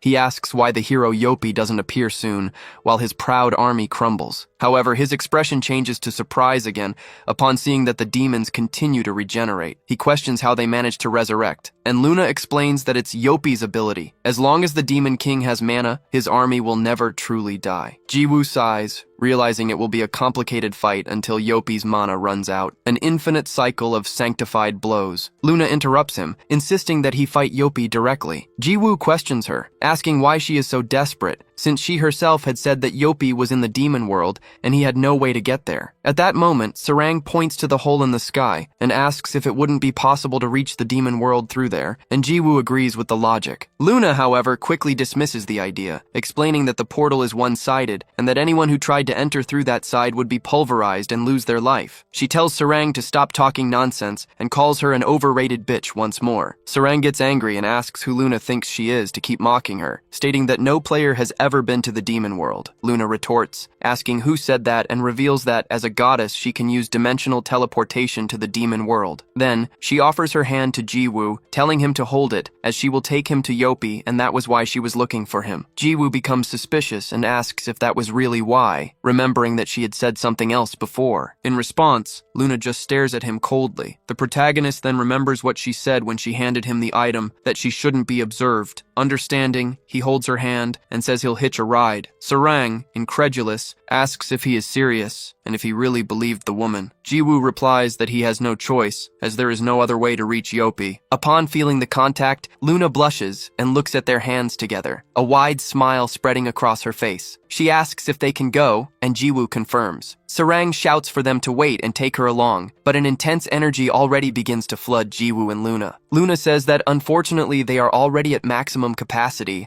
and that her teleport can only take one person. She then leans against the protagonist, telling them to enjoy their encounter, and activates the dimensional teleport. In the next instant, the two disappear. Sarang is left behind, with her hand on her face. She sighs in anger, and thinks to herself that, from that moment on, that woman is her new rival. In the Demon King's castle, Jiwoo and Luna are finally teleported. Upon arriving, they look around, and the protagonist questions if they are indeed inside the castle. His gaze then turns to a man who stares at them coldly, and Jiwoo asks if he is the hero Yopi. The man replies that there is no longer a hero Yopi, as now only fury remains in his body. He declares that as one of the 7 deadly sins, he will annihilate all dirty and sordid humans. An overwhelming fury begins to emanate, but it doesn't come from Yopi, but from Jiwoo's blow, which destroys everything in front of him. The protagonist comments that he ended up skipping the dialogue again, and believing the fight was over, says that they can already return to the village. However, Luna denies, stating that their encounter is just beginning, which surprises Jiwoo. Yopi, who managed to dodge, comments that the attack was incredible, and that not even the last Demon King possessed such great power. Jiwoo is shocked that he dodged, since his attributes are maximized. Yopi prepares his sword, explaining that attacks and dodges don't solely depend on attributes. He then unleashes his crescent slash, causing a large explosion. The warrior continues his explanation, saying that he can predict movements and dodge attacks by observing the opponent's wrist flexion, gaze, and even breathing. At that exact moment, the protagonist appears right behind him, saying he will remember that. Yopi turns around, surprised, and attempts another slash, but Jiwoo has already vanished, saying he is still nearby. When Yopi looks down, he comes face to face with Jiwoo, who dodges another attack and starts laughing, commenting on how fun it is to have high agility to mock him. Meanwhile, back in the starting village, a demonic dragon attacks relentlessly. Sarang runs desperately, screaming and asking how that little underwear guy could have left her alone. In the midst of her escape, she trips over her own feet and falls to the ground, cursing her bad luck. The dragon approaches, roaring, and lunges with its claw towards her. As the attack is about to hit her, Sarang remembers the scene of Luna touching Jiwoo. Driven by rage, she grinds her teeth and crouches, ready to retaliate. The image of Luna hugging his arm comes to her mind again, and she delivers a punch to the monster's belly, shouting that it was very annoying. The dragon groans in pain. Normally, Amor, who was level 25, would not be able to inflict damage on a monster above level 100. However, the gauntlets she possesses have a power that surpasses this level difference. The hidden ability of the Transcendental Gauntlets automatically changes her attack attribute to the enemy's weakness, and with that, the demon falls to the ground. Amor gains an overwhelming amount of experience, and her level increases repeatedly, a dozen times, until she reaches level 39. With the efficiency of the high experience gain and the main quest bonus, she earns more points than from most bosses. Feeling powerful, Sarang shouts for the wretched demons to come, as she will use them to relieve her stress. However, her confidence vanishes the next instant when she realizes the true magnitude of the demonic army before her. The girl swallows hard and calls out Jiwoo's name, promising that he will lose his life when he returns. Back at the Demon King's castle, Yopi comments that Jiwoo is strong and that his strength and agility are far superior. He assumes that the protagonist's other attributes are also high, and Jiwoo confirms that all of them are maximized. Yopi then says that if he understands the situation, he should be obedient and surrender his life so they stop wasting time. He continues, stating that in the past, all the battles he was in were foolish and without any chance of victory. As he speaks, his allies appear behind him. Yopi concludes his sentence, saying that even so, they always won, leaving Jiwoo completely surprised. Yopi comments that he called his crew,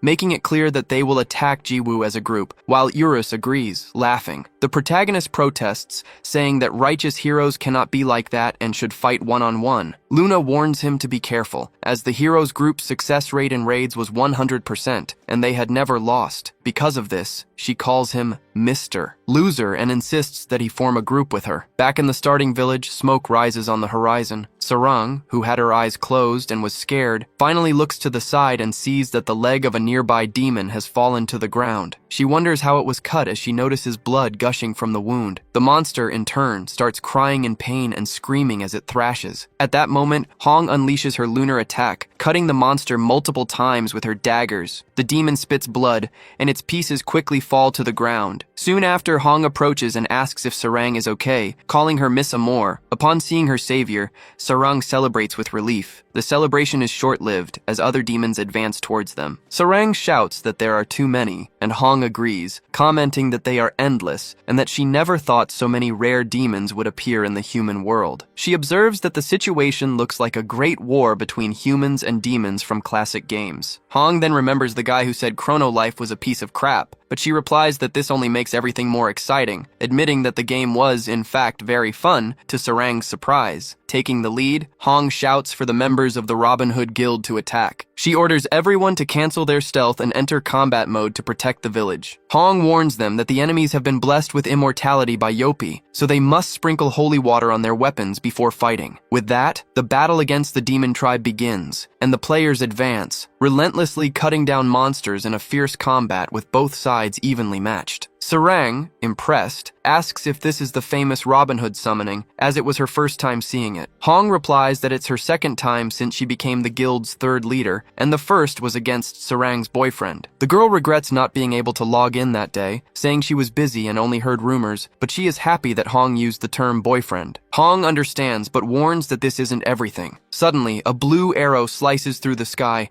annihilating the demons in its path. Sarang turns and recognizes Hawkeye, the leader of the Justice Guild. He announces that he received a report from his sentinels and that his guild will also participate in the war. Sarang is surprised and excited by the news, but Hong reveals that it's not over yet, as this is an all-out war. On the battlefield, the banners of the Divine Guild, the Cross Guild, and the Holy War Guild appear. The total war between the Demon Army tribe and the world's largest guilds had begun. On one side, the demons advance in a horde, and on the other, the humans rush into confrontation. The battle was only just beginning. Back at the Demon Castle, a colorful explosion occurs as the group's bard begins to play his guitar. The troubadour's skill, Seraph's Song, is activated, increasing the speed of the entire group, with a hidden effect that will be triggered in the second verse. Jiwoo asks what that was, thinking it was very cool, and Luna explains that it's one of the troubadour's specials. She describes the music as something that beats to the rhythm of time, meaning the heroes group has begun their raid, and insists that, before it's too late, Jiwoo should form a group with her. Jiwoo just looks at Luna and gives her the middle finger. He repeats that he doesn't want to form a group, as he knows what she's plotting, and states that he can handle those punks alone. Then, the protagonist warms up his shoulder, crouches down, and vanishes from the spot, advancing at the maximum speed allowed by the game. He instantly approaches the hero's group and greets the troubadour. Jiwoo's speed is so overwhelming that no one can react in time. He declares that the rule is to focus on supports first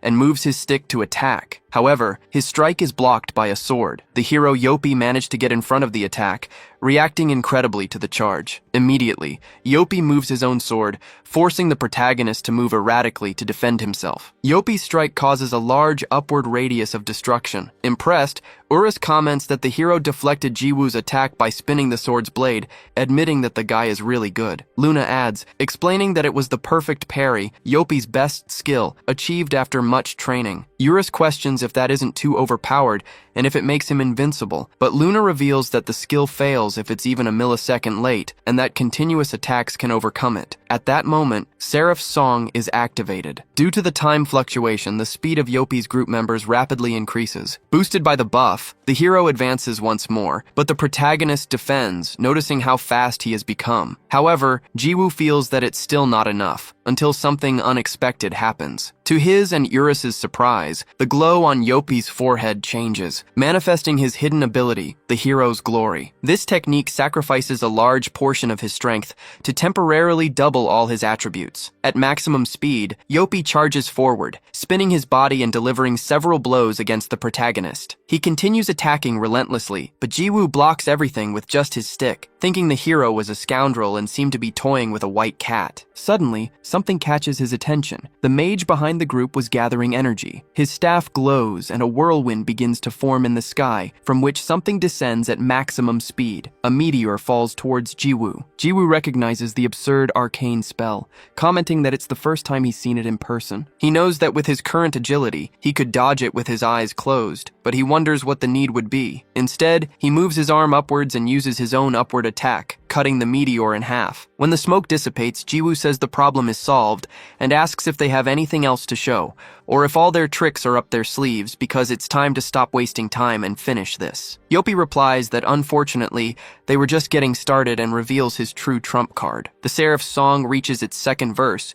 and the notes approach the protagonist, activating a hidden effect that reduces enemies' attributes by half. Urus is shocked, not understanding how that happened. Yopi explains that this is his triumph because Jiwoo's attributes, which were multiplied by 10 due to his hidden class, now match his own with the troubadour's buff. Now, according to the hero, Jiwoo only has gluttony, but with a perfect parry, the tentacles will never touch them. Yopi then returns the question, asking if Jiwoo has already shown everything he had. Jiwoo merely scratches his face and gives a quick smile, wondering if he should use that now. Yopi asks what he's talking about. Urus recognizes that it was the hidden ability the passive boy used, but Luna states that Jiwoo cannot activate it because he hasn't met all the conditions. Ignoring them, Jiwoo searches for something in his coat, saying he was sure he put it there, and soon announces that he found it. To Urus's surprise, he pulls out Habaek's mirror. The hidden ability of the 8 visions is activated, increasing the target's size by a measure determined by maximum mana. An energy begins to hit the protagonist, who grows to an immense size. In a dimension far from the human world, in the demonic world, the symbolic black of the place had turned white. Demons advanced against humanity, and Sarang ran towards them. She leaps high, spins to face a demon, and hits it with a kick, knocking it down instantly. With that, she levels up and reaches level 74. Sarang complains that they keep coming and wonders if she's going crazy, but Hong assures her she isn't. Hong explains that normally demons can be exterminated with sacred attacks, but these possess the Demon King's protection and are using Yopi's mana to revive. Unfortunately, the Demon King Yopi has gained infinite mana, and the number of enemies only continues to increase because of the giant portal in the sky. Sarang complains that the situation is unfair, as main scenario quests should be difficult, but not impossible. At that moment, she notices a dragon advancing towards her and comments that they won't even let them breathe. Seeing the threat, Abracadabra moves her staff to act. Using her flame spear, Abracadabra fires a blow that flies and hits a demon squarely in the belly, knocking it to the ground instantly. Immediately after, she explains that there is only one condition to complete the mission: defeat Yopi, the Sin of Wrath. Sarang questions the point of that war, arguing that they could simply log off and wait for the Brief Sky to defeat Yopi alone. However, Abracadabra warns that if they do that, nothing will be left when they return, because all plants and animals will lose their lives and the world will become demonic. Sarang insists that the company can fix everything with an update so as not to ruin the game, but Hong interrupts her, asking if she forgot about the announcement. Hong reminds her that the fate of that world will be determined by the results of the main quest, being the first time in gaming history that everything depends on the players. She adds that she has no idea what the company is thinking, but there's no turning back now, as they made it clear that even if the world is ruined, they will never fix it, even if it means the end of the game's service. Outraged, Sarang called them crazy, considering it a lazy way to manage the game, and wondering how the world's #1 company wouldn't have a solution. Hong, in turn, commented that this was exactly why he liked it, finding the situation wonderful. Sarang shouted that it was not the time for such talk, as the other players also needed help. But at that moment, another monster fell defeated beside them. Abracadabra reassured her, explaining not to worry, as most players were already aware of the situation and were participating in the war for that very reason. With that resolved, they decided to attack together, focusing first on the legs to bring down the enemies since their weakness was the head. Sarang observed that both normal players and the best guilds were in the fight, and Abracadabra added, stating that everyone had been fighting from the beginning to protect the world's fate. The nobility of the moment was broken when a man shouted that he had dropped a unique item, and the surrounding players immediately started fighting over it, startling the two women. Despite the scene, they agreed that, in the end, everything was for the good of the world. Back in the demonic world, Yopi calculated the distance, thinking it was hundreds of meters, or perhaps more than 1,000. Nearby, the troubadour continued playing his guitar, and his seraphim song increased the enemy's attributes to 1/5 of their original. Urus commented that this stolen ability had happened again, and although Hyung Nim had immunity to effects, this ability still worked on him. Luna corrected him, explaining that it was not an effect, but rather a magic that reversed time near the target. However, she noted that the magic was not affecting Jiwoo, as he was out of range. Then Jiwoo addressed the Demon King Yopi, asking if the name of his ability was Perfect Parry. He commented that it was interesting, as it completely negated the enemy's attack,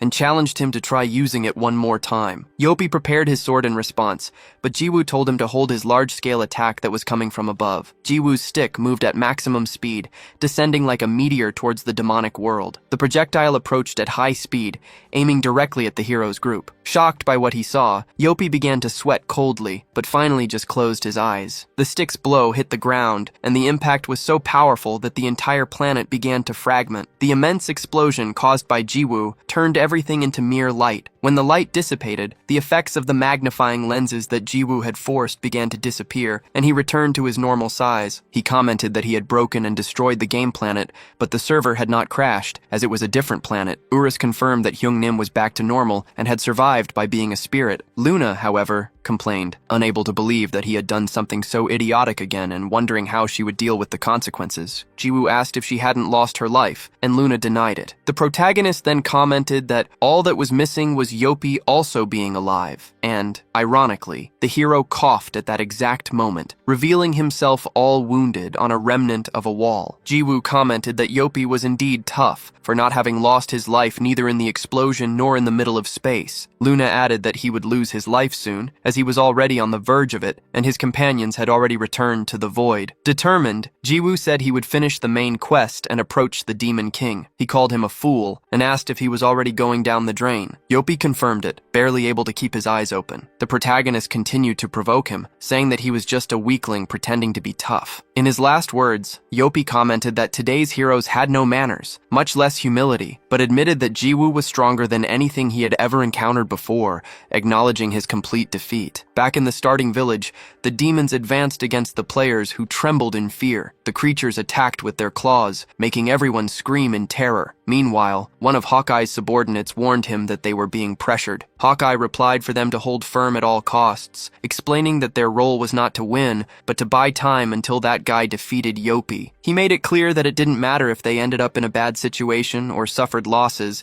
The goal was to resist as much as possible. In the midst of the chaos, Sarang sighed, completely wounded and fallen on the ground. Hong shouted, asking if she was okay, and Sarang confirmed that despite the fatal injury, she would recover to join him. Hong looked back surprised, thinking that she had already reached her mental limit, just like all the other normal players who were exhausted. He realized that if the situation continued that way, the starting village would be destroyed. At that moment, a demon grabbed Hong, who thought that was her end. However, the creature simply disappeared the next instant, leaving her surprised. The same began to happen with all the other demons, who vanished one by one. While Hong wondered what was happening, Sarang celebrated, shouting that he had won. Upon hearing the news, Hong also became very happy. Back in the demon dimension, Yopi's body began to transform into particles of light. He said his time was running out and that he would soon disappear completely. The protagonist stared at him and said that before he lost his life, he had one question to ask. Jiwoo mentioned hearing that Yopi was a hero who even killed the Demon King,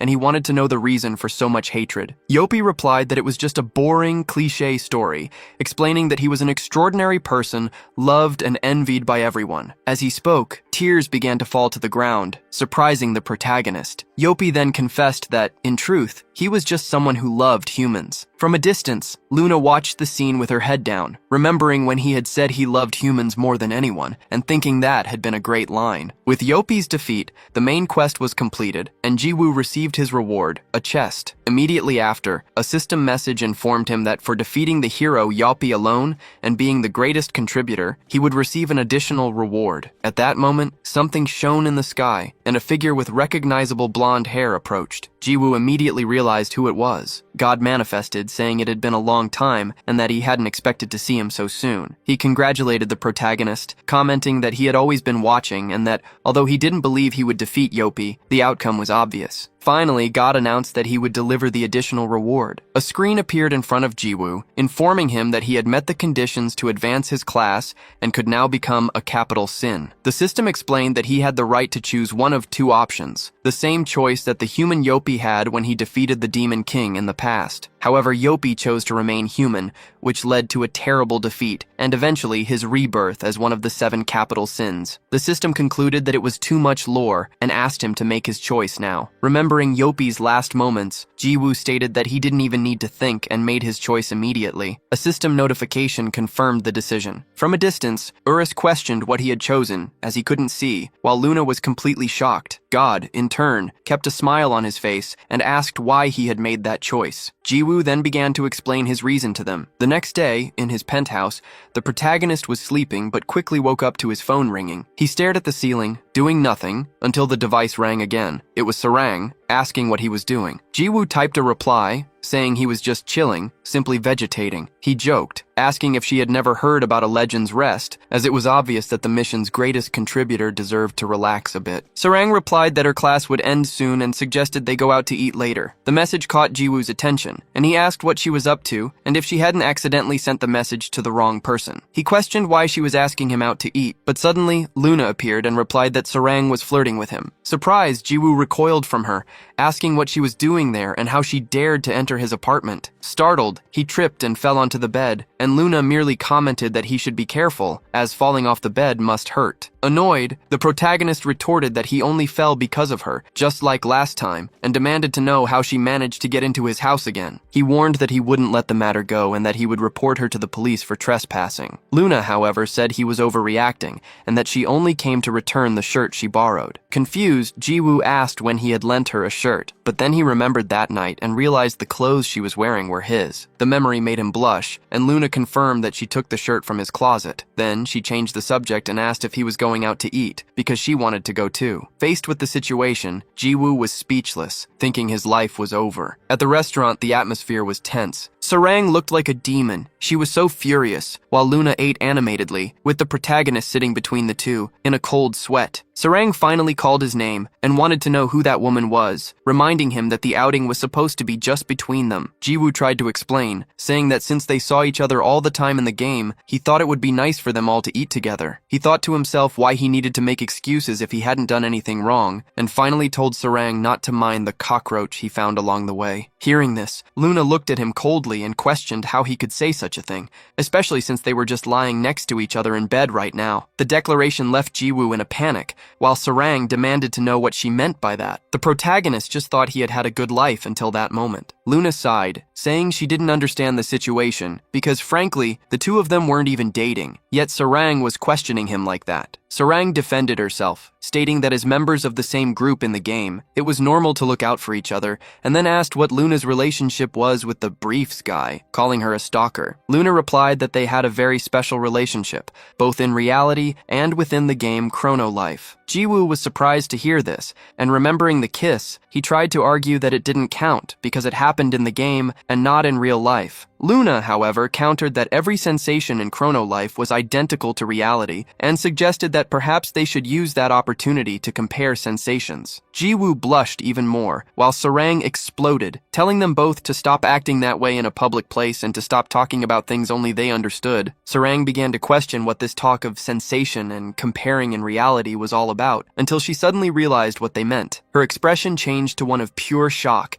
and she told them not to talk about the two of them anymore. Luna scoffed, asking if she had only just understood, as she thought Sarang was just a cute little thing who didn't understand anything, but it seemed she was quite mature. Furious, Sarang slammed the table, announced she was leaving, and walked out of the restaurant. As the door closed, Luna simply commented that she was gone, and Jiwoo replied that they should eat and leave too. Later outside, Luna commented that she was full and thanked him for the meal, praising the restaurant. She promised that next time she would invite him to a place he would love, but Jiwoo just told her to leave quickly. Luna looked at him, smiled, and commented that thinking about it, the sun was also setting that time, when they first faced each other. Jiwoo asked why she was talking about the past instead of going home, but Luna changed the subject, mentioning the reward choice he made the day before as the biggest contributor. She wanted to know why he had made that choice. Jiwoo remembered what happened and said that she was asking the same question as that guy and that he had already heard his answer. Luna, however, replied that she didn't think that had been the only reason. She turned and suggested that perhaps Captain Love, Han Sarang, was the real reason. Jiwoo scratched his head, saying he had no idea what she was talking about, and said goodbye, stating that he was already leaving. Soon after, the user verification in Chrono Life was completed, and he was back in that sunny world. Upon returning, Jiwoo found himself in the midst of a completely destroyed city. Urus immediately welcomed his Hyungnim, wanting to know how his day had been, since he had been offline the entire time. However, the dragon looked around and asked why they were in an alley in the starting village. Jiwoo replied that he didn't know either. Perhaps it was because the demonic world had disappeared. For him, that was great, as the place was empty and he could finally relax a bit. Urus questioned him about resting in the game instead of in reality, but Jiwoo retorted that reality had become a living hell because of those two's fight. Jiwoo's tranquility was interrupted when a stick fell beside him, the basic weapon of beginners. Surprised, he looked up and saw the same young man who had given him his first weapon. Jiwoo recognized him instantly. It was the noob from the beginning. Meanwhile, at the Chrono Life Corporation, Deokbai lit a cigar while analyzing the security cameras. He carefully watched Jiwoo's conversation with the young man. When a person in charge asked what he should do, Deokbai ordered them to just keep monitoring, unable to believe that the two had met at that very moment, referring to Jiwoo as a god's toy. Back in the starting village, Jiwoo greeted the young man, saying it was a pleasure to see him again and asking how long it had been since they last met. He invited the noob to sit down, commenting that he didn't expect to find him there. Seeing the other's surprise, Jiwoo asked if he didn't remember him, refreshing his memory by recounting how he had destroyed all his equipment trying to reinforce it, until the noob appeared and gave him the stick. The young man finally remembered, and Jiwoo, excited, pointed out that the golden statue in the village was his. At that moment, Urus asked who the bald guy was, which left the noob shocked. He started waving his arms, wanting to know what that creature was, and Jiwoo realized that he could also see Urus. The dragon explained that since he had manifested, everyone could see him. Then, Jiwoo introduced him as Urus, the twin dragon who was originally a game boss. Urus became irritated, questioning how a mere human dared to lay hands on him, but Jiwoo simply told him to stay still. Jiwoo sighed and looked happily at the noob, gripping the stick in his hand. He thanked the boy, explaining that his life had completely changed thanks to the weapon he had received that day. He even asked if the noob wanted to hold it for a bit, as he might be surprised by everything it had been through. It was then that Jiwoo began to recount his journey, from the incident at the start of the game, and how he had strengthened that simple stick. It was a fascinating and rare situation, as he had never told his stories to anyone, but, strangely, at that moment, he felt at ease sharing everything, even his most intimate feelings. He concluded the narrative by telling how he had defeated Yoi and earned the right to choose between joining the 7 deadly sins or remaining human,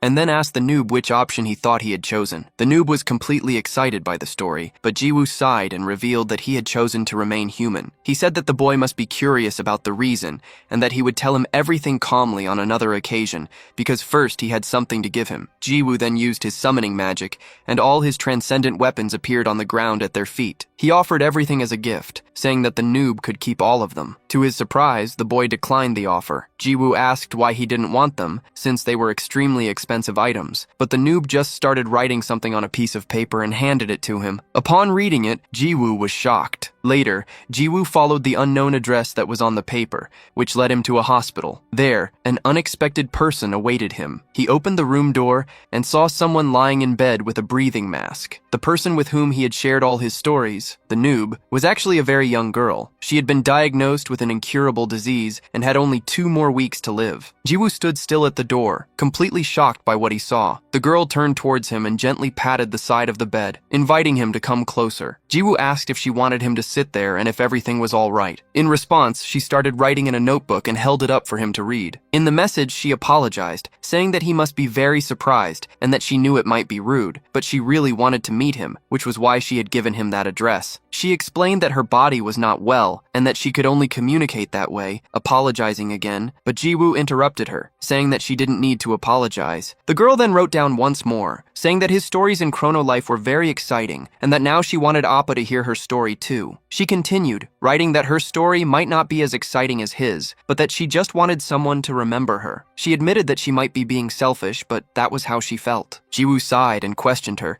asking why that would be selfish, since he had time and loved hearing people tell their stories. Playfully, she called him a liar, reminding him that he had skipped all the game's dialogues because he found them annoying. Jiwoo defended himself, saying that he only did it because it was a game. The girl then turned the page of the notebook and began to tell him that, among the wide variety of classes in Chrono Life, she had chosen to be a merchant. This job was super fun because, as a merchant, she could talk to many different people while buying and selling items. She explained that, in the real world, she had never had friends because she was very shy, but in the game, she was a completely different person. Everyone in Chrono Life treated her well, with radiant smiles, and thanks to them, every day in the game was incredible for her. Meanwhile, in his office, Deokbai lit a cigarette, remembering her and commenting on how she was a truly kind girl. He recalled that whenever she had the chance, she would give free potions to noobs and, even knowing she would lose money, she would sell her items for next to nothing. Technically, she had no aptitude whatsoever for being a merchant, since the basic premise of the profession is to make a profit. However, everyone liked that child, not just the players, but even the NPCs loved her. Deokbai concluded that perhaps she wasn't the brightest player, but she was like a starlight that delicately illuminated the environment around her. However, one day, she simply stopped logging into the game. Everyone wondered if she was focusing on her studies or just taking a break, imagining different reasons and missing her. Without them realizing it, a lot of time passed. The people who had accompanied her leveled up and left the starting village for new journeys. Over time, new players appeared, and soon there was no one left in the village who knew her. It was then that, according to Deokbai, the girl returned to the game. Her character appeared, but her appearance had changed significantly. She no longer wore her beautiful pigtails and was dressed in the cheapest clothes available. She began to donate, one by one, all the items she had to the newcomers, without saying a word, communicating only through emoticons. She must have donated all her items in gold, because at a certain point she even started handing out the stick that could be picked up for free from the shop. One player received the stick and became angry, throwing it to the ground. He told her to take a break, saying he was happy to hear someone was giving away free items, but that she could keep that trash for herself, calling her a loser. The girl just stared at the stick on the ground, picked it back up, and continued looking at it with a smile. It was at that moment that she heard cries of suffering coming from an alley. Curious, the girl went to take a look and saw Jiwoo lying on the ground. His items were all shattered, but he kept crying with a smile on his face. Surprised by the scene, she lowered her gaze to the stick in her hand, smiled, and walked over to Jiwoo. She wrote that this was the end of her story, a bit short, but it was where everything concluded. What began after that was Appa's story, the story of the level 99 reinforced stick. She confessed that, to tell the truth, she tried to act as if she was fine the whole time, but when she learned she was terminally ill, she cried a lot. She wondered if she would ever meet her old friends again, and if, over time, they would forget her. She knew that sick people often wish for miracles, but that wasn't what she wanted. Her only wish was that at least one person would remember her. Later, in the city of Seoul, Jiwoo ran out of the hospital without thinking, heading straight for his home. He gnashed his teeth in anger as he opened his apartment door and grabbed his Chrono Life glasses. Already inside the game, at the base of the two-headed dragon Urus, Jiwoo attacked and screamed, destroying one part of the monster army after another. He continued to advance, annihilating everything in his path repeatedly. With his stick, Jiwoo delivered slashes that caused enormous explosions throughout the area. Urus watched everything from afar, calling out for Hyungnim. It was the first time he had seen Jiwoo act that way, demonstrating his emotions so fiercely. The dragon wondered why he had started taking the lives of the monsters with such hatred. Jiwoo then remembered the conversation they had earlier at the hospital, when he asked if there wasn't a way to cure her, perhaps with surgery. The girl looked at him, sighed, and wrote that her disease was very rare, with very few cases in the world, and that the surgery costs would be astronomical. She mentioned that her parents said they would do their best to gather the money, but Jiwoo interrupted her right away, stating that he would pay for everything. He said he didn't care if it cost millions or even hundreds of billions. Completely determined, Jiwoo insisted that she undergo the surgery. Meanwhile, Urus, who was watching from a distance, called out to his Hyungnim. Jiwoo sighed, still sweating, but his mind remained fixated on the memory of their conversation. At that moment, the girl was speechless at his offer, opening and closing her mouth without being able to respond. She then pleaded with him not to give her false hope, as it would only make her more miserable. She explained that even if the surgery was successful, it wouldn't be the end of the disease, and the probability of surviving the procedure was only 30%. Jiwoo argued that it was still worth trying, as it was much better than simply giving up and doing nothing for 2 weeks. Upon hearing this, the girl began to cry, asking him not to speak as if it were something simple. She reminded him that it wasn't a game item, and that she couldn't make such a serious decision as if she were upgrading equipment. He repeated that 30% was reason enough for them to try, but she confronted him, asking what would happen if she didn't survive. She questioned whether it wouldn't be worse to lose her life on the day of the surgery, instead of just having 2 weeks left. Worried that everyone would forget her if she died, the girl expressed her fear, but Jiwoo reassured her, telling her not to worry about useless things, because the surgery would be successful and no one would forget her. The girl, however, continued writing in her notebook, insisting that it wasn't that simple. She explained that he didn't understand what it was like to be sick, how the entire world crumbles, affecting family, friends, and one's whole life. For her, everything around her was falling apart. Back in the present, at Urus's home, Luna approached quickly. The dragon turned in time to see the girl running towards Jiwoo. Urus commented that she had been appearing quite often lately, and Luna replied that she also hated appearing all the time, feeling that she was losing her mysterious aura. Soon after, she hugged the protagonist, saying that she had come to do him a favor. Jiwoo, still silent, merely asked if she had prepared what he requested. Luna confirmed that everything was perfect, and with a determined look, Jiwoo decided to leave. Later, back at the hospital, the girl was sitting on her bed, hugging her knees. She remembered what she had told Jiwoo earlier, about how he thought the surgery was the best option. Trembling with fear, she cried at the thought of being forgotten, convinced that everyone had already forgotten her. Fear consumed her, as she didn't want to leave or be forgotten. Suddenly, Jiwoo's hand approached and touched her shoulder. The girl looked up, surprised, wondering when the stick Appa had returned. Her surprise turned into shock when she saw her room completely surrounded by people. Jiwoo then said that he had promised no one would forget her. A woman approached, saying that it had been a while and that, thanks to the sweet potato the girl had given her, she had managed to change classes. Another woman added that everyone in her group still used the weapons she had given them for hunting, and that when they returned to repay the favor, she was no longer in the starting village. They assured her that they had not forgotten her at any moment. The girl bit her lip, trying to hold back her emotion, but tears began to fall. She tried to wipe them away with her hand, but ended up crying even more. Jiwoo looked at her with a smile and said that everyone there still loved her. A few days later, the girl promised she would return brilliantly and went for the surgery. With the help of the players Luna had gathered with such effort, she finally found the courage to bet her life on that 30% chance. She might have seemed like a sweet and innocent little girl, but she was braver than anyone they knew. Despite going through unimaginable difficulties in the real world, she always returned to the game with a bright smile on her face, a smile that lit up the room and warmed everyone's hearts. Because of her generous personality, she was a merchant who always ended up losing out. Now, however, this same girl stood in front of the protagonist. Jiwoo turned to her, jaw agape, and faced her. He tried to speak, but blushed with embarrassment and began to cry with a smile on his face. The only person he had ever opened up to, that child. Her character's name was Starry Flower. The demonic world, a dimension separate from the human world, had recently been annihilated along with the demon king, Yopi. But now, all the data had been recovered. In the demonic world, the newly resurrected tribes grunted and moved, brutally fighting among themselves in an intense conflict. The fury over their inability to subjugate the human world, coupled with the eradication of the torment caused by the Demon King's return,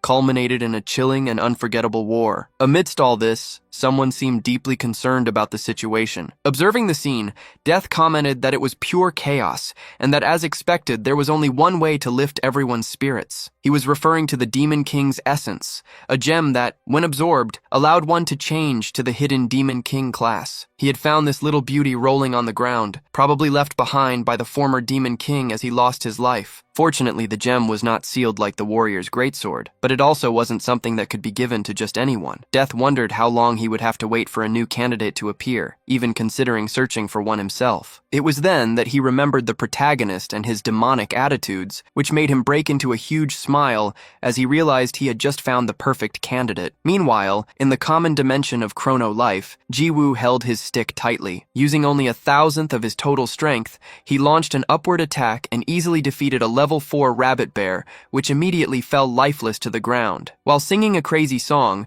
Jiwoo tossed the rabbit bear's teeth into a bag, as consuming them provided good effects for energy recovery. Soon after, he announced it was time to leave, and Urus questioned why they were so quick. Jiwoo explained that they had already gathered enough, and that furthermore, there were probably no more rabbit bears in the forest, so they could return later when they regenerated. Back in the starting village, Jiwoo was looking for their designated meeting spot near the entrance. Around him, everyone in town seemed surprised, commenting that it was the first time they had seen him in person. Jiwoo soon realized who he was looking for and began waving his arm from side to side, signaling that he was there. In response, Biol smiled and called him Stick Uncle. Jiwoo confirmed to himself that the person he planned to meet was Biol, also known as Starflower. She had lived with a rare disease and had only a few days left to live, but she bravely faced her fate and overcame the illness. Now, fully recovered, she returned to the joy of playing Chrono Life. He then handed over the ingredients she had requested, and Biol thanked him. Using her potion-making skill, Biol quickly transformed the ingredients into several vials. Jiwoo commented that she had made a lot and would get a good amount of money if she sold all of them. The girl agreed, but explained that she hadn't made them to sell, which surprised Jiwoo. He asked why she made them, and the girl simply approached the NPC carpenters, offering them the potions to drink while they worked. The NPCs were happy to see her, and Biol said that they were working hard on rebuilding the village and deserved to gain some energy. Observing everyone's joy, Jiwoo sighed from a distance and said that they would then go hunt for some more rabbit bears. Later, in a building in the real world, Sarang was sitting on her bed hugging her knees. She looked down, hopeless, as she remembered what Luna had said earlier. Her gaze grew even sadder as she mentally repeated Quakinya's name. Her Uni, noticing her state, called the guy a scoundrel and wanted to know why she had become depressed again, asking if the underwear guy had rejected her. Sarang denied it, but her Uni insisted that it was obvious something had happened. After thinking for a few seconds, Sarang called her Uni and said she wanted to talk about a friend of hers. She said that this friend had confessed to being interested in a guy who, at first, was just a player who didn't stand out much. Sarang continued the story, explaining that as they spent more time together and experienced various things, sometimes even getting annoyed with each other, her friend started waiting for this person. Even without knowing why, she simply kept waiting for him. After receiving his help, crying and smiling again, she suddenly realized that she only thought about him all day long. Now she wanted to know even more about this person,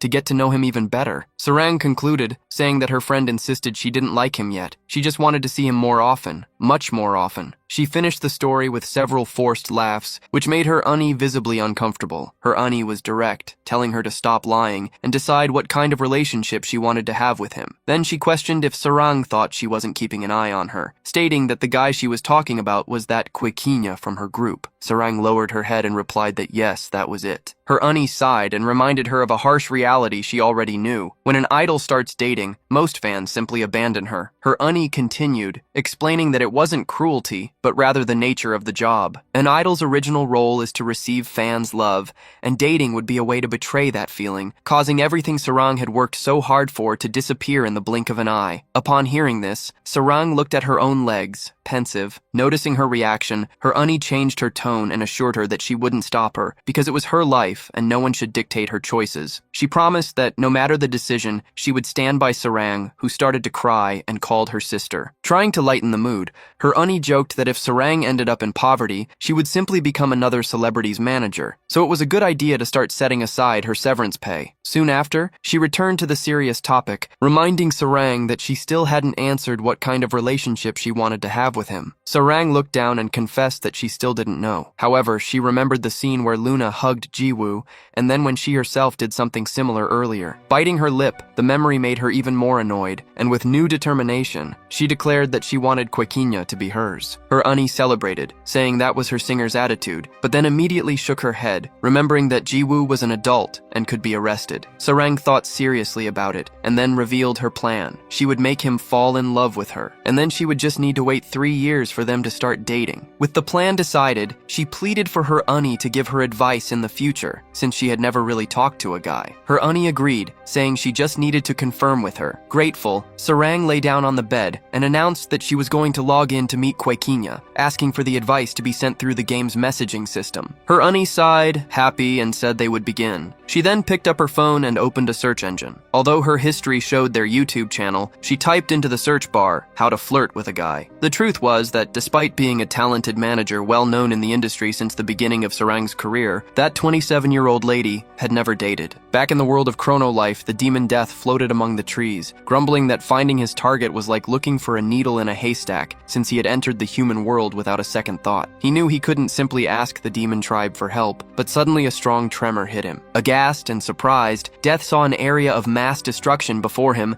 and soon brightened, realizing he had finally found who he was looking for. As the smoke of destruction dissipated, Jiwoo stood amidst a sea of defeated rabbit bears. He commented that the drop rate was high, so farming would be quick, and that they would hunt about 30 more before calling it a day. At that moment, a rabbit bear screamed beside him, but before it could do anything, Sarang charged at full speed towards the monster. The bear tried to land a punch, but the girl dodged with extreme ease, spinning in the air and landing a powerful kick to its face. The creature lost consciousness and fell to the ground at the exact moment Sarang landed gracefully. Completely dumbfounded, Jiwoo could only call her name. Sarang approached him, still blushing and silent. She extended her closed fist, telling him to take the teeth she had been collecting, and Jiwoo thanked her, creating a very uncomfortable atmosphere between them. Scratching his face, Jiwoo decided to break the ice and apologize for what happened at the restaurant, admitting that he shouldn't have brought the cockroach without warning, and that he didn't know the two of them didn't get along. As an apology, he suggested they go out for dinner later. At first, Sarang was surprised by the invitation, but soon smiled and replied that, since he insisted so much, she would make room in her busy schedule to eat with him. However, she moved even closer to him and said that earlier that day, the cockroach had mentioned something about them being side by side in bed and having done something in the game that she wanted to compare with reality. Sarang then pressed him, questioning what those words meant. Jiwoo tried to change the subject, saying it was nothing important, but she insisted that something had happened and that he should speak. The protagonist began to sway with fear until Sarang knocked him to the ground, demanding to know why he was so shocked and telling him to speak up immediately. Jiwoo pleaded for them to just defeat the rabbit bears together, but she told him to shut up. Meanwhile, Death approached the area, wondering where his target was, as he was sure he had sensed him there. That's when he heard a cry for help and saw the unbelievable scene. Sarang was strangling Jiwoo with an expression of pure rage. Death was completely dumbfounded, wondering if he was dreaming. The same guy who defeated the Demon King Yopi was being utterly destroyed by a girl. He thought that this truly was a twist, and that the saying was true. There's always someone stronger. The human world truly was enough to make anyone soil themselves, especially upon seeing the demonic look on her face. Observing that demonic expression of rage,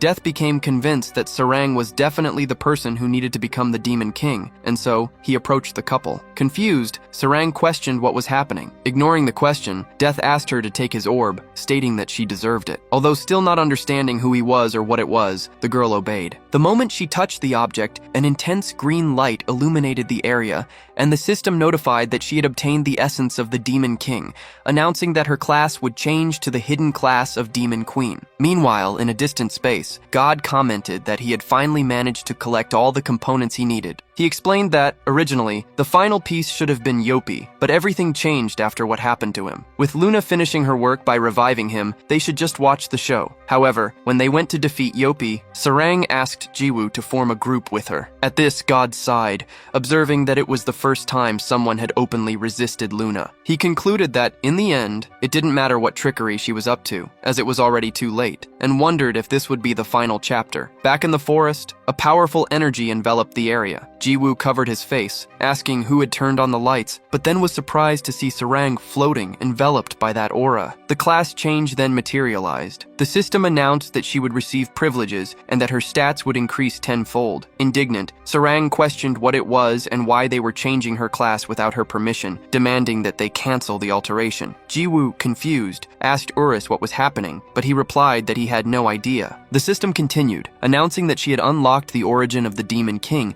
which made Sarang scream for it to stop. So that she could understand, the system activated the Demon King's tutorial, informing that a skill would be used as a demonstration. Immediately, the Demon King's origin skill activated on Sarang. Her pink hair began to whiten until it became completely white, and her adventurer's outfit transformed into a new costume, giving her a completely different appearance. As soon as the origin transformation was complete, she looked at herself, confused, questioning what had happened to her hair and clothes. Jiwoo took the opportunity to comment on how she was forced to change classes without even having the chance to accept or refuse. It was then that Death explained that this was a skill that allowed her to transform into the Demon King's body, with access to infinite magic. He added that, in her origin form, she could only use unique skills, with the exception of the passive authority skill. Curious, Sarang asked about this unique skill. In response, the tutorial activated once again. Sarang's accessory began to glow, revealing 3 reddish, shimmering stones as her Demon Queen essence was activated. The system announced the start of synchronization, with a noise level of only 1.3% and stable status. Then, horns formed on her head and her eyes turned red, indicating that the Demon King's essence had been fully unlocked. Jiwoo and Urus watched everything from a distance, impressed. Sarang then pointed upwards and used destruction magic. An energy sphere began to form on her index finger, growing absurdly large before being shot into the sky, causing an immense explosion. The system explained that this skill allowed her to create endless magic and launch it in any direction. Sarang herself was surprised by the power she demonstrated as the skill tutorial concluded. Still in the air, Sarang wondered if that skill was truly hers. Soon after, her horns began to disappear, and she landed softly on the ground. Jiwoo approached, saying that it had been very cool and that she had become very strong. Desperate, Sarang turned to him, asking what she should do now that she had suddenly been transformed into a demon queen. She wanted to know if she would have to fight against humans or even against him, and why her equipment and hair had changed. Finally, she asked if she looked strange. Jiwoo blushed, but replied that it wasn't that strange. Meanwhile, Death commented to himself that his eyes were right, as he couldn't believe she had already used the origin and destruction magic right after transforming, and on top of that, with a synchronization noise level of only 1.3%. He concluded that she had more darkness in her heart than the hero Yopi. Irritated, Sarang yelled at Death, asking what he was and demanding that he transform her back to her original form. He replied that it was impossible because once the body absorbs the Demon King's essence, it cannot be removed. Furthermore, he revealed that she was now considered a unique boss monster, which meant that if she lost her life, her character would be permanently deleted. In a random comment, Jiwoo said that Death looked comfortable and that he wanted to touch him once, and Urus agreed. Sarang, ignoring them, insisted on knowing if she would have to stay like this forever, but Death refused to tell her how to cancel it, saying it was better for him if she remained the Demon Queen. Furious, she started hitting him. It was then that Jiwoo intervened, asking if she was an idiot, because she could have simply said to cancel the Demon King's origin. He then changed the subject, reminding them that they needed to quickly get more rabbit bear teeth, as Bayal must be waiting. Later, at Ardennes Castle, one of Chronolife's 3 main castles. Ardennes Castle, known as an impregnable fortress in Chronolife for its massive and imposing walls, became the scene of a sudden event. A soldier on the rampart looked down and was surprised, asking a colleague if he had seen that too. Something was approaching the wall at high speed, and then the being jumped. To the guards' astonishment, a gigantic wolf began to scale the castle walls with terrifying agility. One of the guards was startled, but before he could react, the wolf jumped as high as it could, landing on the rampart while salivating at the sight of the humans. The men looked up, terrified, and one of them called out for his mother, screaming that it was a monster. At that very moment, the creature attacked, defeating the 2 soldiers with ease. A surviving guard questioned what that monster was, identifying it as a werewolf. The creature, however, let out a laugh and asked if that's what he called that body, questioning if the man's eyes were just for show. Shocked by a talking werewolf, the guard barely had time to process the information, as other monsters landed on the rampart. The wolf then clarified that they were not monsters, but rather human beasts. Having said that, it struck the guard with a swipe of its claws, making the man fall to the ground lifeless. Immediately, other soldiers ran towards the invaders, coming from all sides,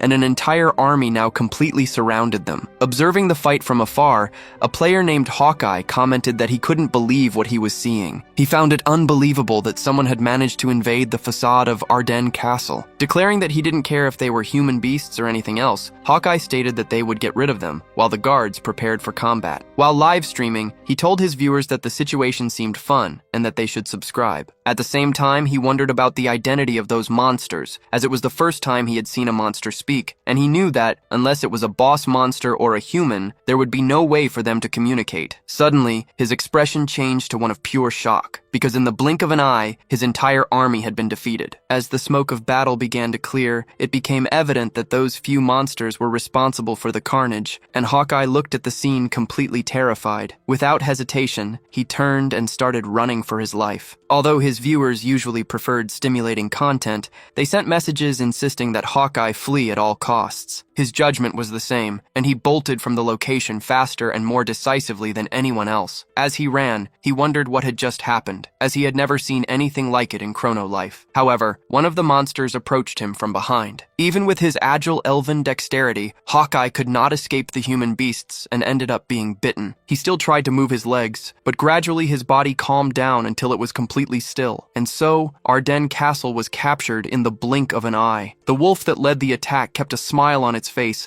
and let out a victorious roar into the air. The powerful fortress and its army were defeated by the three mysterious beings who introduced themselves as human beasts. Later, back on the plane, Death declared that it was time. He said that the queen, Sarang, should summon her entire army to destroy the human world, but she immediately refused. Death insisted, describing how they would flood the continent with blood and pile human corpses like mountains, until Sarang told him to stop talking about such things. The ghost questioned why, arguing that it was the law of the jungle, but Sarang replied that she was still too weak. Confused, Death asked what she meant, and Sarang explained that her level was still low. When Death asked what her current level was, she replied that it had risen significantly during Yopi's mission, reaching 92. Originally, her level was only 25, but it increased after defeating the demon army. Death was completely surprised by the low number. Next, he asked what Jiwoo's level was, and he replied that it was the maximum. The ghost became even more confused, remembering that Jiwoo had been beaten by Sarang before and that he called her Captain Love. As soon as Jiwoo started trying to explain why, Death thought to himself that he was screwed. Suddenly, the space around them began to shatter. Everyone screamed upon seeing that the sky seemed to have split open. Jiwoo wondered what it was, as he remembered having seen something similar before. A gigantic claw began to emerge from the rift in the sky, and from within the palm of that monstrous hand, the figure of Luna appeared. Upon seeing her, everyone called her a cockroach. Luna stared at the group coldly, and her gaze fixed on Sarang's new appearance. With a smile, she commented that Sarang had developed in a more delicious way since she last saw her,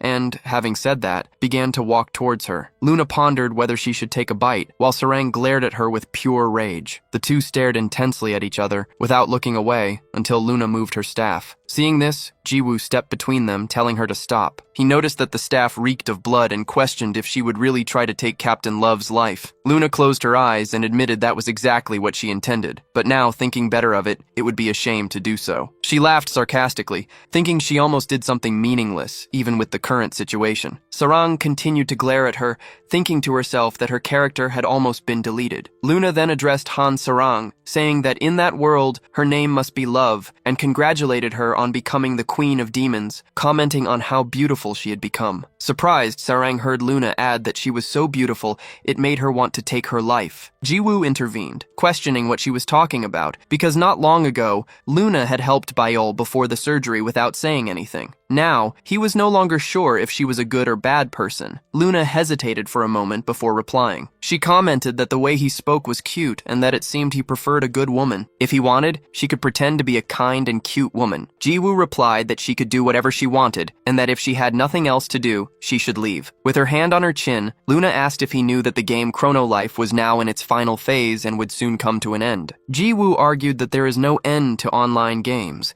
as the publisher could simply update it to create an endless story. Luna replied that she thought so too, but that he would soon find out everything, because Chrono Life was changing very rapidly. She explained that the strongest existence, Urus of Pride, had become a popular topic, and the fallen head turned into gluttony. After that, Riot of Sloth suddenly appeared, followed by the resurrection of Yopi of Wrath. These contents would be enough for decades of script, and normal users not only defeated Yopi's army, but also endured a difficult period. However, even though it was a mission of deadly difficulty, he finished it in a short time. It wasn't long before the new Demon Queen reincarnated, absorbing the essence of the deceased Demon King Yopi. That said, Luna pointed her staff in Sarang's direction, and its tip began to glow with a bluish light. Sarang was surprised, while Jiwoo shouted, asking if Luna hadn't heard him when he told her not to take her life. Luna smiled and asked him not to worry, as she wasn't thinking of killing her now. Instead, she used teleportation magic. Jiwoo turned to his friend, recognizing the magic instantly. Sarang shouted his name, but disappeared very quickly. Completely surprised and understanding nothing,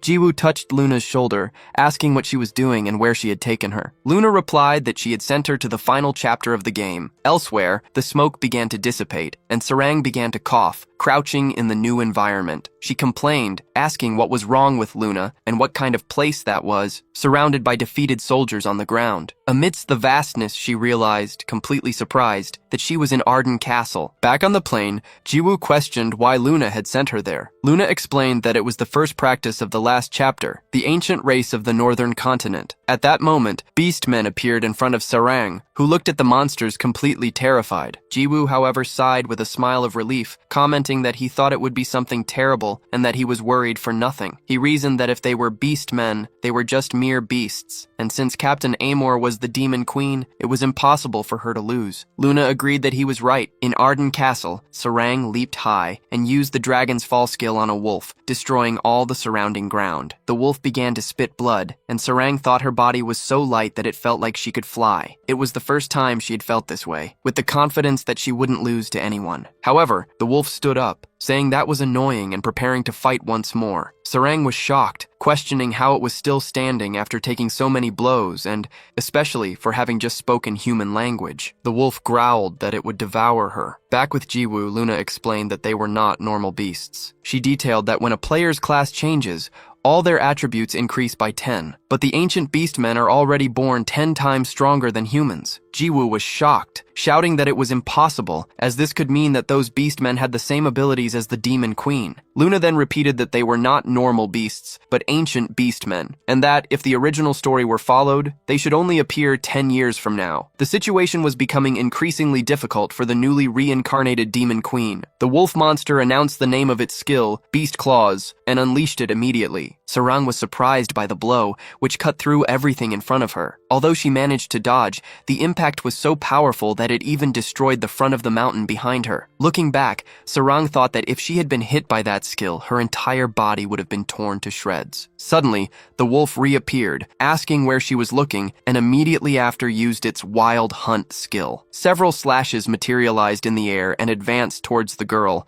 causing an immense explosion in the castle. Far from there, Jiwoo commented that it didn't make sense and that, just like Yopi using demons to invade, the situation was simply unbalanced. Luna was surprised to hear him use that word, saying she didn't expect that from him and that anything was possible, but Jiwoo told her to shut up. Luna ignored the order, stating that she was not joking and that everything that had happened lately was connected by a single cause. Huracan, Riot, Yopi, the demon attack, the beastmen, and the end of the game, all of it pointed to him. Jiwoo protested, saying he was innocent, but Luna told him to stop acting as if he knew nothing, reminding him that he was a unique person in that world. She mentioned that there were other opinions, such as that his reinforced 99+ stick was the true cause, although she believed that power depended on who used it. Indifferent to the theories, Jiwoo declared that he did not care what they said, and that in any case he would save Captain Amor. He asked Luna to take him to Arden Castle, but she refused. Frustrated, Jiwoo wondered if she didn't think for a second and began to ponder his options. He considered turning off the rebound control options to try and fly, but realized he wouldn't get there immediately. Running to the location was also impossible, and he was running out of alternatives. Luna told him to give up and stop worrying, because Sarang was the queen of demons and would never lose. And even if she did lose, they couldn't help. At that moment,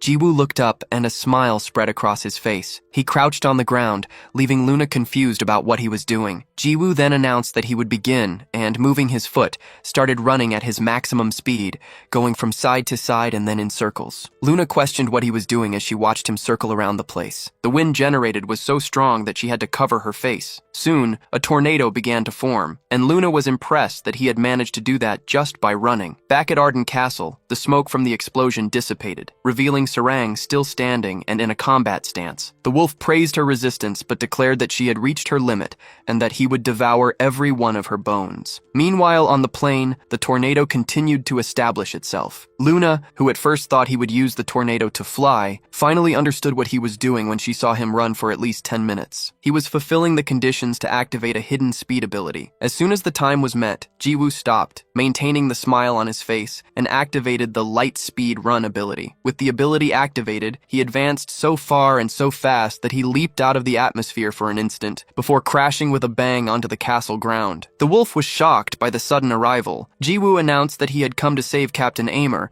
and Sarang replied that he was a little late. The protagonist then approached, calling the beast men audacious for daring to hurt his captain. The wolf, seeing only another delicious human, was soon joined by his two subordinates, who appeared and surrounded the two. A bear man questioned the presence of more people, thinking they had already finished everyone in the palace. The wolf called them trash but said their work there was done. The bear replied that his concerns were unnecessary and that everything was going according to plan, but he was deleted instantly, hit by an upward attack from Jiwoo. Immediately after, an immense beam of destruction shot up towards the sky. The crocodile monster next to him became visibly frightened, which led Jiwoo to ask why they talked so much, since they would soon lose their lives. Faced with the threat, the two beastmen retreated, terrified. The crocodile, however, regained his courage and questioned who that guy was before charging to attack. Jiwoo simply moved his stick, saying he wouldn't tell, but was interrupted by Amor, who asked him to wait. With disconcerting calm, Jiwoo asked what had happened, acting as if the monsters struggling to attack him were nothing. Sarang looked down for an instant, thinking about how Luna was always clinging to Jiwoo. Swallowing hard, she asked him to let her fight the opponent she had been facing before, as she also wanted to grow stronger so she could fight alongside Quaquiña. Seeing that both monsters were completely exhausted, Jiwoo agreed and left the enemy to her. Meanwhile, the lizard was breathing heavily, but the protagonist grabbed its tongue and dragged it away, telling the little lizard to go with him so as not to bother Captain Amor. While Jiwoo and the lizard argued, Sarang and the wolf merely watched. Then, she clenched her fist and told the wolf to fight, stating that they would finish it quickly. The wolfman called her arrogant, reminding her that she had already lost before, while also wondering who this Quaquiña was. He knew that Jiwoo's previous attack hadn't been normal, and that he needed to report it quickly. Sarang retorted, asking who said she had lost as the fight wasn't over yet. The wolf replied that he would grant her wish to lose her life, but secretly planned to look for an opening during the combat to escape. However, before he could act, he was hit by a blow from Amor to the head, without understanding how it had happened. Sarang advanced on him, moving much faster than before, and the two began to exchange fierce blows. The wolf monster felt the pain of the attacks and tried to counterattack using its beast claw, but Sarang simply kicked him away. She used her own hand to break her momentum, stopping in place immediately afterward. The girl looked up and crouched down at the exact moment the wolf attacked once more, trying to use the wild hunt technique against her. Sarang jumped and dodged the blow with ease, realizing that her body was even lighter and moved exactly as her mind envisioned. The wolf called her a cursed race, but his anger soon turned to surprise. Amor formed a weapon with her hand, channeling her destruction magic. Her crystals began to glow as she activated the essence of the Demon Queen, initiating a stable synchronization to gather an immense amount of magic. With the accumulated power, Sarang told the wolf to go to hell and unleashed her devastating blow. The energy approached rapidly, and the wolf, paralyzed by surprise and fear, merely opened its mouth before being swallowed by a gigantic explosion. After the impact, Sarang landed on the ground and canceled the Demon Queen's essence, sighing in relief. Immediately she began to gain experience, and her level increased multiple times without stopping, jumping at once to level 139. Jiwoo commented that she had been amazing, and that although he wanted to help, he now truly believed she could defend herself. Sarang replied that wasn't the problem. Rather, it was the fact that her level had risen 40 times all at once. The protagonist explained that it wasn't a mistake, as those guys were ancient beasts, creatures he had heard were only supposed to appear 10 years from now. Sarang suggested they should try to get some details from the remaining monster and asked where the lizard was. Jiwoo then replied that that was what they were eating. The girl hit him, annoyed, saying there was nothing to be done now that he had eaten the main monster, and the two began to argue about the possibility of reviving it. Meanwhile, in the forest near Arden Palace, Hawkeye spilled his own blood on the ground before leaning against a tree, exhausted. A monster, the Griffin, approached and said that, as he thought, those who came from the south were stupid. The Griffin stated that Hawkeye shouldn't think he could escape him, because as the regent of that palace, he would be resurrected immediately even if he lost his life. Hawkeye questioned why the Griffin insisted on pursuing him, since he could take the palace right now if he wanted. The Griffin replied, asking if he still didn't understand that the objective was never the palace, but rather to find him in that location. Hawkeye covered his shoulders and stated that he wasn't a furry, to which the Griffin retorted that he would lose his life by being pecked to death. Approaching, the monster demanded to know if Hawkeye had the ability to send a kind of telepathy to many people. Hawkeye, in turn, denied it, saying that he hadn't learned that kind of ability. Hawkeye tried to understand what the Griffin meant, until he finally realized that it was referring to his YouTube livestream. The monster wanted to use his channel to deliver a message to all races of the southern continent, and immediately, the broadcast began to be prepared, going live shortly after. Everyone who found the live stream was surprised, as the broadcast that had been suddenly terminated was restarted by the account owner himself. Hawkeye had always prided himself on creating good and relevant content, more important than any other on YouTube. However, after seeing the entire Arden Palace fall before some monsters,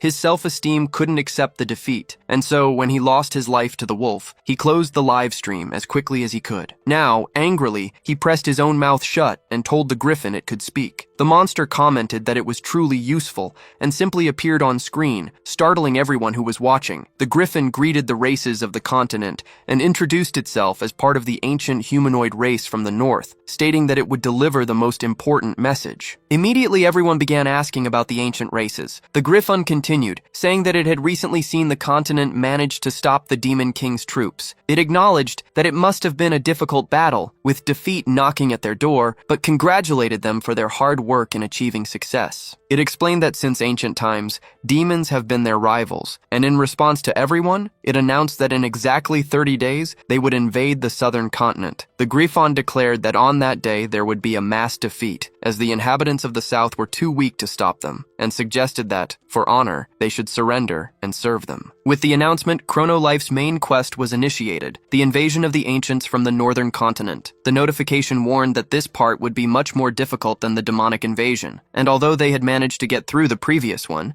this would be even more impossible. A chubby player ironically commented that the developer was really cool, wondering what they were thinking. Due to the incident, Hawkeye's viewership skyrocketed, and the topic became the most discussed subject in the world. Naturally, the Chronolife company became the center of criticism, and somewhere, a man named Deokbai lit a cigar, reflecting on how the developer's image had drastically fallen. Back on the continent, the Griffin said that was all it wanted to say. It stated that it was no longer worth playing around there and that it didn't matter if Hawkeye took its life now. Either way, it would let them live in peace for 30 days before the attack. With that said, the Griffin leaped and quickly departed, leaving Hawkeye behind with a serious expression on his face. Meanwhile, in Chronolife's identity room, a woman named Hong was sitting in a chair looking at her phone. A young man beside her recognized her as the person he had tried to flirt with and was rejected when everyone was defeated by the demons. Noticing that she was reading news about the ancient beasts, he coughed to get her attention and asked if she was watching the video on the subject, commenting that large-scale events were appearing frequently and that it was quite interesting. Hong, visibly annoyed, replied that he seemed quite happy with the situation and asked him not to bother her, leaving the young man disheartened once again. Hong looked back at her phone, repeating the words "ancient beasts" to herself. The anger and stress that had been accumulating among players reached their peak with the latest events. A game that was supposed to be exciting and an escape from reality now left everyone under so much pressure and frustration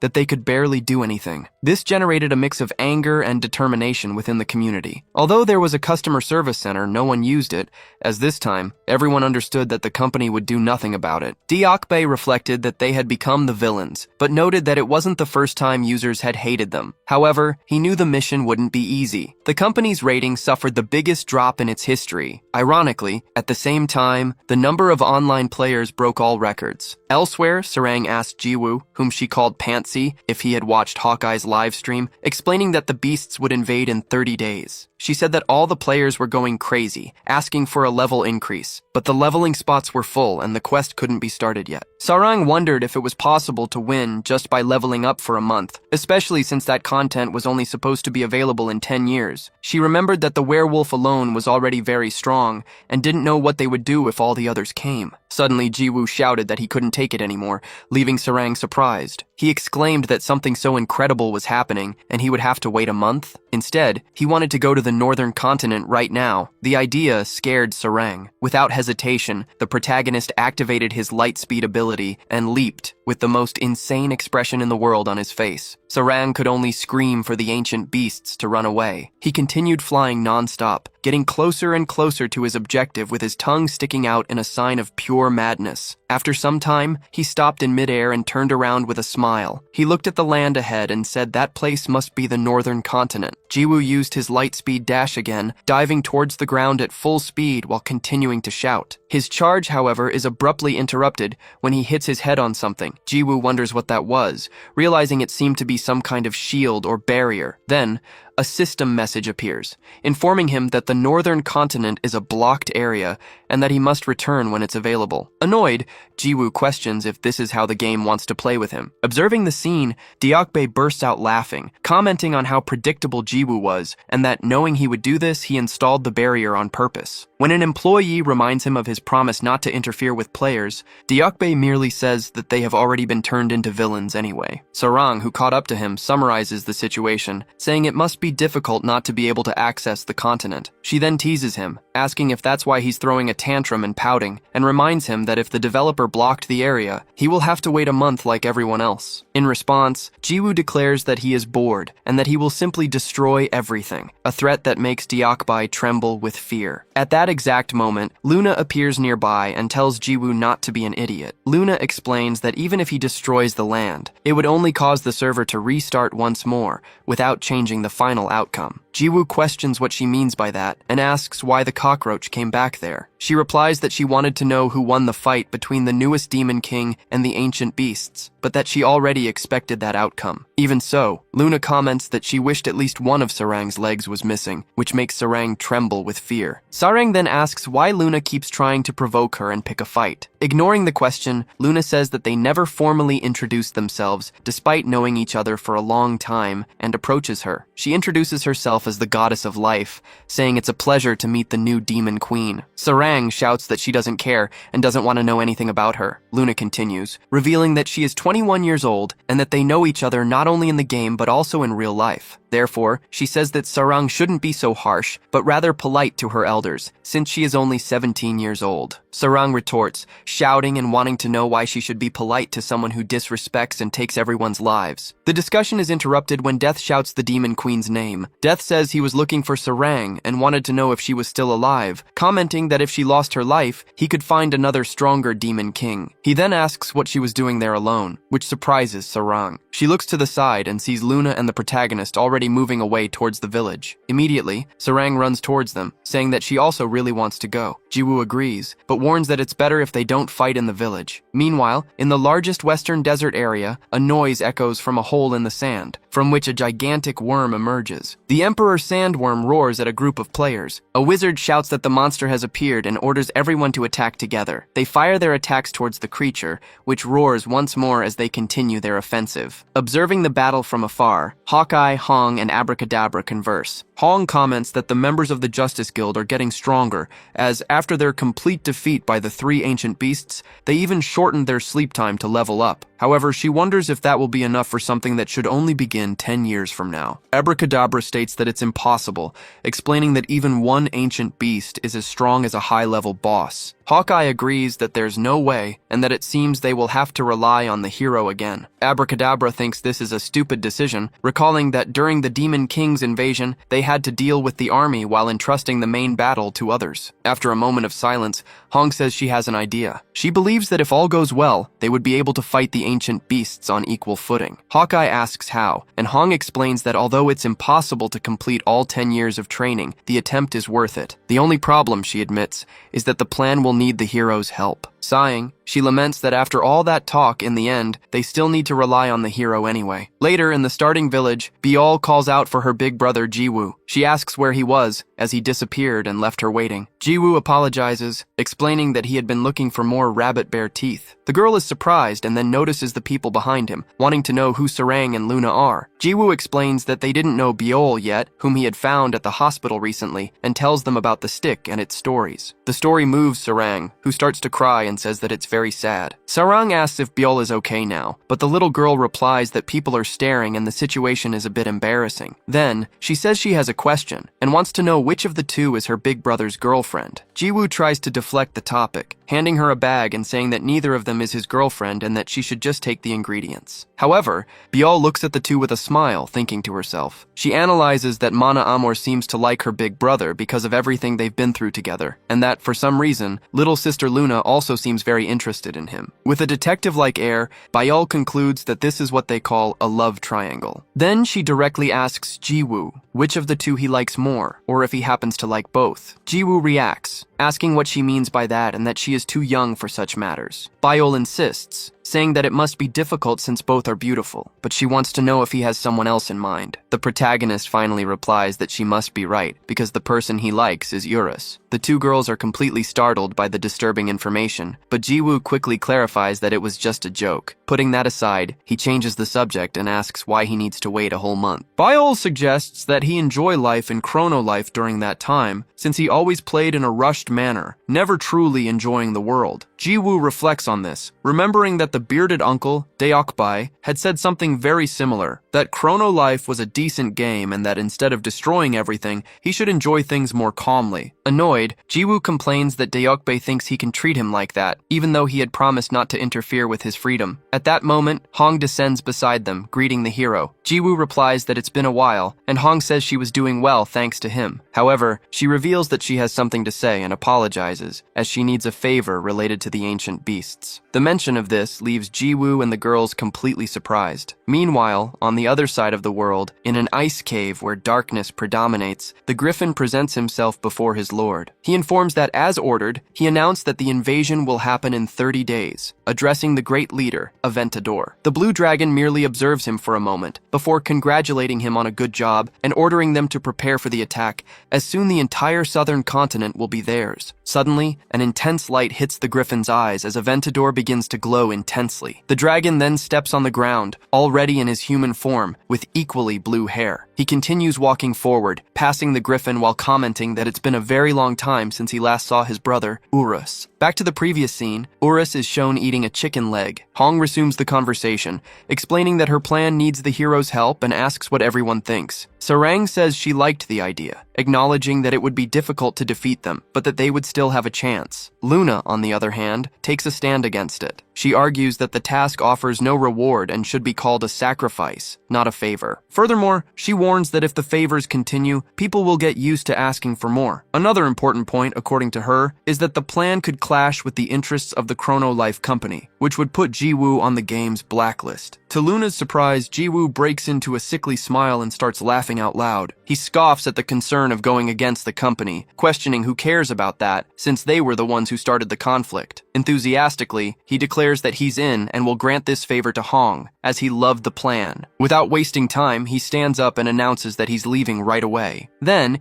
he activates his lightspeed run, jumping and destroying everything around him, leaving the girls at the table coughing amidst the dust. Biol asks why her brother left in the middle of dinner, and Hong explains that he went to fulfill his wish, though he didn't need to be so fast. The little girl then apologizes and asks what the favor was, as she couldn't hear properly because she couldn't concentrate while eating. Hong summarizes the situation, explaining that in 30 days, very strong monsters will appear, and to defeat them, they need to get stronger. Bayal suggests leveling up, and Hong confirms, adding that this is why all the leveling spots are packed with guilds and players. However, he reveals that there's a way for them to get strong without needing to level up, by using equipment. Bayal then asks where Jiwoo went, and Hong says that he headed to Chronolife's strongest leveling spot, the nest of the two-headed dragon, Urus. The scene shifts to Jiwoo at the location, with monsters emerging from both sides. He went there to obtain the equipment they need, and then sell all of it. With a single swing of his staff, he causes massive planetary damage in the area. Bayal reacts, saying that he can't do that, as it would destroy the game's economy, making the value of equipment drop significantly and ending its rarity. Hong agrees, but states that there's no other way, because Jiwoo isn't the type of hero who cares about such things. He explains that the only reason Jiwoo is doing this is because the company prevented him from entering the northern continent, and they should never have bothered someone who has nothing to lose. Later, Jiwoo is seen shouting in a plaza, announcing an unmissable opportunity. He offers the items everyone has always desired, the equipment from Urus's location, encouraging players to exchange their old equipment for rare items at a low price. A boy approaches, asking for a sword, and upon saying he's level 19, Jiwoo hands him the skeleton sword for 10,000 gold. The boy runs off, excited to level up faster, and immediately afterward, all the other players start placing their orders. From afar, Sarang watches the scene in surprise and comments to Hong that there are many people there, even though it's already the third day. She asks why Jiwoo didn't take the items to an auction house, which would be much faster. Hong explains that he asked the same thing, but Jiwoo replied that if he did that, a big merchant would buy everything at once. Upon hearing this, Sarang immediately remembers Riot. As they talk, someone approaches them. As they were talking, an armed man approached them. Hong immediately noticed that he was about 2 meters tall and carried an enormous sword, wondering if he was that guy. In the middle of the crowd, Jiwoo was announcing that he had many products and that everyone could choose what they wanted, but his vision was suddenly blocked. The giant man stopped right in front of him and said that he wanted the same item he had sold to the level 19 rookie. The people behind him started shouting,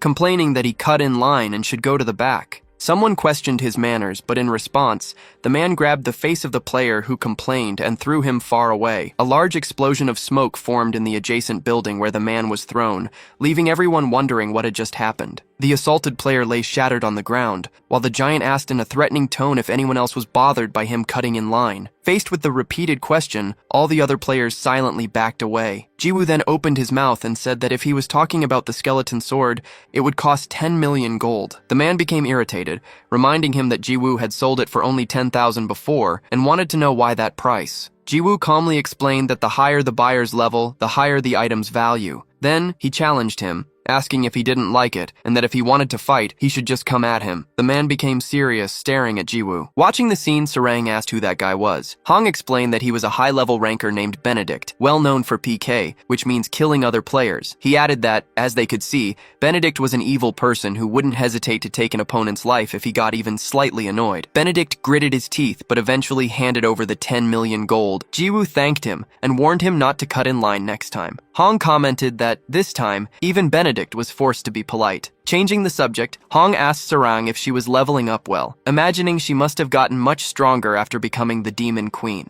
To his surprise, Sarang denied it, saying she hadn't increased that much, as she was now around level 210. Hong was shocked, thinking she was at level 139 just a few days ago. Sarang explained that she always went farming when the little underwear guy went to Urus's nest, but the monsters there were strong, and she could only defeat 1 or 2 at a time. She continued, saying that the little underwear guy always provoked her, calling her weak. Luna and Hong were impressed, and the leader of the Robin Hood Guild thought that Sarang still didn't understand how strong she was, as a normal person would take at least 2 years to reach level 200. Hong then asked if she would level up today as well, and Sarang confirmed she would as soon as Jiwoo finished selling the items. Hong thought that was good, and mused to himself that he could clearly see she would be one of the great hopes in that war. Later, in Urus's valley, one of the monsters quickly advanced towards Sarang. She easily dodged the blow, provoking that it no longer worked on her and asking if that was all it had. In response, the monster moved the mouths it had inside its eyes, a sight that disgusted Sarang. The disgusting mouths advanced towards her, and while she thought about how repulsive it was, the crystal on her chest began to glow and her horns materialized. The mouths continued to approach, but Sarang also advanced towards the monster, dodging its blows with agility. She stopped right in front of it and touched one of its tentacles, using her destruction magic. The blow pierced through the creature, which began to fall to the ground. Without stopping, Sarang continued using her destruction magic once more, finishing off the monster right after. What remained of the creature still tried to move, but it fell completely defeated. She gained experience for defeating the monster and then canceled the Demon King's essence. Sarang commented that monster scared her, and she thought it wasn't cool at all to go around attacking others with tentacles. At that moment, Jiwoo appeared and asked if she was done, commenting that she was getting good at it. Sarang replied that it was nothing, after all, she was the Demon Queen, Captain Love. However, she was surprised by the enormous amount of equipment the protagonist was carrying behind him. Sarang crouched down and said she hated the little underwear guy, wanting to be alone there. From afar, Luna watched the scene, floating with a serious expression on her face. With that, time passed as if by magic. Everyone made their preparations for the war, and the great day of battle finally arrived. In the ice cave of the northern continent, Aventador advanced with a serious expression, ordering them to go now. He declared that the invasion was beginning, and the beastmen to his right began to shout in response. The same clamor echoed among the beasts to his left, while Aventador remained imposing on a rock. Before 1,000,000 ancient beasts, he shouted that the southern continent would be erased from history that day. Immediately after, his body began to glow intensely, and he returned to his blue dragon form. His imposing wings spread open, and maintaining his draconic appearance, he finally let out a deafening roar that echoed throughout the continent. Later, on a plain of the southern continent, the guards prepared themselves on the wall of Arden Castle. They were sweating cold, but they held firm in their positions, terrified by the sight of tens of thousands of beings advancing towards them. The castle, the largest fortress on the continent of Chrono Life, was the mandatory passage for the beasts. In other words, Arden would be the first and last line of defense against the invasion. Suddenly, a dinosaur-like monster looked down and saw a large explosion occur right in front of it. Surprised, it yelled for everyone to be careful as they were under attack. The bombardment came from a group of mages positioned atop a mountain, led by Abracadabra. She ordered everyone to prepare and, pointing her staff, commanded them to unleash fire upon the enemies. Immediately, storms of magic were launched towards the army of beasts. Observing the scene, Griffo questioned how they dared to fight outside the castle, considering it an audacity from the idiots of the southern tribe. The next moment, an arrow fired by Hawkeye struck him squarely in the neck. Griffo turned, surprised by the attack coming from another direction, and heard Hawkeye tell him not to be mistaken, as they did not intend to fight inside the castle. This would be a head-on battle. Then, Hawkeye ordered the archers to fire, and a rain of flaming arrows pierced the creatures, their grunts of pain heard from near the castle. At that moment, the main gate opened, and Commanders Suho and Saintry positioned themselves at the front. Suho commented that it was the first time they had fought together since the day they lost to a single person, and Saintry agreed that it brought back some memories. Preparing for combat, Suho declared it was time to reclaim their honor, and his colleague agreed. Both advanced, summoning the army of knights behind them and ordering everyone to attack, charging with full force towards the beasts. Approximately 25 million players were participating in this war, which would later be recorded in the record books as the largest scale within a game. However, this horrible battle would end in the blink of an eye because of a single person. Observing everything, Jiwoo raised his stick and said he had waited too long for that moment and was now ready to wreak havoc. As he was about to swing the stick, Sarang yelled for him to wait, warning that if he used his ability now, everyone there would lose their lives. Jiwoo replied that it was fine, explaining that when a user dies, they can simply revive. But for monsters, it was the end of the line. He guaranteed they would win in the end, and although Sarang tried to argue, she eventually agreed that he had a good point. With that settled, Jiwoo said it was time to begin, and moved the stick to attack, but suddenly, he vanished. Sarang was completely surprised, not understanding how the little underwear had disappeared into thin air. Meanwhile, in a data dimension, Jiwoo tried to swing his stick without success. Completely confused, he wondered what was happening, until he remembered he had been in that place before. At that instant, God called his attention, saying it had been a while since he had seen his friend. Jiwoo replied that he was getting tired of seeing him appear like that. The protagonist then asked what he wanted and requested to get straight to the point, as he was busy. God replied that he brought him there because he missed him, and that they would use this chance to get to know each other better, as not even the bearded one could interrupt them. Far from there, Deokbai watched everything from his room. too busy monitoring the war. Back in the dimension, Jiwoo retorted that it was bullshit. Jiwoo stated that they wouldn't get to know each other better now, as he had waited an entire month for this war and wouldn't let God stand in his way. He then demanded to be returned to the castle immediately if God wanted to get out of that situation in one piece. Faced with the threat, God broke into a cold sweat, but then sighed and said he couldn't do that. He explained that if he sent Jiwoo back, the protagonist would likely annihilate everything with a single attack, as he always did. However, God added that just this once, the story couldn't end so quickly. Hearing this, Jiwoo sighed and said he thought he knew what he was getting at, accusing him of being a spy sent by the developers, which God denied. Annoyed, Jiwoo questioned who the hell he was and why he had brought him there, threatening to attack seriously if he didn't start talking, no matter if he was God or not. Pressured, God agreed to explain himself. He began by saying that the first thing Jiwoo needed to know was that he had no association with Chronolife, and that there was only one reason he had brought him there, so that he could fulfill all sins. Later, at the War Castle, the battle continued. Saintry advanced with her spear, using the Storm Lunge skill multiple times. A hit monster took damage, but it scoffed, saying that it wasn't bad for a human, but that their foolish tricks ended there, and then it charged to attack. However, Suho intervened and blocked the blow with his divine shield magic, maintaining a smile on his face. Soon after, he raised his sword and conjured his sacred hammer, a weapon that instantly defeated the monster. After receiving experience for the victory, Suho said that the saint didn't need to thank him, but Saintry retorted that she could have finished it herself. The users had prepared for this war for 30 days, and their efforts were clearly yielding results. During that time, they leveled up quickly, created battle strategies, trained group attacks within their respective brigades, and finally, equipped themselves with weapons from Eurus's dungeon. With Abracadabra focusing, it became evident that they were on a completely different level than 30 days prior. At this point in the war, the players were fighting on equal footing against the monsters. This equality, however, was short-lived. Hong looked to the side and spotted a blue dragon in the sky, realizing that the balance of the battle was about to shift. As soon as it appeared, the creature launched an immense fireball at the players, causing everyone to be thrown high into the air by the force of the explosion. Back in the data room, Jiwoo questioned God about the mission to complete the sins, commenting that it seemed quite complicated. He agreed to give God a chance to explain, but made it clear that he would leave afterward. God thanked him for his kindness, but stated that he couldn't reveal anything further for now. Instead, he showed a flame in his hand, offering the ability to Jiwoo. Surprised, the protagonist held the flame as God explained that those were the embers of all creation, and that by using this ability, he would be able to see any place he wished. With this power to observe any location or person, Jiwoo immediately tuned into the war channel, shocked by what he saw. On the battlefield, the dust from the explosion began to dissipate. Suho spat blood, revealing that he had managed to defend a portion of the players with his giant shield. He commented that he hadn't expected a dragon's fiery breath from the sky, while Saintry, still dazed, asked what on earth that was. Her surprise grew when the smoke cleared completely, revealing the immense dragon standing before them. It was Aventador, the dragon of the North Pole. Observing the scene,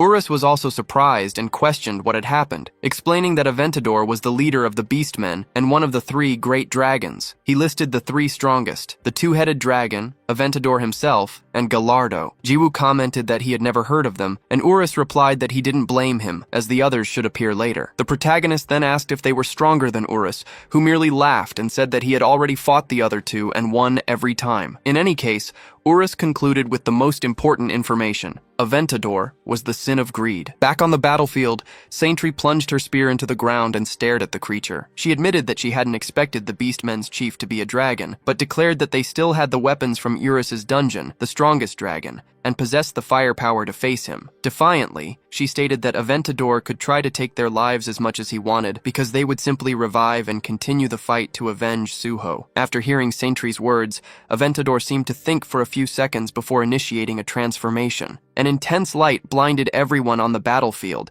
and when their vision returned, the giant dragon had assumed a humanoid form before them, leaving Saintry completely surprised. With a new voice, Aventador commented that she spoke of Urus, and that he never thought he would hear a pathetic human utter his name. He then added with disdain that it seemed his beloved brother Urus had adjusted well to life on the southern continent. Watching everything, the protagonist was shocked by the revelation, and asked Urus if they were all brothers, but the dragon merely replied that Aventador was just a child. Saintry sighed, and told him to stop that charade of assuming a human form. Defiantly, she questioned if he truly wanted to test her, as her spear was perfectly capable of cutting his neck in half. Immediately afterward, she prepared herself and advanced with her maximum speed and strength, delivering an attack with her spiral spear. The blow was so powerful that it caused damage to everything behind Aventador, and for an instant, Saintry believed she had finally caught him. However, the dragon simply declared her attack pathetic, revealing he hadn't even bothered to dodge. Surprised, the girl heard Aventador continue, comparing her to those who think they can reach the sun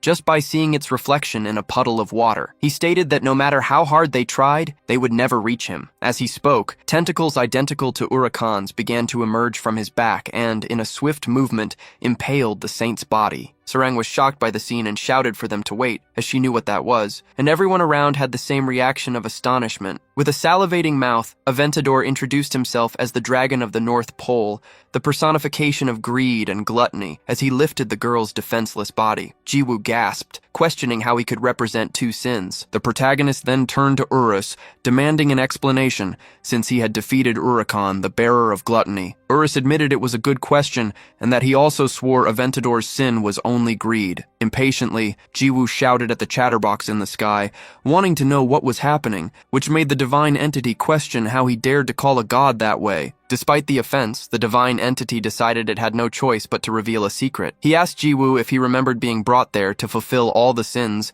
and then snapped his fingers. Immediately, a giant hourglass fell from the sky, making everyone look up, surprised. The god then explained that the 7 boss monsters of the main quest in Chrono Life represent the 7 deadly sins, and their duty is to complete each of these sins. He detailed that Urus, pride, fulfilled his sin a long time ago, while Yopi, wrath, almost succeeded but failed. Urakan, gluttony, was unable to fulfill his sin because the protagonist took his life too quickly. Because of this, Aventador inherited the sin of gluttony, being the only boss monster at that point who could do so. The entity admitted that, even knowing this, it was surprised he had inherited 2 sins at once, but concluded it made sense, considering his original sin was greed. Tapping the hourglass a few times, he named it the Hourglass of Sins, explaining that once it was full, it would mean all sins had been fulfilled. Jiwoo then asked if it filled with sand when the bosses fulfilled their sins, and what exactly fulfilling a sin meant. The god's answer was direct and frightening. It was obvious. For each grain of sand, there represented a human life. Upon hearing the terrible revelation,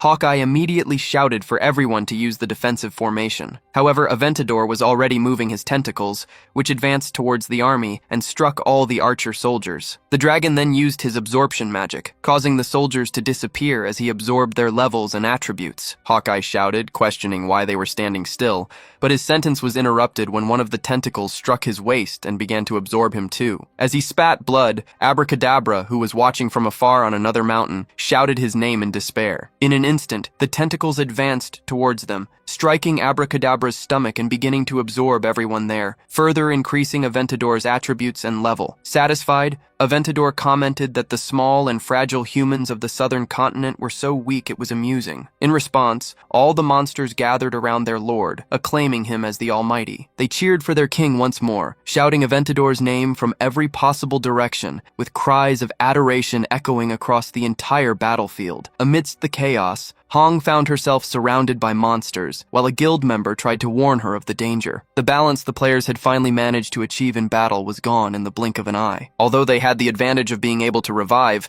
this ability became useless against Gluttony's absorption. Gritting her teeth, Hong realized that this fact alone had completely turned the game against them. Taking the lead, she shouted that with Supreme Commander Hawkeye dead, she was assuming the position of Chief Commander. She ordered everyone not to waver and to keep fighting, as the battle had only just begun and they would outnumber the enemy. However, she gave a crucial new directive. During the fight, they should do everything possible to avoid the Gluttony's skill. If a comrade was impaled by a tentacle, another soldier should take their life before the absorption was complete. With that said, Hong charged forward, ordering everyone to attack at once. The soldiers followed her in a final push, managing to wound some beastmen, but Aventador merely prepared to use his absorption magic once more as his tentacle advanced again. Noticing Aventador at her side, Hong used her sharp reflexes to cut the tentacle in half, stopping its advance. She shouted that she wouldn't allow him to touch her with those evil tentacles. With a smile, Aventador replied that it was fine, and as he sighed, he advanced with an even more immense tentacle. To the surprise of Hong and everyone on the battlefield, he began to release more and more tentacles, The maximum amount Aventador could release was an astonishing 100,000 tentacles, which now advanced towards humanity's armies. His abilities far surpassed those of Urakan's ancient gluttony, and as if that weren't enough, he grew even stronger by activating the Sin of Greed attribute, unlocking his maximum level cap. The Sin of Greed title strengthened his new powers as the Sin of Gluttony, creating a perfect synergy that represented the worst possible scenario for the players. As a sword fell to the ground, Aventador approached Hong and touched her face with a tentacle. In that moment, she thought they had leveled up tirelessly for 30 days straight to win the war, but in the end, all they had done was create the strongest enemy they had ever faced. Suddenly, Sarang prepared a magic shot, concentrating to use the Demon Queen's destruction skill. The attack caused immense devastation on the battlefield, raising a cloud of dust that made Hong cough. She wondered if that was the Demon King's unique skill, as she had no idea it was so powerful. Soon after, Sarang descended and stood still amidst the chaos. Happy, Hong called her love, saying that was incredible and that she was sure she would have lost her life if it weren't for her. With a coldness that surprised Hong, Sarang merely replied that it would be tragic. Then, she told Hong to stay far away, explaining that her attack hadn't even scratched Aventador and that she couldn't protect her while fighting something so strong. Confused, Hong questioned what was happening, as Sarang's personality had completely changed. Sarang, whom Hong called Love, looked around, seeing hundreds of beastmen everywhere. After analyzing the situation in a few seconds, she concluded that the probability of victory was 0. Taking a deep breath, she called Death, who was by her side, and declared that, as the Demon Queen, the entire demonic species was at war against the Beastmen. She ordered him to open the portal to the demonic world, and Death replied that he would gladly do so for his great lord, disappearing afterward. Hong looked up, surprised, and saw Death's immense mouth forming in the sky, opening his dimensional portal. However, before he could finish, he was hit by a powerful blow that threw him far away, making him fall to the ground in an explosion of dust. Aghast, Hong watched the dust rise and heard Jiwoo's voice apologizing, explaining that he had only just realized he had accidentally run over Death while descending. Although she maintained a serious expression, Sarang deactivated the Demon King's essence upon recognizing who was in the midst of the dust. Calling out Jiwoo's name, Hong was radiant, thinking that the hero of the Chrono Life world had finally arrived, along with players from all over the world. Elsewhere, Deokbae lit a cigar, grumbling that the damn guy had finally shown up, but wondering why only now, as he was sure he would have been running around since the beginning. He then mused that the delay might have been the work of that strange man. The scene cuts to an earlier moment, where God was sitting beside an hourglass. He had told Jiwoo that he could let him go, as the sin was almost complete, and pointed to the exit. Jiwoo, irritated, questioned if that was his way of handling things, and warned that it was the last time he would allow it. He threatened that if God dared to trap him like that one more time, he would mince him before entering the portal. Back in the present, God sighed deeply and told his friend not to worry, as they would never meet that way again. God explained that the game was in its final act. Back in the war, Sarang exploded, shouting that she couldn't believe it, and asking where the little underwear guy had been all this time, and if he had any idea how scared she had been alone. She continued, questioning why he had run over Death like that, since now they couldn't summon the demons anymore. Seeing the scene, Hong sighed in relief, thinking that Sarang had returned to normal, and that her previous concern might have just been her imagination. Nearby, Death remained knocked out on the ground. Sarang then asked what they would do now that they needed to fight all those things without the help of the demons. Jiwoo looked at the vast army in front of him, noticing Aventador standing in the middle of everything, accumulating aura. He sighed and told Sarang not to worry, asking her to just relax and watch, as he would take care of the cleanup. Upon hearing this, Sarang blushed. Next, Jiwoo walked towards the boss, stopping to face him. The protagonist maintained his irritated expression, being level 999, while Aventador, at level 3890, looked at him with pure mockery. From afar, Deokbae let out a laugh with a cigar in his mouth, saying that they would finally face each other, the strongest user of Chrono Life against the highest level boss. All the spectators were surprised by the battle that was about to happen. Aventador stared at the protagonist coldly, his gaze passing with contempt over Jiwoo's stick and underwear. He then questioned how a pathetic human dared to stand before him. In an arrogant speech, he introduced himself as Aventador, the dragon of the North Pole who had lived for an eternity, leader of millions of ancient beasts, and the personification of the sins of greed and gluttony. He declared himself the one who would command the world and demanded to know what blasphemy that was before his eyes, asking how a mere human in underwear dared to stand in his way. He declared that he should have just torn him in half, but before he could continue, Jiwoo moved his staff, hitting the dragon's neck and telling him to shut up. Initially, Aventador questioned what that was, asking if Jiwoo called that an attack. However, the damage was registered immediately afterward. The destruction caused by the blow began to expand upwards, causing damage of interplanetary proportions in an instant, which left all the beasts speechless. Soon after, Aventador fell to the ground, with half of his body missing, facing the protagonist. The dragon, shocked, questioned what had just happened. Observing the scene, Deokbae dropped his cigar, and everyone was stunned by that totally anticlimactic ending. Jiwoo then said that he was just a disgusting mutt who talked too much. He added that the same went for the game developers, and for that asshole who called himself God, complaining that everyone was making him angry lately. He regretted to inform them, but they were all out of luck, as it was time for some good beatings. The monster began to make grunts of fear, coughing blood and completely unable to react. Jiwoo crouched down to his level and asked if that had hurt. Aventador, incredulous, questioned what that miserable human had said. With a macabre expression, the protagonist replied that it was a shame for him, because there was still much more to come. Immediately, Jiwoo landed a punch that sent the boss flying, kicking him right after. He continued to hit the monster non-stop, who only received the blows and suffered. Jiwoo then hit his staff on his back with such force that the monster turned red. The protagonist continued to attack him relentlessly. Observing the scene, Sarang thought that there he was again. The underwear guy had returned to his villain mode. One of the beasts shouted that they should save Lord Aventador right now, and a group advanced towards the two in combat. Jiwoo remained ready for them, opening his macabre smile again. He put his stick in his underwear and said that it was perfect, exactly what he wanted. Drawing his weapon with his other hand, he said that he had been waiting for this moment. When all the monsters advanced, the protagonist merely moved his stick, causing an immense explosion in that direction. The shockwave brutally destroyed all the monsters and even devoured some mountains along the way. The few survivors questioned what that was, saying that it couldn't be true. But Jiwoo was already preparing for another attack. A monster turned and saw only the protagonist moving his stick again, with the most macabre and deranged face possible, before landing a blow to its head. Other monsters advanced, calling him an arrogant human and asking how he dared to rush to his own defeat. Jiwoo was still facing away from them, but he turned his neck completely, like an owl, to face them. Faced with that creature, the monsters trembled in fear. While Aventador remained still on the ground, one of the beasts approached and begged for help. With tears streaming down its face, the monster apologized for not being able to stop that horrendous scoundrel, saying that its heart was filled with rage at its own incompetence. It lamented that if they were only stronger, they could have served their lord better, but Aventador showed no reaction. The creature then continued, saying it had one last request, that the lord consume them using his gluttony ability. Aventador questioned if they understood what that meant, as once absorbed, they could not revive until he himself lost his life. The monster confirmed that everyone knew this, but argued that if they remained alive, they would only suffer a tragic death at the hands of that scoundrel. Therefore, they preferred to surrender their lives to the Lord who had sacrificed so much for them. He added one last request, that as soon as Aventador was victorious,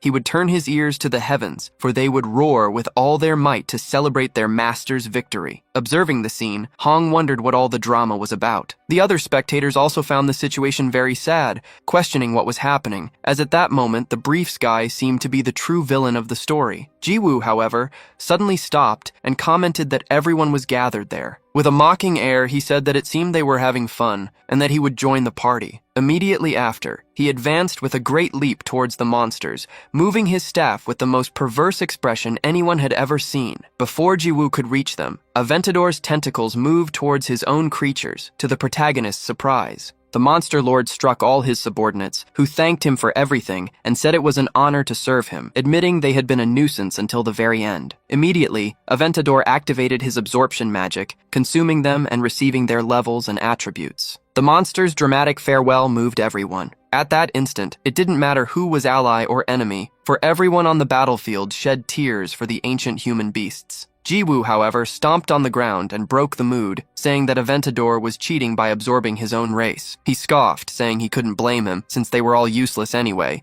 and it was better to absorb them to increase his level. Even so, Jiwoo called him trash, questioning what kind of leader eats his own followers, and burst out laughing. Everyone around thought about how evil he was, laughing at their sacrifice. The insult enraged Aventador even further. He replied that Jiwoo was right, for he had consumed all his useless followers. Suddenly, something strange began to happen. As he shot his tentacles, his arm began to regenerate, quickly returning to its original state. To Jiwoo's surprise, the monster fully recovered and declared that after that, he was no longer so hungry, for he had reached level 9,999. With his renewed strength, Aventador advanced towards the protagonist, and Jiwoo did the same, going to meet him. Gritting his teeth and screaming, Aventador prepared his fist for the attack. On the other side, Jiwoo also prepared himself, moving his staff with a sickly face as the two forces collided violently. The contact between them caused a massive wave of destruction all around, with the impact radius increasing more and more, until the battle could be seen by everyone. The force of the explosion was so great that Sarang and Hong were thrown far away, along with all the other subordinates who had survived. The surrounding stones began to levitate and be pulverized, marking the true beginning of the clash between Jiwoo and Aventador. In the first clash, the dragon began to suffer the rebound of the blows, while the protagonist continued smiling, without taking any damage. Jiwoo moved his stick once more, and the impact caused both of them to recoil far from each other. In the process, Aventador lost an arm, becoming momentarily unable to continue the combat. However, he merely gritted his teeth again and regenerated his hand in an instant. This was the reincarnation ability, a formidable regeneration power that lizard-human beasts possess, similar to a healing factor. Furthermore, with the title of Sin of Greed, Aventador possessed an improved version of Gluttony, which also allowed him to absorb the abilities of his targets. Using his newly acquired power, Aventador advanced once more and managed to land a blow that pierced the protagonist's body, leaving everyone on the battlefield completely surprised. The Monster Lord had absorbed approximately 1 million ancient human beasts, which meant that all their 1 million abilities had also been absorbed by him. Aventador withdraws his hand from Jiwoo's body, preparing to strike once more. As the only dragon of the ancient beast race, he is the strongest predator at the top of the food chain, and therefore, he continues to attack the protagonist relentlessly. However, to his surprise, Jiwoo's healing factor activates instantly. The hero's abdomen returns to normal, completely regenerating the injured part of his body. With a mocking tone, Jiwoo questions if the charade was over, and in a swift movement, he strikes Aventador's head, causing an immense explosion of light that shoots up into the sky. The monster is completely wounded by the impact, but he still tries to resist. He prepares for another strike, but when he attacks, he realizes that the protagonist has simply vanished. Aventador is completely surprised, as Jiwoo is nowhere to be found. Suddenly, he feels the impact. Jiwoo had activated his light speed ability and was now positioned behind the dragon, who gapes for an instant before being struck from behind. Aventador spits more blood as the protagonist continues to attack him repeatedly, without stopping even to breathe. From the ground, Sarang observes the scene and thinks that Jiwoo has finally managed to win the battle. However, the dragon's body begins to glow intensely, surprising her once again. Aventador ascends to the heavens and declares that he now desires nothing more, as he no longer has followers nor any interest in taking over the continent. Seeing this, Deokbai shouts for them to wait and questions if the dragon intends to use his ice breath. He desperately warns that if a level 9,999 dragon uses this ability, the entire continent will be disintegrated, and he orders them to shut down the servers. Ignoring the warnings, the dragon prepares his final strike, commands everything to disappear, and unleashes a powerful blast of ice towards the earth. As destruction approaches, Jiwoo calmly faces the attack and activates the hidden ability of the strength attribute, the Soul of the Battle Giant. This power allows him to receive the abilities of the ancient giants, and its third activation requirement was to have defeated a bear with a single blow. With the giant's soul active, the damage and range of his attack increase by 1000%. Then, Jiwoo simply swings his stick, and Aventador's immense attack begins to dissipate. The protagonist's power advances and takes over the area, consuming all of the dragon's ice energy. Even Aventador is frightened, not understanding what it was. And before he could react, he is completely consumed by Jiwoo's attack. The strike is so powerful that it pierces through planet Earth